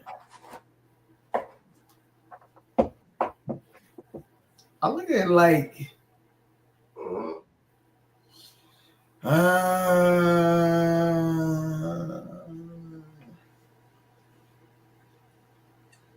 maybe that is not that. Maybe it's like you said that, because they said engineering, right? Just steering, yeah. Okay. Well, I look at it more so in a context of this. Maybe they're trying to get that narrative out there, right? But who said they had to get a source from the nation? He could just be saying that. Yeah, he could just look, let me tell you something, man. He's saying that, right? Let me tell you something, man. About these media pundits and shit. They tell you they got a source, right? Why he didn't tell you a source? When I tell you something, right? I say, Frank, here you go right here. I send it to you, boom, boom, look into it, blah, blah, blah, blah, blah. Here go the source right here. Right here. Right. Now he's supposed to have all these sources. He on a news station. You mean tell me he can't give you the real source? He said, I got it from a very good source, but he ain't gonna tell you who. He could be making that shit up. Exactly, bro. You could just be making that's true. He didn't say I got it from a friend. He didn't say I got it from nobody inside. He said I got it from a very good source. Your source could be the Pentagon. How the hell I know? That's true. Good point. You are the news. And you already the mainstream Fox News. Fox News is they psyop too. It's all psyop.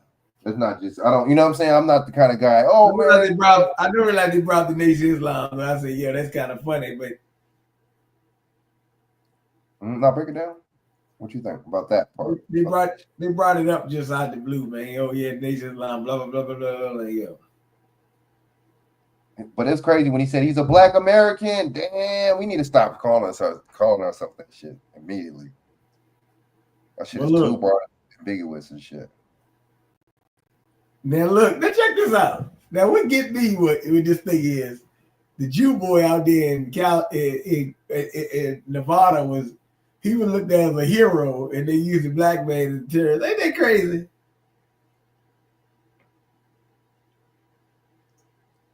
You hear me? What's the moment? Say it one more time. They use the Jew boy on Inside Edition as the terrorist. I mean, as the savior, but they use the black man as the terrorist. Ain't that kind of Whoa, wait, stop it right there, bro. Wait, we gotta pump the brakes on that one. Whoa, you broke that shit down. That was a 16-bar verse right there, man. That was some fire right there. Remember they say he was trying to alarm people and warn people and shit? I said something like that the other day, but I didn't say it with the religion. I just said the white and the black. But you right, bro. They use that narrative, dude. I told you the white boy terrorists, man. They say he sacrificed his own life or some shit like that. Like, come on. What are they trying to say? Is like he's a soldier or something? Ooh, like he would do in the army, or that's the vibe I got. What vibe? But then they said the other guy over here was radicalized. BJ, you got that one though. You caught that. You caught that. You caught that. They played it up again, right? Radicalized. Damn.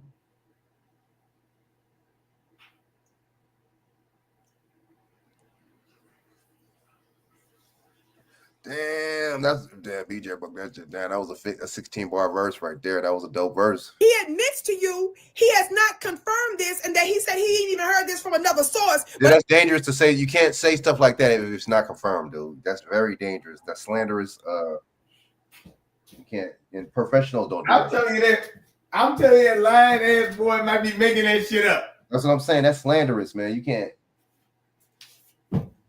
Well, I'm gonna tell you why it's not slanderous. You know why?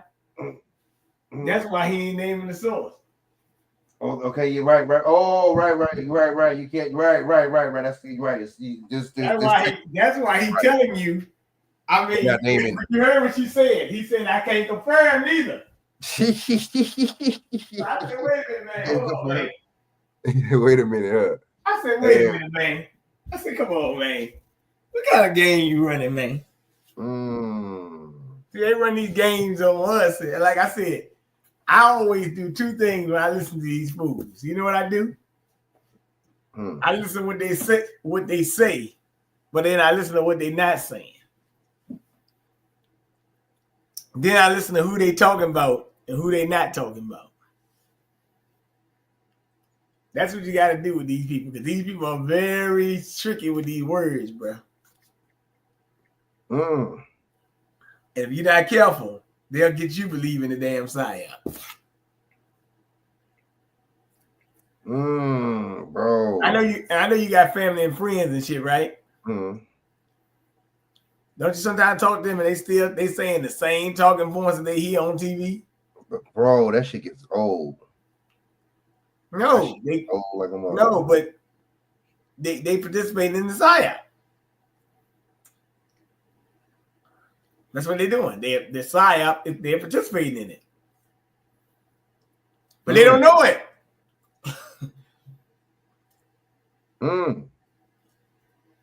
Right. They don't even know it, right? Hey, look, you could get caught in the psyop like in California, right? If you start going to buy all the toilet paper and water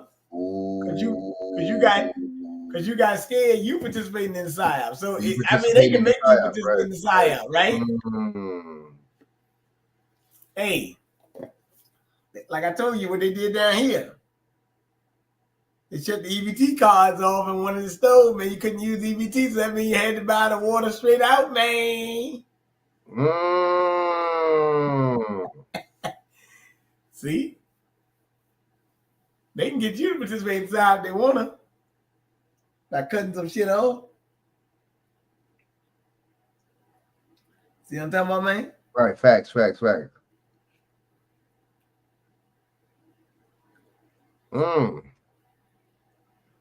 he's throwing that out there. He says quite definitively, oh, this ain't no Arab Muslim. This is a Black American Muslim, specifically with the Nation of Islam. If y'all don't see the play in this, I don't know what's wrong with you. How many of you all know that the Nation of Islam's officially trained not to use firearms and are nonviolent?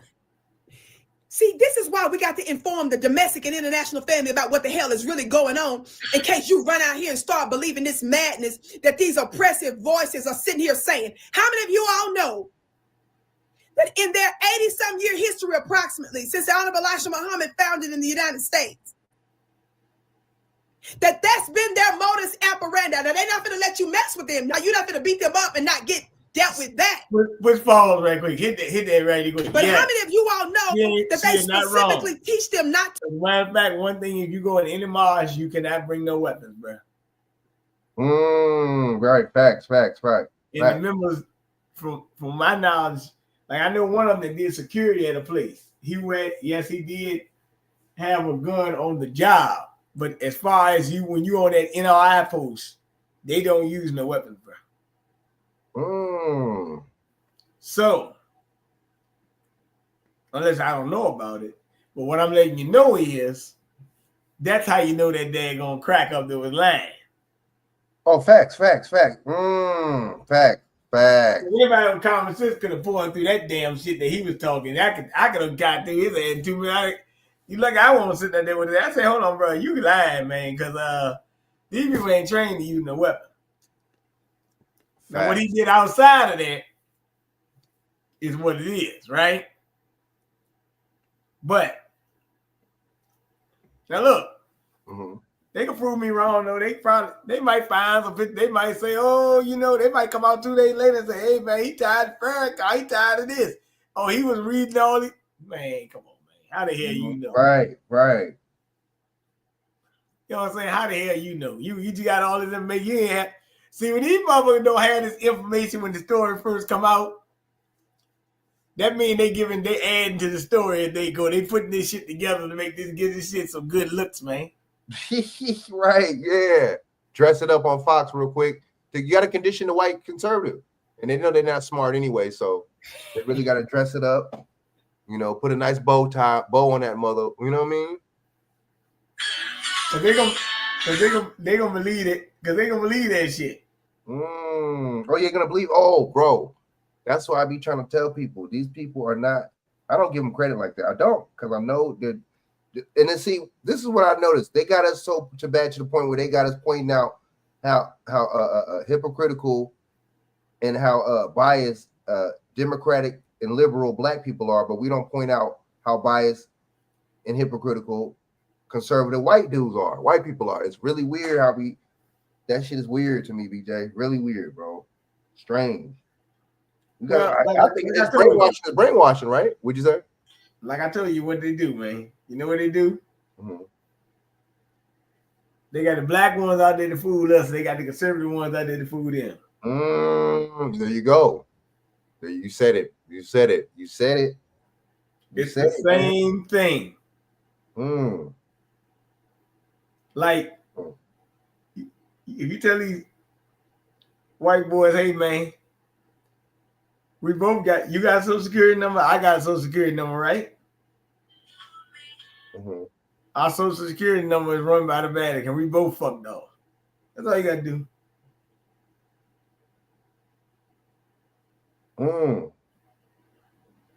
Hey, man. It is what it is, man. Facts. But, you know, they think they smarter than us, but really, to tell you the truth, we seeing the play. They not seeing the play. Remember, they lined up to take the jab too, remember?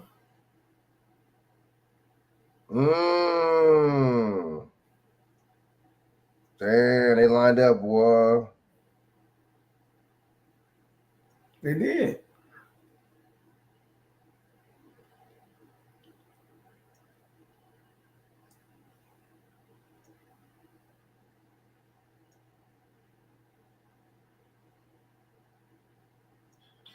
All right, man. Damn, yo. Damn, you spitting? She spitting? To be the aggressor. They teach them not to carry firearms and stuff. And not to be violent. That is a stated policy and feature of the Nation of Islam. Why would this devil come out here and specifically make it clear, oh, he ain't no Arab black? He says he's a black American. Y'all better pay attention to what they trying to do there. Y'all better pay attention to the play. He goes on to say he couldn't confirm it, but he got it from a good source. He said that this is an investigative source friend of his. He emphasized the fact that he's not Arab. He emphasized the fact that he is a black American Muslim. He emphasized the Nation of Islam, which of course that has to do with the Honorable Mr. Louis Farrakhan. He's a part of that group, their type of Islam. And then he's sitting here saying, when it's all done, when the investigation continues to go forward, he says that he's certain that we're going to see a link. Y'all hear him say that? Oh, I believe we're going to see. I definitely believe we're going to see. I forget exactly how he said it, but he showed a level of confidence. Why would somebody put that out there? And the attack only happened a day or so before this video footage that we just showed you. Right after you all heard press conferences of authorities stating that many of them said that they could not definitively say that they had acted alone at that time. And they believe actually that a lot of these different perpetrators didn't act alone. They believe others were at large. And they were even soliciting the assistance and the help of the public. How many of y'all remember that? Now this article I read you from CNN before I showed you the clip, the article is definitively saying, oh, he acted alone now. Can you get your lies straight, America? Now, why is Vicky bringing this up, and what does this have to do with international stuff? Hey, yo, check that. Hey, yo. I can't see the chat right now. She right on that, though. They said at first it was a couple of people, then they say he acted alone. Remember that? Yep, it was 3. It was 4. It was 4. It was 3 and 1 to give you that 31. Get it? 12, 31. It happened on. I'm telling you, bro. And all of a sudden, they did you that. Them numbers do mean a lot, man. The numbers, I'm telling you, they symbolize, dude. Just like the numbers in letters come together on the motherfucking in music. Same shit.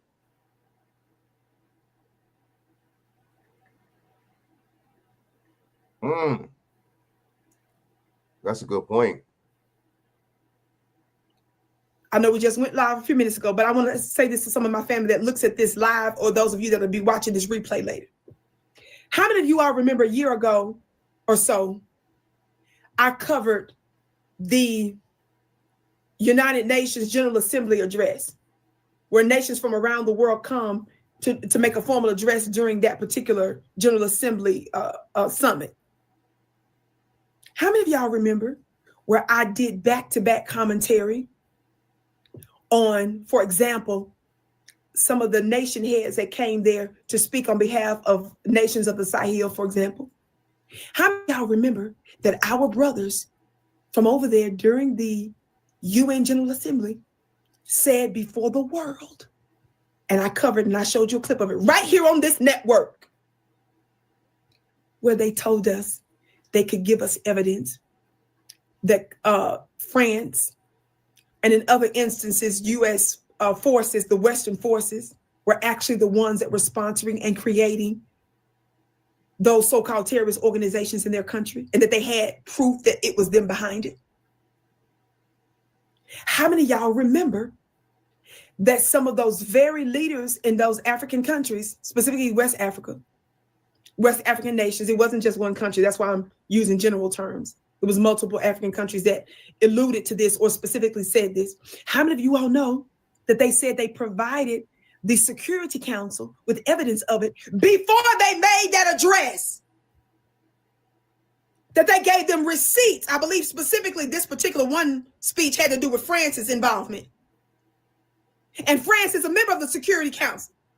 They called them out and said that they had already provided the United Nations with evidence that a Security Council member was behind the undoing of their country, that they were actually sponsoring and supporting terrorist organizations in their African countries.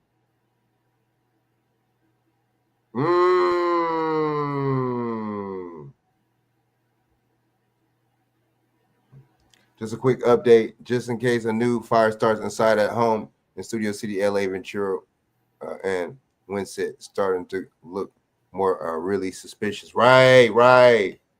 If we see even move towards that way, exactly. That's a little different. That's a little different direction. That's more of the valley, right?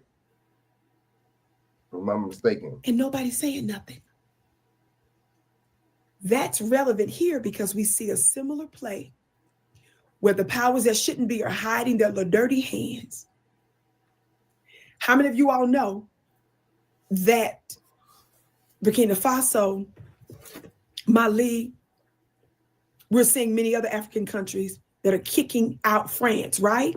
They want them to take their residual armies and get them out, right? How many of you all know that not only France, but the United States, they've ended some of their contracts with the United States? How many of y'all know the United States had its most expensive drone base, $100 million drone base in the Sahel? Now, how are you going to say that those nations are poor and all that, America, but you turn around and spend $100 billion, your most expensive drone base that's out there? Watch this. You got to ask yourself, why didn't you want to leave America when they was trying to get you out And now that you all are out, some of those very countries are being successful in removing some of those terrorists that were in their countries. How is it that when you claim that you came over here to help us stop radicalization, some of the radicalization actually stopped? Can it be, could it be, that the reason why France, the United States, and other Western entities didn't want to leave is because they knew that they were involved in some of the undoing happening in those countries? And I want you all to see a similar play here in the United States. Keep that in mind with the fact that one of our current in the United States security advisors, let me give you his name right now. Hold on one second. Uh-oh. Let me pull it up while I'm talking. This individual that I'm going to mention to you now, National Security Advisor is his title, Jake Sullivan. Now, I didn't ask the team to play this, but Jake Sullivan is one of the United States security advisors.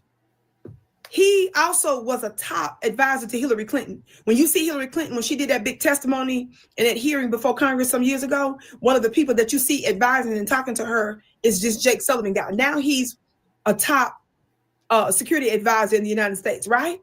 Very high level position. Do you all know that Jake Sullivan, in an email, and we got the proof, if you follow me on Instagram at Vicky X Dillard, VICKIX Dillard, if you even follow me on my own YouTube channel at VickyDillard.tv, go to the community page where we do posts, go to VickyDillard.tv. You can see on my community page, I posted a WikiLeaks email from Jake Sullivan. I know y'all saying, what's the big deal about the email, Vicky? Guess what he says in the email that was released? I'm quoting him. He says in the email, AQ, which stands for Al Qaeda, is on our side in Syria. Damn. How many of y'all know that ISIS is a splinter group and an offshoot of Al Qaeda? They're separate now, but they were an offshoot of Al Qaeda. Why am I bringing this up? They're sitting there telling you that the perpetrator in New Orleans is ISIS inspired. They're conflating his type of Islam and him being a Nation of Islam Muslim. When everybody knows that the stated policy and doctrine of the, if you want to call it a doctrine of the Nation of Islam, if you want to use that term doctrine, you understand sometimes different spiritual groups have different titles, but lack of a better word, their doctrine or their dogma is non-violence. They're specifically telling you, oh, he ain't Arab, he Black American. Listen to the language. Damn, yo. Dangerous stuff. Hey, BJ, that's some dangerous work right there, man. Hey, you can't just throw a jacket on somebody like that, BJ. You know what I'm saying? Mm-hmm. A Black American. What does that really mean? Damn. You know what I'm saying? What does that really mean, bro? You're right. Damn, that shit is broad and ambiguous. All right, let me get on to something else. She's cooking, though. She cooked. Let me get on to something else. Shout out to Vicky Dillard, though. She do be cooking, man. That was funny. That was funny. That was funny. Okay, let me see. There was gonna be something else I was gonna play. Okay, I'm gonna play some. No, it was what the hell? Bless you. Let me see. No, not the Axelrod dude. Which one was it? Hold on. Oh yeah, damn the judge. Racist comments over here. These people are supposed to be serving us, baby. Fair use. 1976 on the Copyright Act, allowances made. We reported this video for commentary and educational purposes, man. So with these judges, man, they're going crazy, man. New York judge too. We're going to be talking about. I thought New York was so liberal, BJ. How you actually had a New York judge who threatened to harm Black teens because they happened to be on the property of not her residence, but a friend of her residence. So she actually ended up resigning. She dropped the fight because she didn't remain on the bench anymore, even though she had one more year in her term that she was going to serve. But she ended up leaving office simply because this was an unwinnable fight, Miss Judge. So let's give a little bit of background in regards to this. We got to get these keys so we can get these guys out of here. All right. I'm just saying, I don't know if you got any more flashlights laying around. Keys. They were scuffling and lost a whole set of keys. Because guess what? They're not going to find them. You have to come back tomorrow to find your keys. You gotta leave. You're not gonna find Where's the car? your keys. Where's the You car? gotta call an Uber and get off the property. This is the car? No. That's what I'm The red saying. one across. Go hang out at the car. All right. I'm gonna No, look for these done. keys, You're all right? done. Get off the property. And that's Judge Raw. I'm a judge. I'm telling you, get off the Guys, hey, dude, go wait at the car. No, Go to the Judge. car. Go to the car. I'm about to. You tell your mother you were at a property that you were to be at. Go. You're done. You're done. Get out. Officers, you gotta tell them to get off the property. Right, but they're not. They got nowhere to I go don't without care. the They keys. can call an Uber. I asked them to wait at the Call car, an guys. Uber. They're not gonna find it in this right now. Go to the car. I Go mean, to the car. Jesus, that's Go fine. hang I out at need the a car. little haystack. Get off. You can figure it We're out. looking. We're gonna look, man. We have no idea. There was Get off. Damn, no compassion, dude. Didn't they just get into an accident and shit or something? They lost the keys, misplaced the keys. She ain't worried about that. Get off my property. You see how that's why, man, I'm gonna be honest with you, man. I mean, people just could be like that, period. You know what I'm saying? No matter what race is, okay, I get it. But I noticed that when it comes down to us, people don't have no tolerance.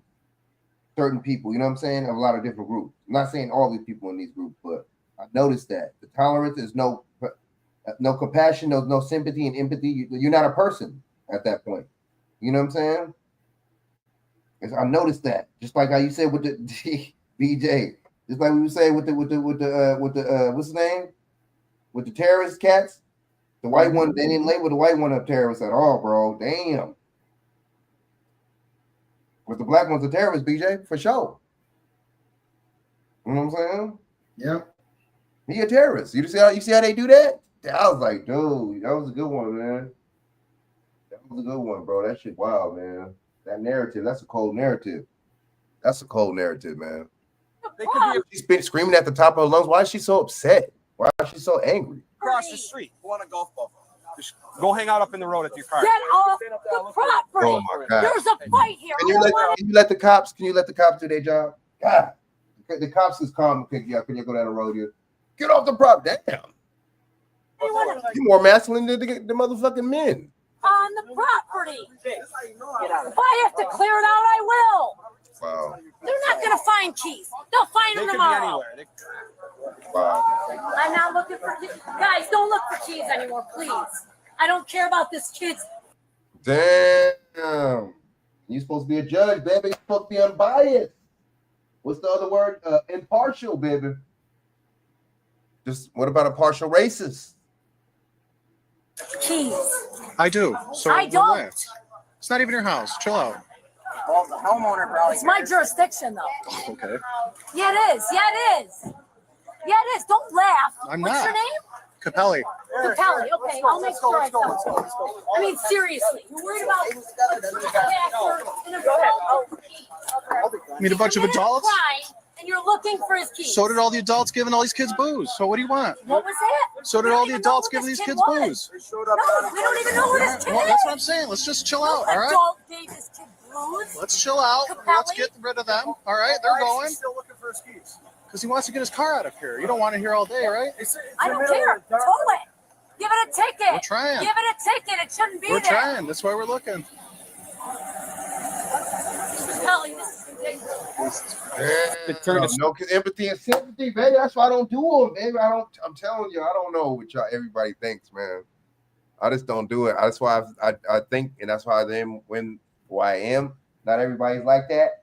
You know what I'm saying? Not everybody feel like that towards your people. Not everybody is so-called racist or prejudiced or discriminatory. That's cool. I get it, but it's just I just don't do it. You know what I'm saying? I just keep do my thing because this is supposed to be a person this person is a powerful person to judge. I don't know what kind of, maybe a criminal, probably criminal from how she was acting.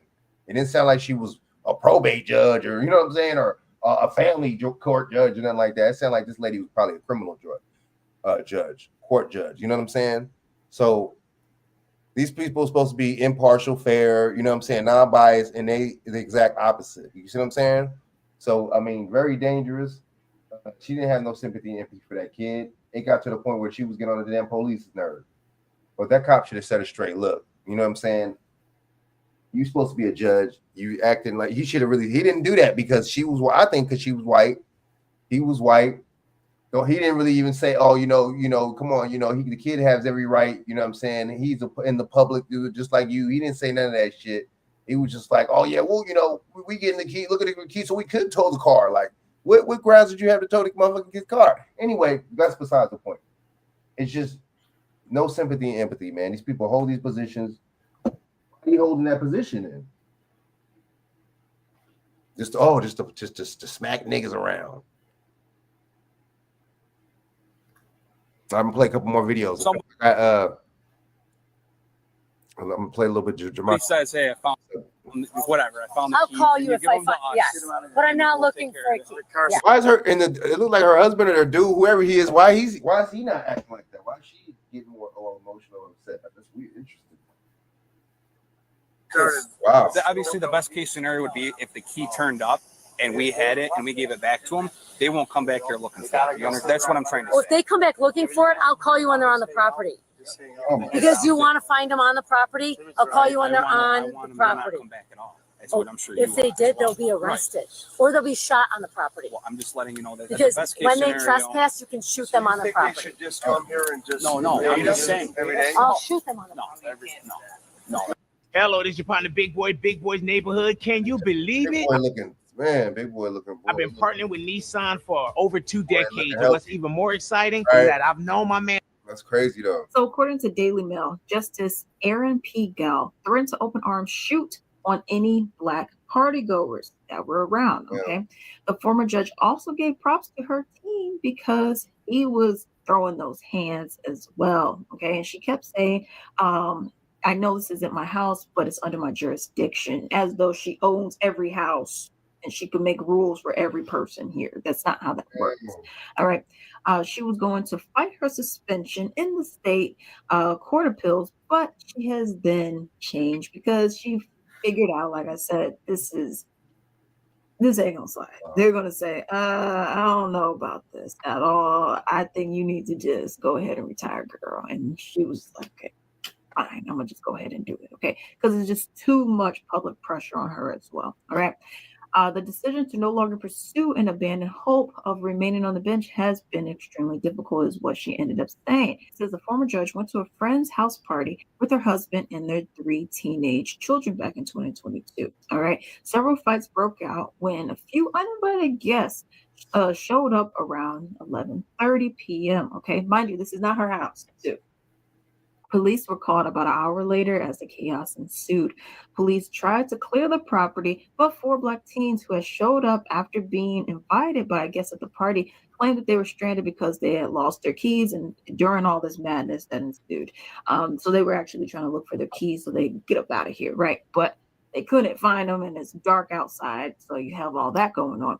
So several teens were seen exiting the scene, but the former judge directed all of her energy on the 4 teens that were remaining, okay? When police told them that they could go and look for their keys, she then said, you've got to go. You're not going to find the keys. Stop looking for keys, yada, yada. So you had the police officers that were saying, okay, kids, go ahead and find your keys so you could get up out of here, all right?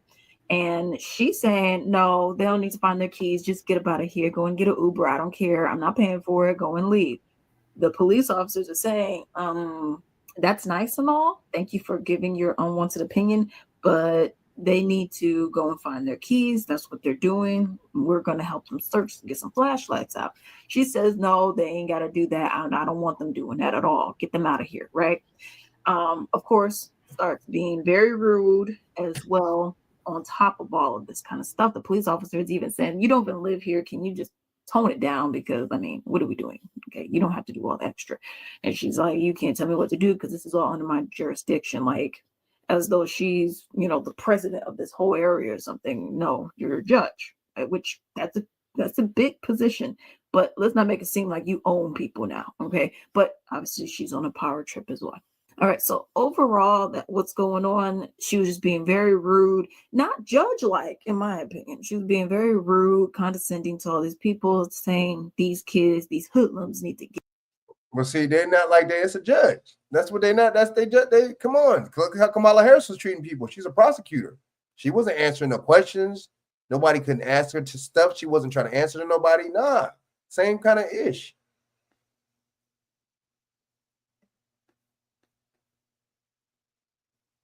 Oh, oops. Let me see. It's another one. My brother BJ, it's another one. Let me see.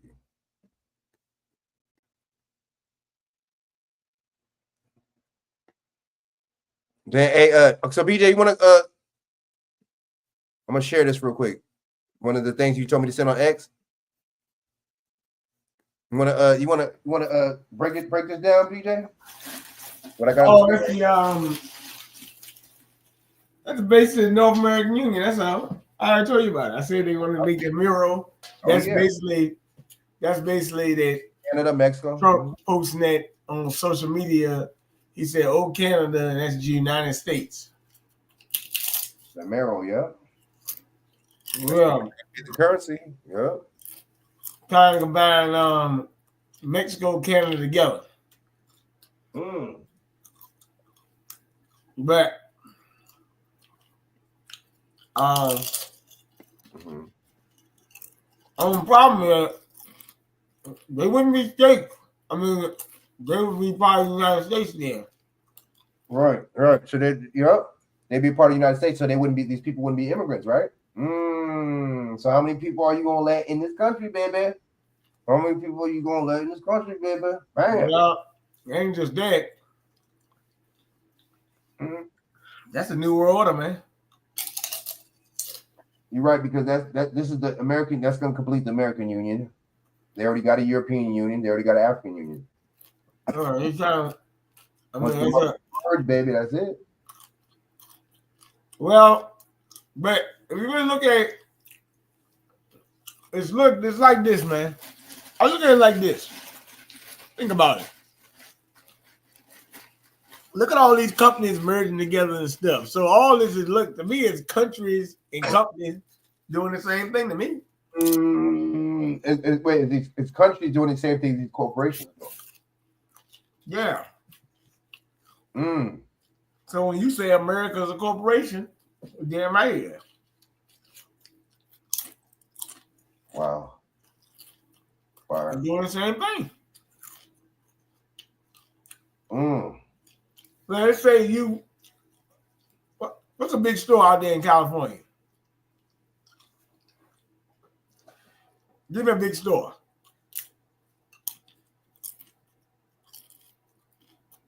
What's a big store out there? A big store, Walmart, Food for Less. What is it, Food for Less? That game? All right, let's use Walmart. Okay? Walmart said they were married with Target, right?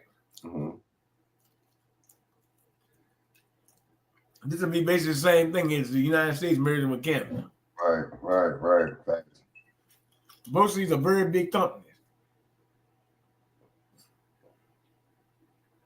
And Canada is a country, right? So basically just a monopoly thing. I mean, it's dystopian, I guess people call it, but to me it's a monopoly thing. Facts. That's how I'm taking it too. But only problem is, or like I said, you wouldn't want to be aligned. Now, like I said, they make it maybe people can go get jobs down there in Canada, but I did tell you Canada is a socialist country. How's that gonna work? How's that gonna work out? Exactly. Good point. That's a good point. So that's how you gotta look at that. Always remember. As a matter of fact, I think Mexico is a socialist country too. Yeah, Mexico. Yeah, dude. It's like, Yeah. So now, I don't know who Canada is gonna replace their president with. I do know that Mexico president is Jewish. I do know that. That's fact. That's a good Governor, point. yeah, head of state. So I'm just saying people gotta just watch that. That's a good point. Yeah. Only thing I didn't like when I listened to the conference when he made the comment about the Canada, he said they would get them by economic force, but the Panama Canal and the other territory, I think they said they might take them over with the military. Right. See, it's like, okay. So one, you're gonna do one, and then one. I'm not too much a fan of that. And they're talking about Zuckerberg and in fact checking. Oh, well, let's see what's up. Zuckerberg, bow down, man. It's called Community Notes. You said Community Notes? Yeah.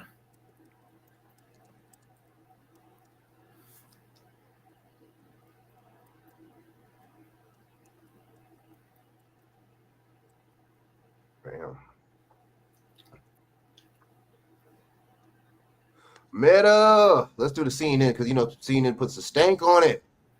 Conservatives complain. Let's see, CNN is more of a psyop. The CNN, you feel me? Mm-hmm. Conservatives complain. 4 years ago today, Mark Zuckerberg announced Facebook and Instagram would indefinitely block then President Trump's accounts in the wake of the January 6th attacks. The CEO wrote on his own Facebook page, quote, "We believe the risks of allowing the president to continue to use our service during this period are simply too great." So that was exactly 4 years ago. Last year, the accounts were reinstated. Today, Zuckerberg announced the rebranded Meta, which includes Facebook and Instagram, will now end its fact-checking program. User-generated community notes, which now police misinformation, much as they do on X, formerly known as Twitter. So today, in response to a question from CNN's Steve Contorno, Trump said this about the announcement. Well, I watched their news conference, and I thought it was a very good news conference. I think they've come a long way. Meta, Facebook. I think they've come a long way. I watched it. The man was very impressive. Do you think he's directly responding to the threats that you have made to him in the past? Probably. Yeah, probably. Joni O'Sullivan has more on the new policy. I've seen some of the stories that you're talking about around this election. Mark Zuckerberg just days after the 2016 election.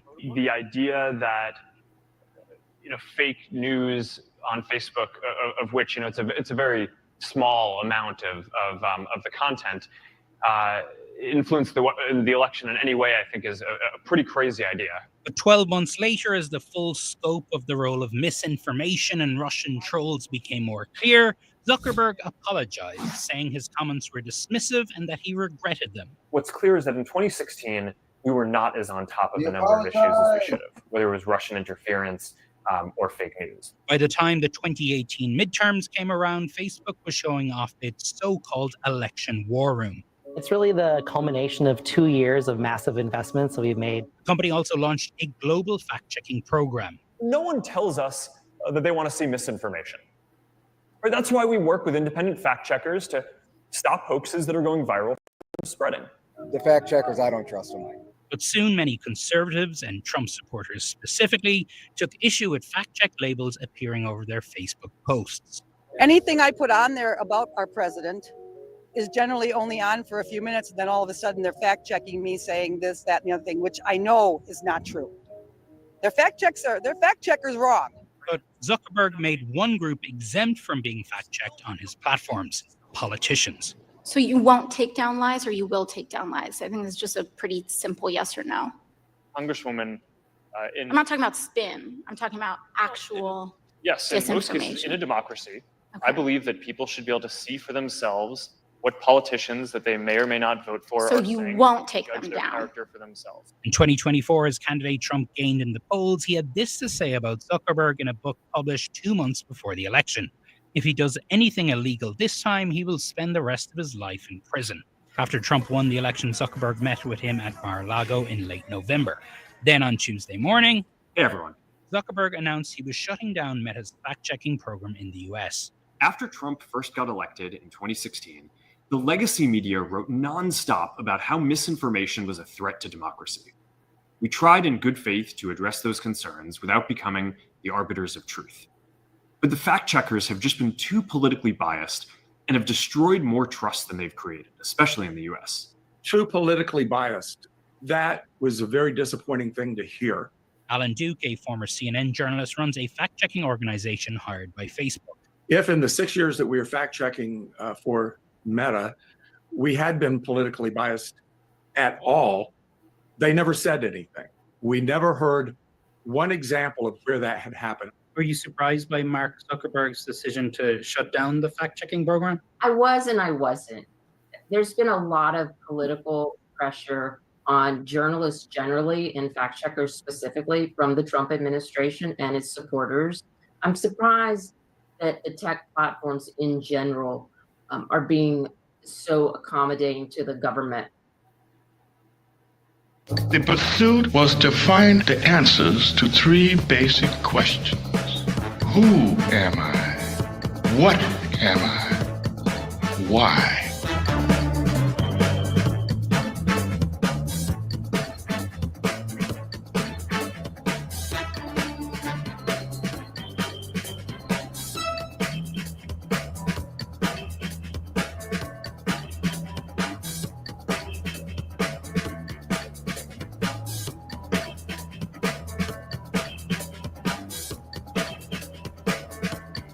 Sometimes the artist is not that concerned about finding out the answers.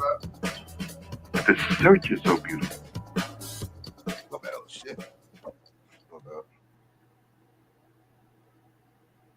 What you think about that? Damn, man. Yo, man. Yes, sir. I'm telling you. What you think about that, BJ?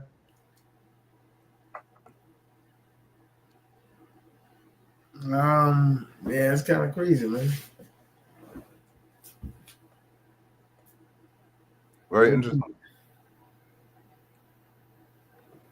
But see, like I said earlier, I want to know if the so-called Trump administration was going to do something about all the censorship on social media, man. What's up with that?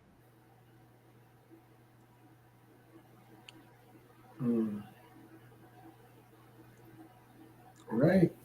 You see what I'm saying? But look, let me, yeah. Yeah, shout out to the information. I already know. I already know you out, man. Shout out to the information. I'm about, because I gotta get like do something with the car and stuff. But look, let me say this, man. KingVJmedia.com, King 1987 VJ1 Twitter or X as they call it. And it's Bernard John's Facebook, Bernard 1120 on Instagram. Yep, that's what my information is. Word, man. Yeah, I don't know where Shaq is. Well, where he is. Word, man. We're good now for coming on, man. We're gonna keep on what's on their neck. You said what? I said we're gonna keep. Oh yeah, let me say one more thing. Yeah, let me say one more thing. Mm-hmm.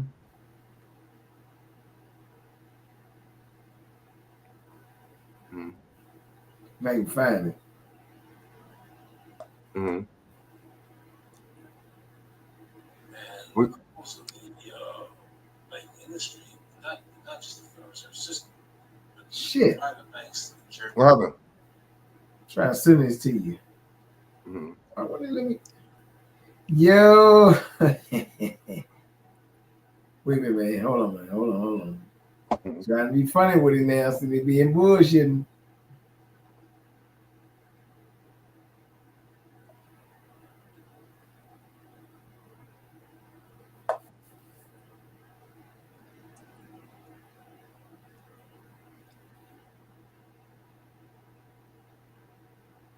I already sent it to you.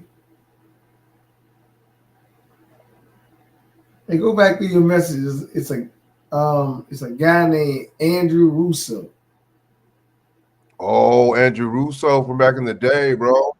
Yeah. I put it in your X message. He gonna break down in North American Union, right? The JD, no, not the JDP. Trump, Elon Musk. This is your JD here, not. You see That's another one, but yeah, that's not it. That's like an hour 56 minutes long. No, it's another. This junk is like the one I was sending. It's like it's in the X things. It's like a guy named Andrew Russo in there. Yeah. Oh yeah, Andrew Russo be spitting. Hold on. That's the dude. Didn't he's the one that produced Trading Places, the movie, right? I think so, yeah.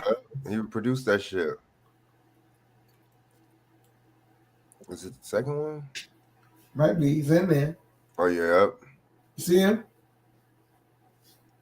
Yep, he's talking about the North American Union. Private banks in Germany and England, all over Italy, all over the world, they all work together. They're all central banks, and they're all part of the Communist Manifesto. You know, central banking is one of the major planks of the Communist Manifesto. We talk about America being a capitalistic country, but yet at the same time, we have a central bank that plans everything for us, right? And the graduated income tax is another plank of the Communist Manifesto, right? So right there, you have two major planks of the Communist Manifesto that have been brought in because of the Federal Reserve System, okay? So the ultimate goal that these people have in mind is the goal to create a one world government run by the banking industry, run by the bankers, and they're doing it in sections. The European currency, the euro, and the European Constitution is one part of it. Now they're trying to do it in America with the North American Union, right? And they want to create a new currency called the Amero, right? And the whole agenda is to create a one world government where everybody has an RFID chip implanted in them. All money is to be in those chips, right? There'll be no more cash. And this is giving me straight from Rockefeller himself. This is what they want to accomplish. And all money will be in your chips. And so instead of having cash, anytime you have money in your chip, they can take out whatever they want to take out whenever they want to. If they say you owe us this much money in taxes, they just deduct it out of your chip digitally. Total control. Total control. And if you're like me or you, and you're protesting what they're doing, they can just turn off your chip. And you have nothing. You can't buy food. You can't do anything. It's total control of the people. Okay, well, hold on real quick. Hold on. Let me play something real quick.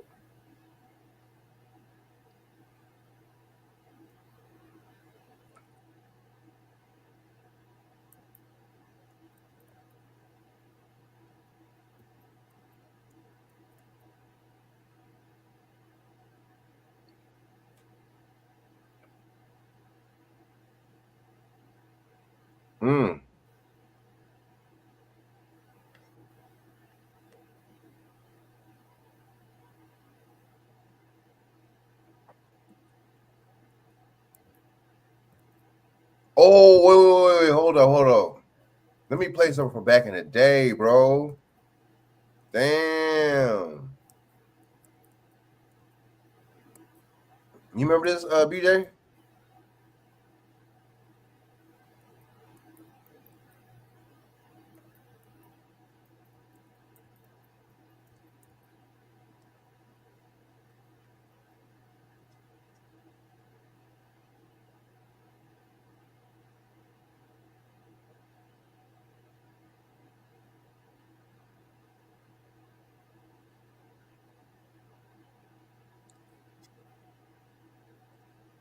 BJ, remember this shit? Around the Alex world, Jones. prime ministers, chancellors, presidents, governors, again, the heads of industry, banking, academia, the media, Hollywood, only a select few, a little over 2,000 people, travel there to engage in bizarre, ancient Canaanite, Luciferian, Babylon mystery religion ceremonies. And I successfully infiltrated through the Secret Service, through the guards, through the Sonoma County Sheriff's Department. We were inside 4 hours. That's only one day out of the 2 weeks that they meet there for the admitted Summer Fire Festival of the Bohemian Club. I hope that our hidden cameras can give you at least a small piece of what I witnessed. Understand that these bizarre activities. BJ, how did he get in there? Can I ask you a question, BJ? BJ. Yo.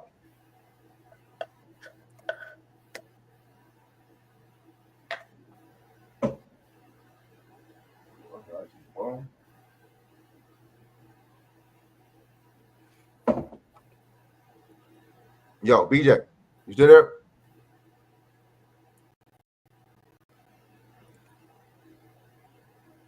Have been engaged in going back to 1873 and are not some new fanciful whim of the trendies on the West Coast. Presidents from Howard Taft to Herbert Hoover were on the membership roster. Not to mention, later, famous war general Dwight D. Eisenhower, later to become president. The roster of the Bohemian Club reads like a who's who of the elite. Look at this photo taken inside the Grove back in 1963. There you'll see Ronald Reagan, and sitting two people over from him, later to become president, Richard Milhouse Nixon, Bush Sr., documented member. And then, of course, there's his son. Now, the last four generations of Bushes have all... BJ, what you think about that, bro? Damn, all them people was president, bro? Damn, Richard Nixon was there before. Damn, he was in that motherfucker before he became president, baby. Bam. You know what I'm saying? Tell me this is not planned, bro. Tell me that club knows something we don't know. Also attended the Skull and Bones Society at Yale, well known to be steeped in the occult. Then there's Bill Clinton, a frequent attendee. Upon closer inspection, the entire federal government at the highest levels is infested with Bohemian Club members. And it doesn't stop there. America's private run-for-profit Federal Reserve Bank, from its very inception in 1913, has been run by prominent members of the Bohemian Club. Central Bank Chairman Alan Greenspan was seen leaving the Bohemian Grove only 1 month before he was appointed chairman of the Federal Reserve. He had to be a made man. You're looking at an illustration from a November 1989 issue of Spy magazine. The writer's spin is obvious. Sure, they're elitist. Sure, they have some bizarre rituals. But what's the big deal? They're just having fun. How you doing, sir? Okay, Camp Seeker? Yeah. I'm Alex Jones. I make documentaries. I'm just curious. What do you think about Bohemian Grove? I used to work there. You used to work there? Yeah. And now you work at Camp Meeker? No, I don't work. Yeah, I live in Camp Meeker. Oh, you live there? Yeah. Well, that's great. Did you ever watch the cremation of Care? No. What'd you do at the? I just worked there. But I mean, you never saw him march around in the red robes? And No. Oh, really? That doesn't go on. But yeah. Okay.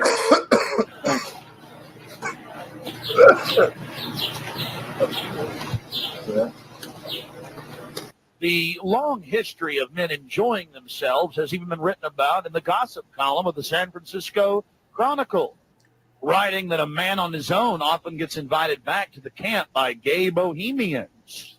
Even 100-year-old annals have admitted the homosexual activities. After escaping the sheriff's department, Mike and I traveled high into the hills to wait until dark and the beginning of the cremation of Care ceremony.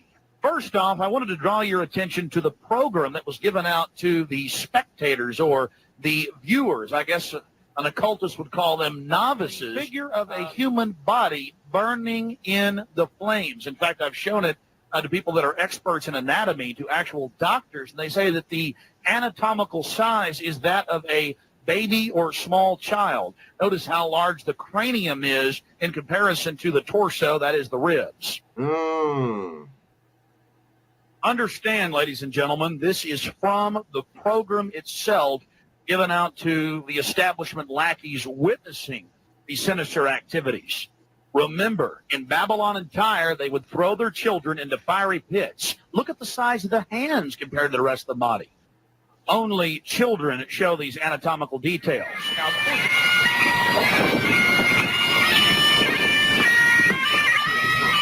after about 10 more minutes of music, suddenly, all around the owl, activity began. Here is the main central part of the ritual.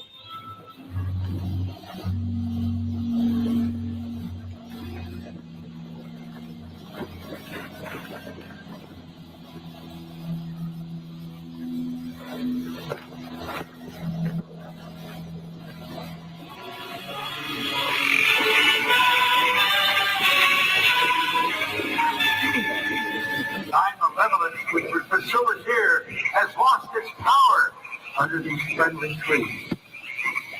So shall we burn thee once again this night, flames that eat thine effigy. We shall read the sign, Midsummer sets us free. Ye shall burn me once again. Now but leave, flame, which hither ye have brought from regions where I reign. Ye fools and priests, I spit upon your fire.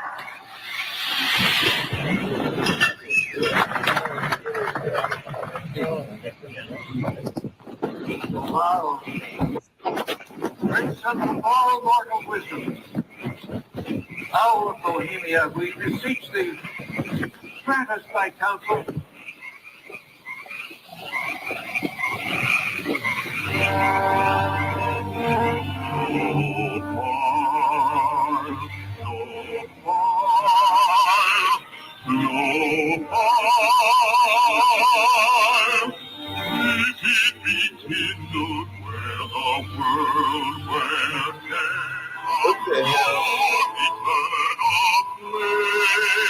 What the hell? These people, boy.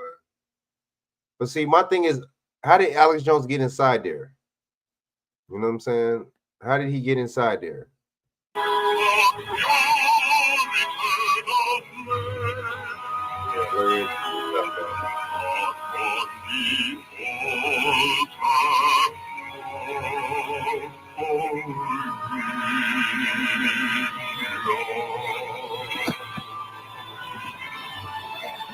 Great owl of Bohemia, we thank thee for thy adjuration.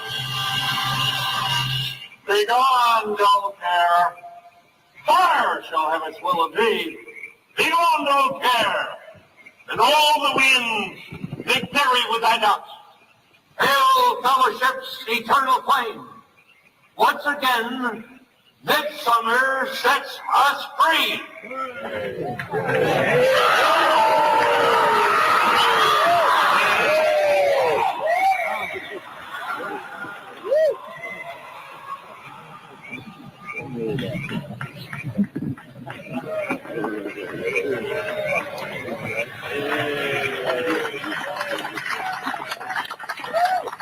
Yeah, it's weird, man.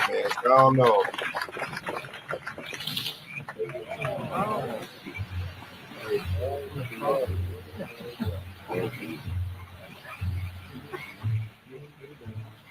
Again, ladies and gentlemen, when you see that black edge coming in, that was the field from the camera. There you see the funeral pyre burning with the effigy of a human. Or it could be real, ladies and gentlemen. There's been a lot of strange going-ons in that area of Northern California. But this is what the establishment is into right here in America. Republican, Democrat, you name it. They're all working on the same team. Ladies and gentlemen, it's called world government, the New World Order, dehumanization. It's not a joke. It's deadly serious. Unfortunately. Damn.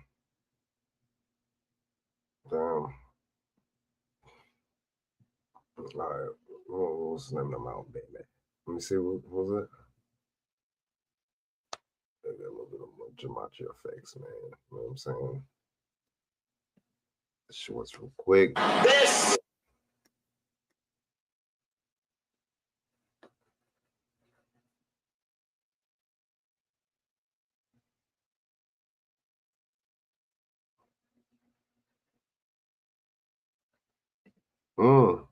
Well, CloudMax 2 is a mixture of granular effects and the reverbs to create wide soundscape and Welcome back, Truth Seeker. Here's how CNN is covering it. The LA fires apocalyptic. And remember, today is the 121st day of the state of California's age. It's January 7th. The state's established September 9th. Remember, they're comparing this to the 2011 fire that happened on December 1st, 12/1, like 121. Again, 121st day of the state's age today. In Gematria, revelation equates to 121. And of course, revelation translates to apocalypse. And angels, a big part of Revelation. We're talking about Los Angeles, the city of angels. But yeah, these are major league jokes right here. Of course, Revelation is full of fire. But just wanted to point out this little joke in CNN's coverage of the LA fires spurred on by the numbers. Apocalyptic. Very, very symbolic, man. You know what I'm saying?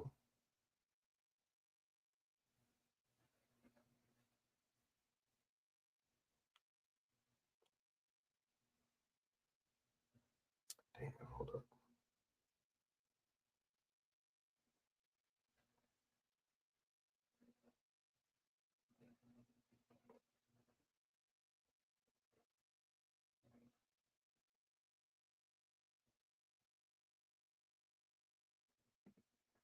Fair use, fair use. Welcome back, True Seeker. It is Tuesday, January 7th, 2025.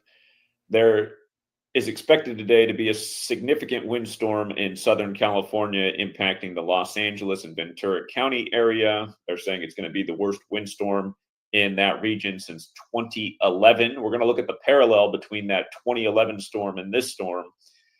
And while we talk about this, I also want to challenge the YouTube channel Professor Dave Explains on something he said in a recent video that he released in the times of Hurricane Helene and Milton. And I'd like to play what Professor Dave Explains said in his own video, but I cannot do that because the last time I played 30 seconds of his video to challenge him to a debate, he had my video taken down for copyright and I was suspended for a week. And I find that to be a very dishonest thing to do since he's someone who constantly plays other people's videos to debunk what they're saying. So I'm going to show the video exists and talk about some of the things he said in there and why it needs to be debated. And Professor Dave Explains is always looking for people to debate, but he prefers to debate flat earthers because they're easy to beat up. I think if Professor Dave Explains chose to debate me, it'd be more challenging for him. And I think it might be educational for his own audience as well as mine. And I think he would present a good challenge. He is an intelligent man, but I think he's highly disingenuous and maybe a little bit too trusting of authorities. Anyhow, let's talk about the windstorm today in California first that's coming. They're saying it's going to blow through much of today and into tomorrow. And they're saying they expect a lot of property damage and widespread power outages.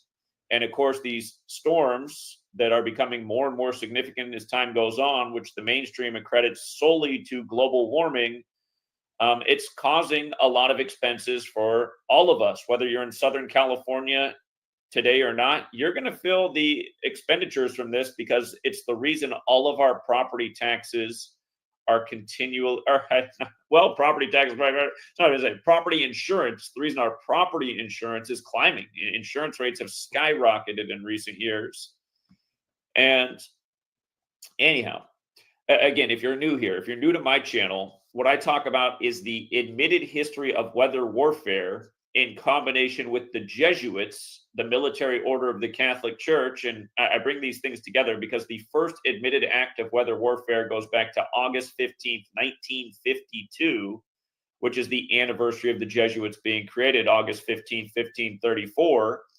And there's been a number of notable other occurrences that bring the Jesuits and weather manipulation together. You have Lyndon Johnson's remarks from the 60s about who controls the weather controls the world. Right. One of the times he delivered those remarks was at the Jesuit University Holy Cross not long after JFK was assassinated. The same JFK who gave a speech at the United Nations on September 25th, 1961. Anyone can look this up. JFK's speech to the United Nations, September 25th, 1961, about the future of weather control. This year, you had a massive hurricane form rapidly on the anniversary of that speech that did a lot of devastation to the American Southeast. But anyhow, there is this admitted history of weather modification, weather control, weather warfare. The extent of the capability of weather warfare is not known to almost anyone. And I don't claim to know the extent of it either. But what I look at are the recurring patterns and the things that we've documented for years that's allowed us to predict when destructive weather would come, as we've done so many times, including calling why 2024 was going to be such a bad hurricane season a year in advance. And again, I want to get into that explanation right here for people who are new, because you'll think like, what in the world? That was your reason? Some of the things we talk about might sound crazy, but that's because we are exposing crazy people, evil geniuses.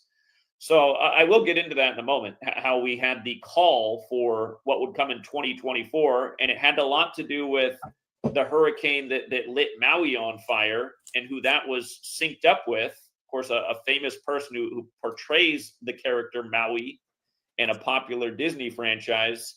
Again, it might sound insane until you realize what's actually going on in this world. So let's talk about these I'm going to skip down here. We're going to come back to these things at the top. But they're saying what's going to cause the devastating destruction today. And they're predicting power outages and fires, kind of like what happened in Maui from the winds of Hurricane Dora. And you might recall the Hurricane Dora happened on the anniversary of Dora the Explorer concluding. Yeah, the end of Dora the Explorer, kind of like Hurricane Milton made landfall on the anniversary of the cartoon Monster the Milton debuting, and all the media kept referring to Milton as a monster.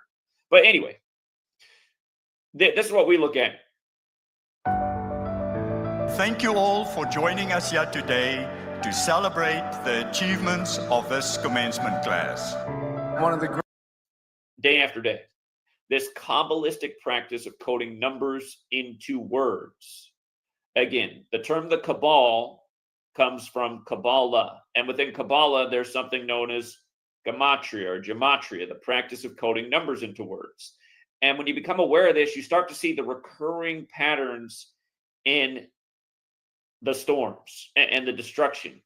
So they're saying Santa Ana winds are going to cause the storm today on January 7th, the date that can be expressed 1/7 or 7/1.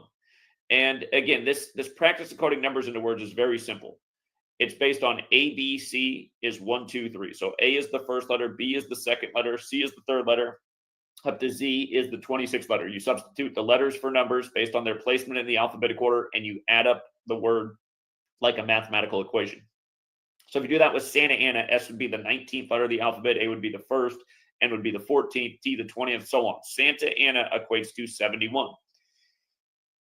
Where Santa Ana equates to 17, you take the alphabetic order, but you apply numerology to each letter. S is the 19th letter, but the numerology of 19 is 1. And that's because 1 plus 9, the digits of 19, 1 plus 9 is 10. 10 is 1 plus 0 is 1. So S breaks down to 1.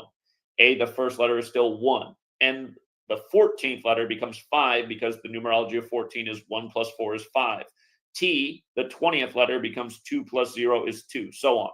So you add up the letters of Santa Ana with numerology applied, it's 17. Obviously today, January 7th, the day of this storm, the date can be written 1/7 as it's commonly written in the US, or it can be written 7/1, the 7th day of the first month, as it's commonly written in the majority of the world. So perfect. Now, what I teach are the 4 base ciphers of the English language. Again, I learned about this from Manly P. Hall's The Secret Teachings of All Ages, a book written in 1926. Talks about this hidden code of numbers behind the English language, a form of cryptography. And by the way, you guys, you live in a nation where the CIA, highly secretive, they have a statue out front called Kryptos, which is encoded with English letters. Anyhow. The other half of this is just running the alphabetic order in reverse and running the alphabetic order in reverse with numerology. And I commonly look at the date August 15th when it comes to seemingly acts of weather warfare, because this is the day in history that the first act of weather warfare was admitted to. August 15th, 1952, the Lynmouth flood, Operation Cumulus, also known as Operation Witch Doctor. Again, August 15th, 52 is the anniversary of the Lynmouth flood that killed 30-some people. Professor Dave Explains does acknowledge that cloud seeding to induce rainfall is a real thing, but he says that that is the only thing that is known that can be used for weather manipulation. Just because that's the only thing that's known doesn't mean that that's the only thing that can be done. And here we live in a nation where there was nearly 50 years of weapons testing, of exploding massive bombs high up in the sky, beneath the ground, for military testing purposes, with part of that being the strategic aim of achieving tactics for weather warfare. And again, if discoveries have been made for how to influence the weather that can destroy enemies or other things, you have to think about who really controls this nation and its military, and for what purposes. If you have a bunch of central banker tyrants that love destroying our infrastructure and property because they know that our government will then go to them to get loans, which creates greater profits for them, you have to think about how this mechanism could work. And this is exactly what I've been explaining for all these years. Again, there were founders of this nation who warned about the Jesuits and central bankers. And I'll remind people, in the middle of the Jesuit order's logo is the Templar cross, and the Templars are the original bankers of this world. But anyhow, from that anniversary of August 15th, the Jesuit order's anniversary of being created in France, August 15th, 1534, in the anniversary of weather warfare, from that day to today is 145 days later. Santa Anna is 145 when you run the alphabetic order in verse. So in 3 out of the 4 ciphers, 3 out of the 4 base ciphers, you have this connection to Santa Anna that ties in perfectly with the day, as they're telling us that these Santa Anna winds are going to cause a lot of damage in one of the most populated cities in the world. And the only cipher we didn't cover was Santa Ana is 55. In that same cipher, military is 55. Okay, military is 55. Ventura County, if I'm not mistaken, also has the 55 connection, and Ventura County also has the 71 connection, like Santa Ana. And again, this is the county that's expected to get impacted today. So again, these are the 4 base ciphers of the English language. And just to take it from the top. Okay. Hello there, creative minds and dreamweavers. Are you bursting out of... We said we have to watch out for this pattern of 45 in 2025. We have the rigged election of Donald Trump, number 45, returning to office in 2025. 2025 started off with a bang with terrorism in New Orleans, which equals 45, and with a cyber truck exploding at the Trump Tower. So we had Trumpet Town, New Orleans, where Louis Armstrong's the man, and then we had Trump Tower with a cyber truck. Again, New Orleans equals 45 in the same cipher as windstorm, just like Cybertruck. And then the day closed out with the shooting in Trump's place of birth, Queens, at the Amazura nightclub, where Amazura is also 45. So we said we really got to watch this pattern of 45 in 2025, because 2025 has a square root of 45. So here we are in the early days of the year, and they're saying this is going to be one of the worst windstorms here in the United States in a long time. Hopefully this doesn't become a trend for 2025. Again, in recent years, we've seen the crazy derecho, the land hurricane through Iowa that wiped out a lot of corn. Just for the record, derecho equals 58, like corn. It happened on 58 date numerology. There's been, again, you learn this practice of numbers and dates. You start to see through the weird weather phenomenon. But okay, windstorm fits in with what we said we had to watch after what they did on New Year's Day. And again, for people who are new here, we said years ago why they would reinstall Donald Trump in the rigged selection and bring him back to office in 2025. And he's the nation's second split-term president. The only other one was Grover Cleveland. Of course, Trump had his convention in Cleveland in 2016. There's a lot to it, but you learn this system. You see all of the manipulation in society. The rigged news, seemingly the rigged weather, definitely the rigged sports games. Congrats to the winners last night. Absolutely torched the NBA. Orlando Magic looked very strong to upset the Knicks as a major underdog. Again, there's a lot of reasons to learn this knowledge. See through the rigged crypto market, the rigged stock market. Again, the game is rigged. This knowledge proves it day after day. So anyhow, big windstorm to start 2025 in one of the most populated areas. Now, they're pointing out that the last time Pasadena in 2011 got devastated from a windstorm that's expected to be similar today. Notice Pasadena equals 25.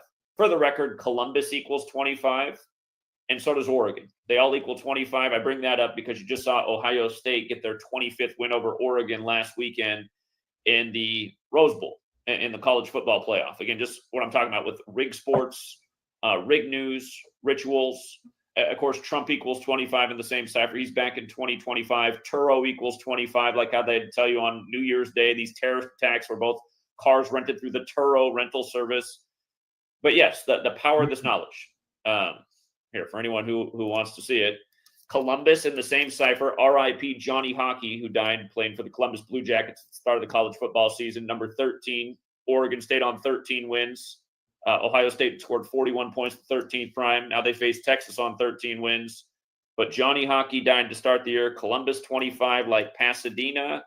And again, also like Oregon. And I know it's sideways, but I just want to make the point that this knowledge, again, there's a diversity of uses for it. I just want to show you Ohio State's bowl record after beating Oregon, in case anyone thinks I'm making things up. Ohio State just got their 25th win in the Rose Bowl, just beating Oregon, okay? So now they got to bring up Pasadena days later, and this is going to be in the Pasadena area. Of course, Pasadena is right down there by LA, where they played the Rose Bowl. A rose is a symbol of secrecy to the occult. But notice, that windstorm in 2011, it happened on December 1st, right? December 1st. And that's interesting because that date can be written 12/1 as we would write it in the US. 121, like 121, which has a square root of 11, the master number. Notice that from California's establishment anniversary, September 9th, until today's windstorm is the 121st day of the state's age. And they're comparing today's storm to that one from December 1st. Okay, so that's one parallel. 121, square root of 11, 11, the master number in numerology. Again, what I'm asserting is the people who run our society are absolutely numerologists. They use certain numbers repetitively. 11 should be one recognized by a lot of people. Just last night, one of the headlines was that Biden sent 11 people connected to the 9/11 attack in New York, the 11th state, where the buildings that look like an 11 came down, you know, all the 11s in New York. But if you missed that story, 11 people Biden freed last night who were at Guantanamo Bay, which obviously became a big focus with terrorism after 9/11. But again, just the same stuff over and over. Today, Trump had to begin his speech at Mar-a-Lago at 11 a.m. local time, just over and over. You pay attention, you'll see the recurring numerology patterns. California's got the 9/9 birthday. And now this ritual with 121, which has a square root of 11. It's just like Trudeau leaving office by the numbers. The rumor begins on January 5th that he's stepping down. He became prime minister in 15. His daddy was the 15th prime minister of the country, Canada 15. Right. And then he exits office in the big Jesuit ritual yesterday. Both him and his father Jesuit educated. And some people say Castro's his real father, also Jesuit educated, as we covered. Remember, Castro's political career ended on the anniversary of Ignatius of Loyola becoming the first superior general, April 19th, very fateful day in history, from the Revolutionary War beginning to Waco to Oklahoma City, et cetera, et cetera. But anyway.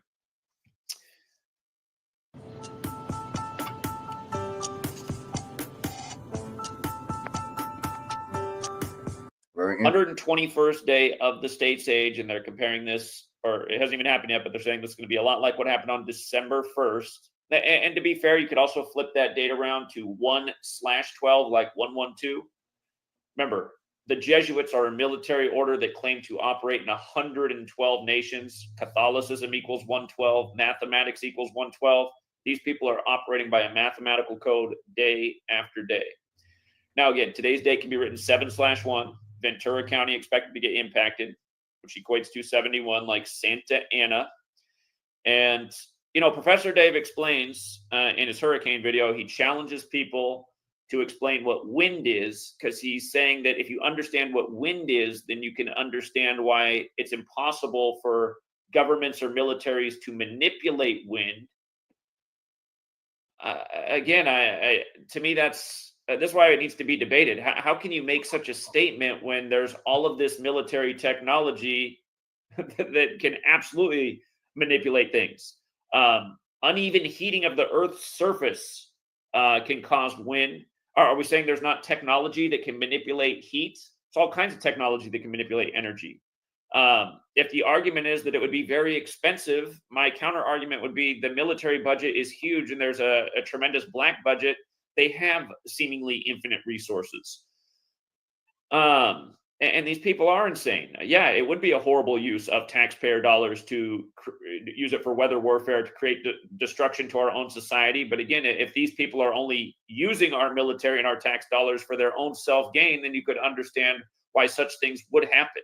And again, I would remind that people warned, by people I mean the founders, that warned about what could happen with central bankers and also what could happen if the Jesuits came out of suppression. They were in suppression by the Pope, and they did come out of suppression in a perfect Jesuit ritual on August 7th in the time of James Madison. It's a whole other story.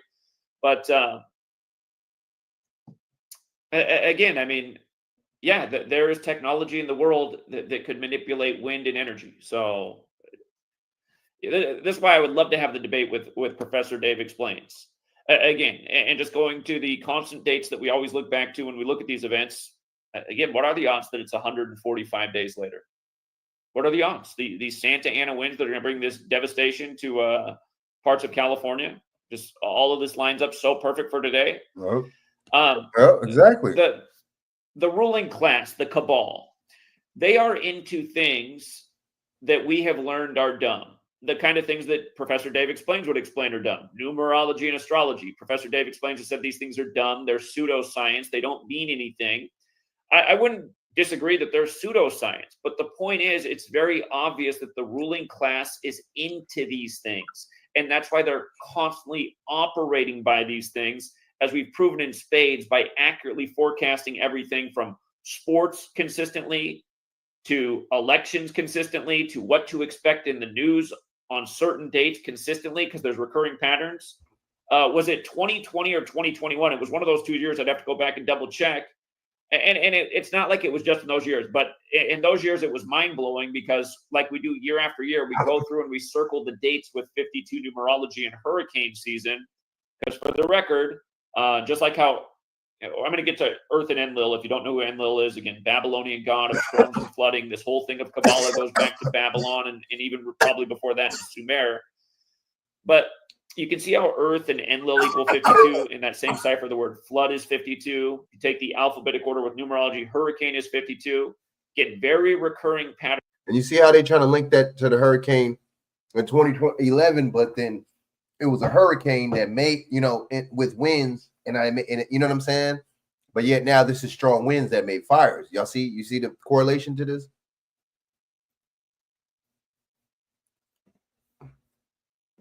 With hurricanes and flooding in 52, but one year we circled, it was either 2020 or 2021, we circled every 52 day in the hurricane season, and literally on every single date, and there's about 2 per month, all but one, a hurricane made landfall. And then on the one date that it didn't make landfall, that was the 52 date in terms of numerology, it formed. So every single date that we circled at the beginning of the hurricane season, we saw either a hurricane make landfall or one form. Perfect 100% percentage. And this has happened a lot. Years before that happened, back when Hurricane Harvey flooded Texas, remember that was awkward because Harvey made landfall and then it was days later that the state flooded. Yep. We said why to look out for the flooding on the date that it happened, August 27th, 17. A date with 52 numerology, the anniversary of Stevie Ray Vaughan dying, who had the best-selling album Texas Flood. Again, Vice News has an article that you can still read online making fun of me for talking about that, but we literally predicted when to expect Texas to flood days in advance and how it would be synced up with the Rig World Series where we expected Houston to beat Los Angeles. Exactly what happened. Again, weather, I remember that. Sports, a rigged system. Again, just think about more than a decade ago, Hurricane Katrina. It's going to be the 20th anniversary this year. Time flies. But just think about how the Saints could never win a Super Bowl until Katrina came to town. And then who did they win their Super Bowl over? Archie Manning's son, when Archie Manning used to play for the Saints, when they called him the Aints. But Again, you learn this code, you'll see how repetitive these numbers are in the ritualistic destruction. And we'll go and we'll look at what happened with the hurricanes this year recently, Helene and Milton, which were both massive 83 rituals. Flood also equates to 83, like how in the Bible in Genesis 8:3 is where the biblical flood story ends. And that's the point we make, how they use the Bible like it's a playbook, like they're a football coach calling the plays right out of the Bible. 8:3. Professor Dave explained and said there's no way for the military or the government to create hurricanes. I'm not sure that that's true. The ability to influence hurricanes, though, is something that our military experimented with for over 20 years. Again, look up Project Storm Theory, which ended in 1983. This year you had a hurricane form 83 days from the Pope's birthday. We'll get to that. That was Helene. And then you had one, Milton, make landfall on the day leaving 83 days left in the year. Again, Earth, Enlil, and Flood. Here's a Flood for the record. They all have this overlap. And here we are in 2025 as well, you guys. We are in 2025. Very interesting. This storm that's being compared to what happened to Pasadena to start 2025. So it could be another, very wild year for weather warfare. But yeah, the RAF Rainmakers, and just for the record, RAF, R's the 18th letter, A's the first, F is the sixth, so 18 plus 1 plus 6 is 25, right? Like Earth, Enlil, Flood, they're all 25. This was RAF stands for Royal Air Force, but they were responsible for the devastating flood that killed 30-some people, an experiment that went overboard. Again, known as Operation Cumulus or Operation Witch Doctor, or also known as the Hand of God, again, playing God. Enlil is the Babylonian god of storms and wind and floods. So Enlil, again, Enlil has this 25 connection. Here we are to start 2025 with one of the worst windstorms in a long time. Okay. Today's date numerology, January 7th, 2025. 1 plus 7 plus 20 plus 25 is 53. Los Angeles is expected to be impacted today. Los Angeles equates to 53 when you run the alphabetic order in reverse numerology. You might recall Los Angeles losing to the Patriots in Super Bowl 53 with 16 points in the game when 53 is the 16th prime. You might also recall how in July of that year, we explained why Boston would beat LA 4-1 in the World Series 99 days before Super Bowl 53. Where Brady would win the Super Bowl at age 41 because Super Bowl equals 41 like LA. Exactly what happened. Again, we helped a gentleman make over $350,000 off parlaying those two things together. Again, the power of this knowledge. Rig games, rig weather, oftentimes syncing things up through sports. Case in point, when was the only time it ever rained in a Super Bowl halftime show? Oh, that's right, when Prince performed Purple Rain. R.I.P. to Prince. Man. Shout out to Zach Hubbard, man. You know what I'm saying? Salute to him. Gematria Effects. Check out his channel. Subscribe. He's spitting some facts on. I'm about to get off here. Hold up, y'all. Let me see. What I'm saying.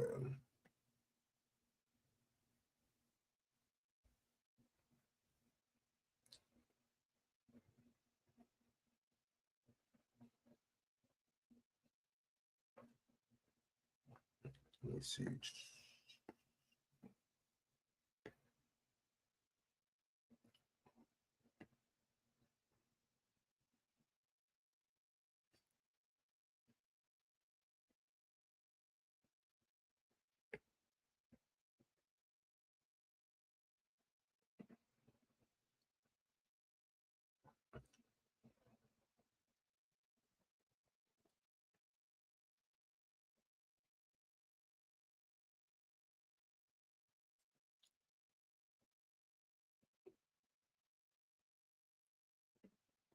All right, last story, man. Last story.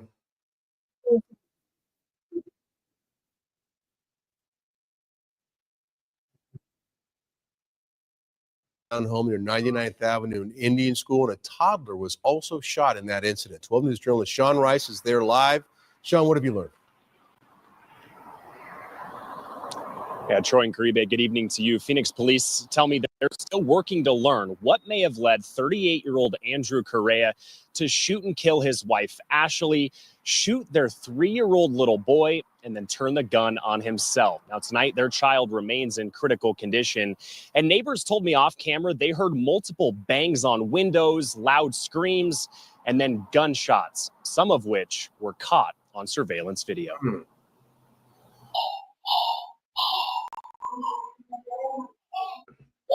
3 gunshots, a pause, and then a single gunshot. It's what a surveillance video captures Sunday night as Phoenix police arrive in droves to the Avila Gateway townhomes in West Phoenix.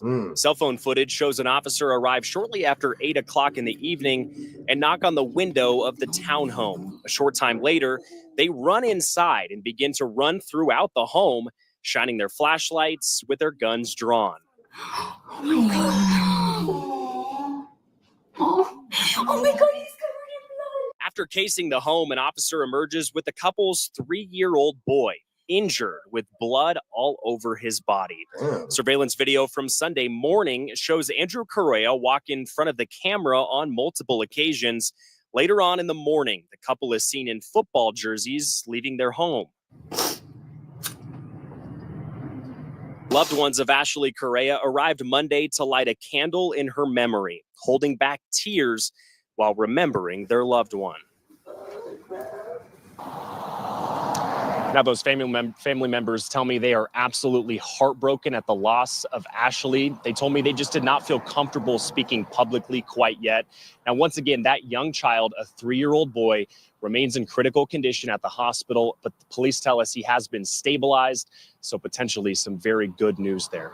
Tonight. All right, man. Some sad stuff, man. I'm glad the boys are all right, man. So I'm get out of here, man. You know what I'm saying? Good looking out for BJ coming on, Dawson. Chak, salute, Chak. You know what I'm saying? Bill, good looking out for coming on. Agent Nick, thanks for coming on. Blessing the you know what I'm saying? The chat, you know what I mean? Shaq, good looking out for coming on. You still on here, Shaq? You still here? You know what I'm saying? Holla at me, you know what I'm saying? Like, comment, subscribe, hit that notification bell. And then y'all can hit Shaq up on Shaq Waller on YouTube, Shaq Edwards on Instagram, you know what I mean? So until then, I'm gonna holla at y'all. Salute, all right?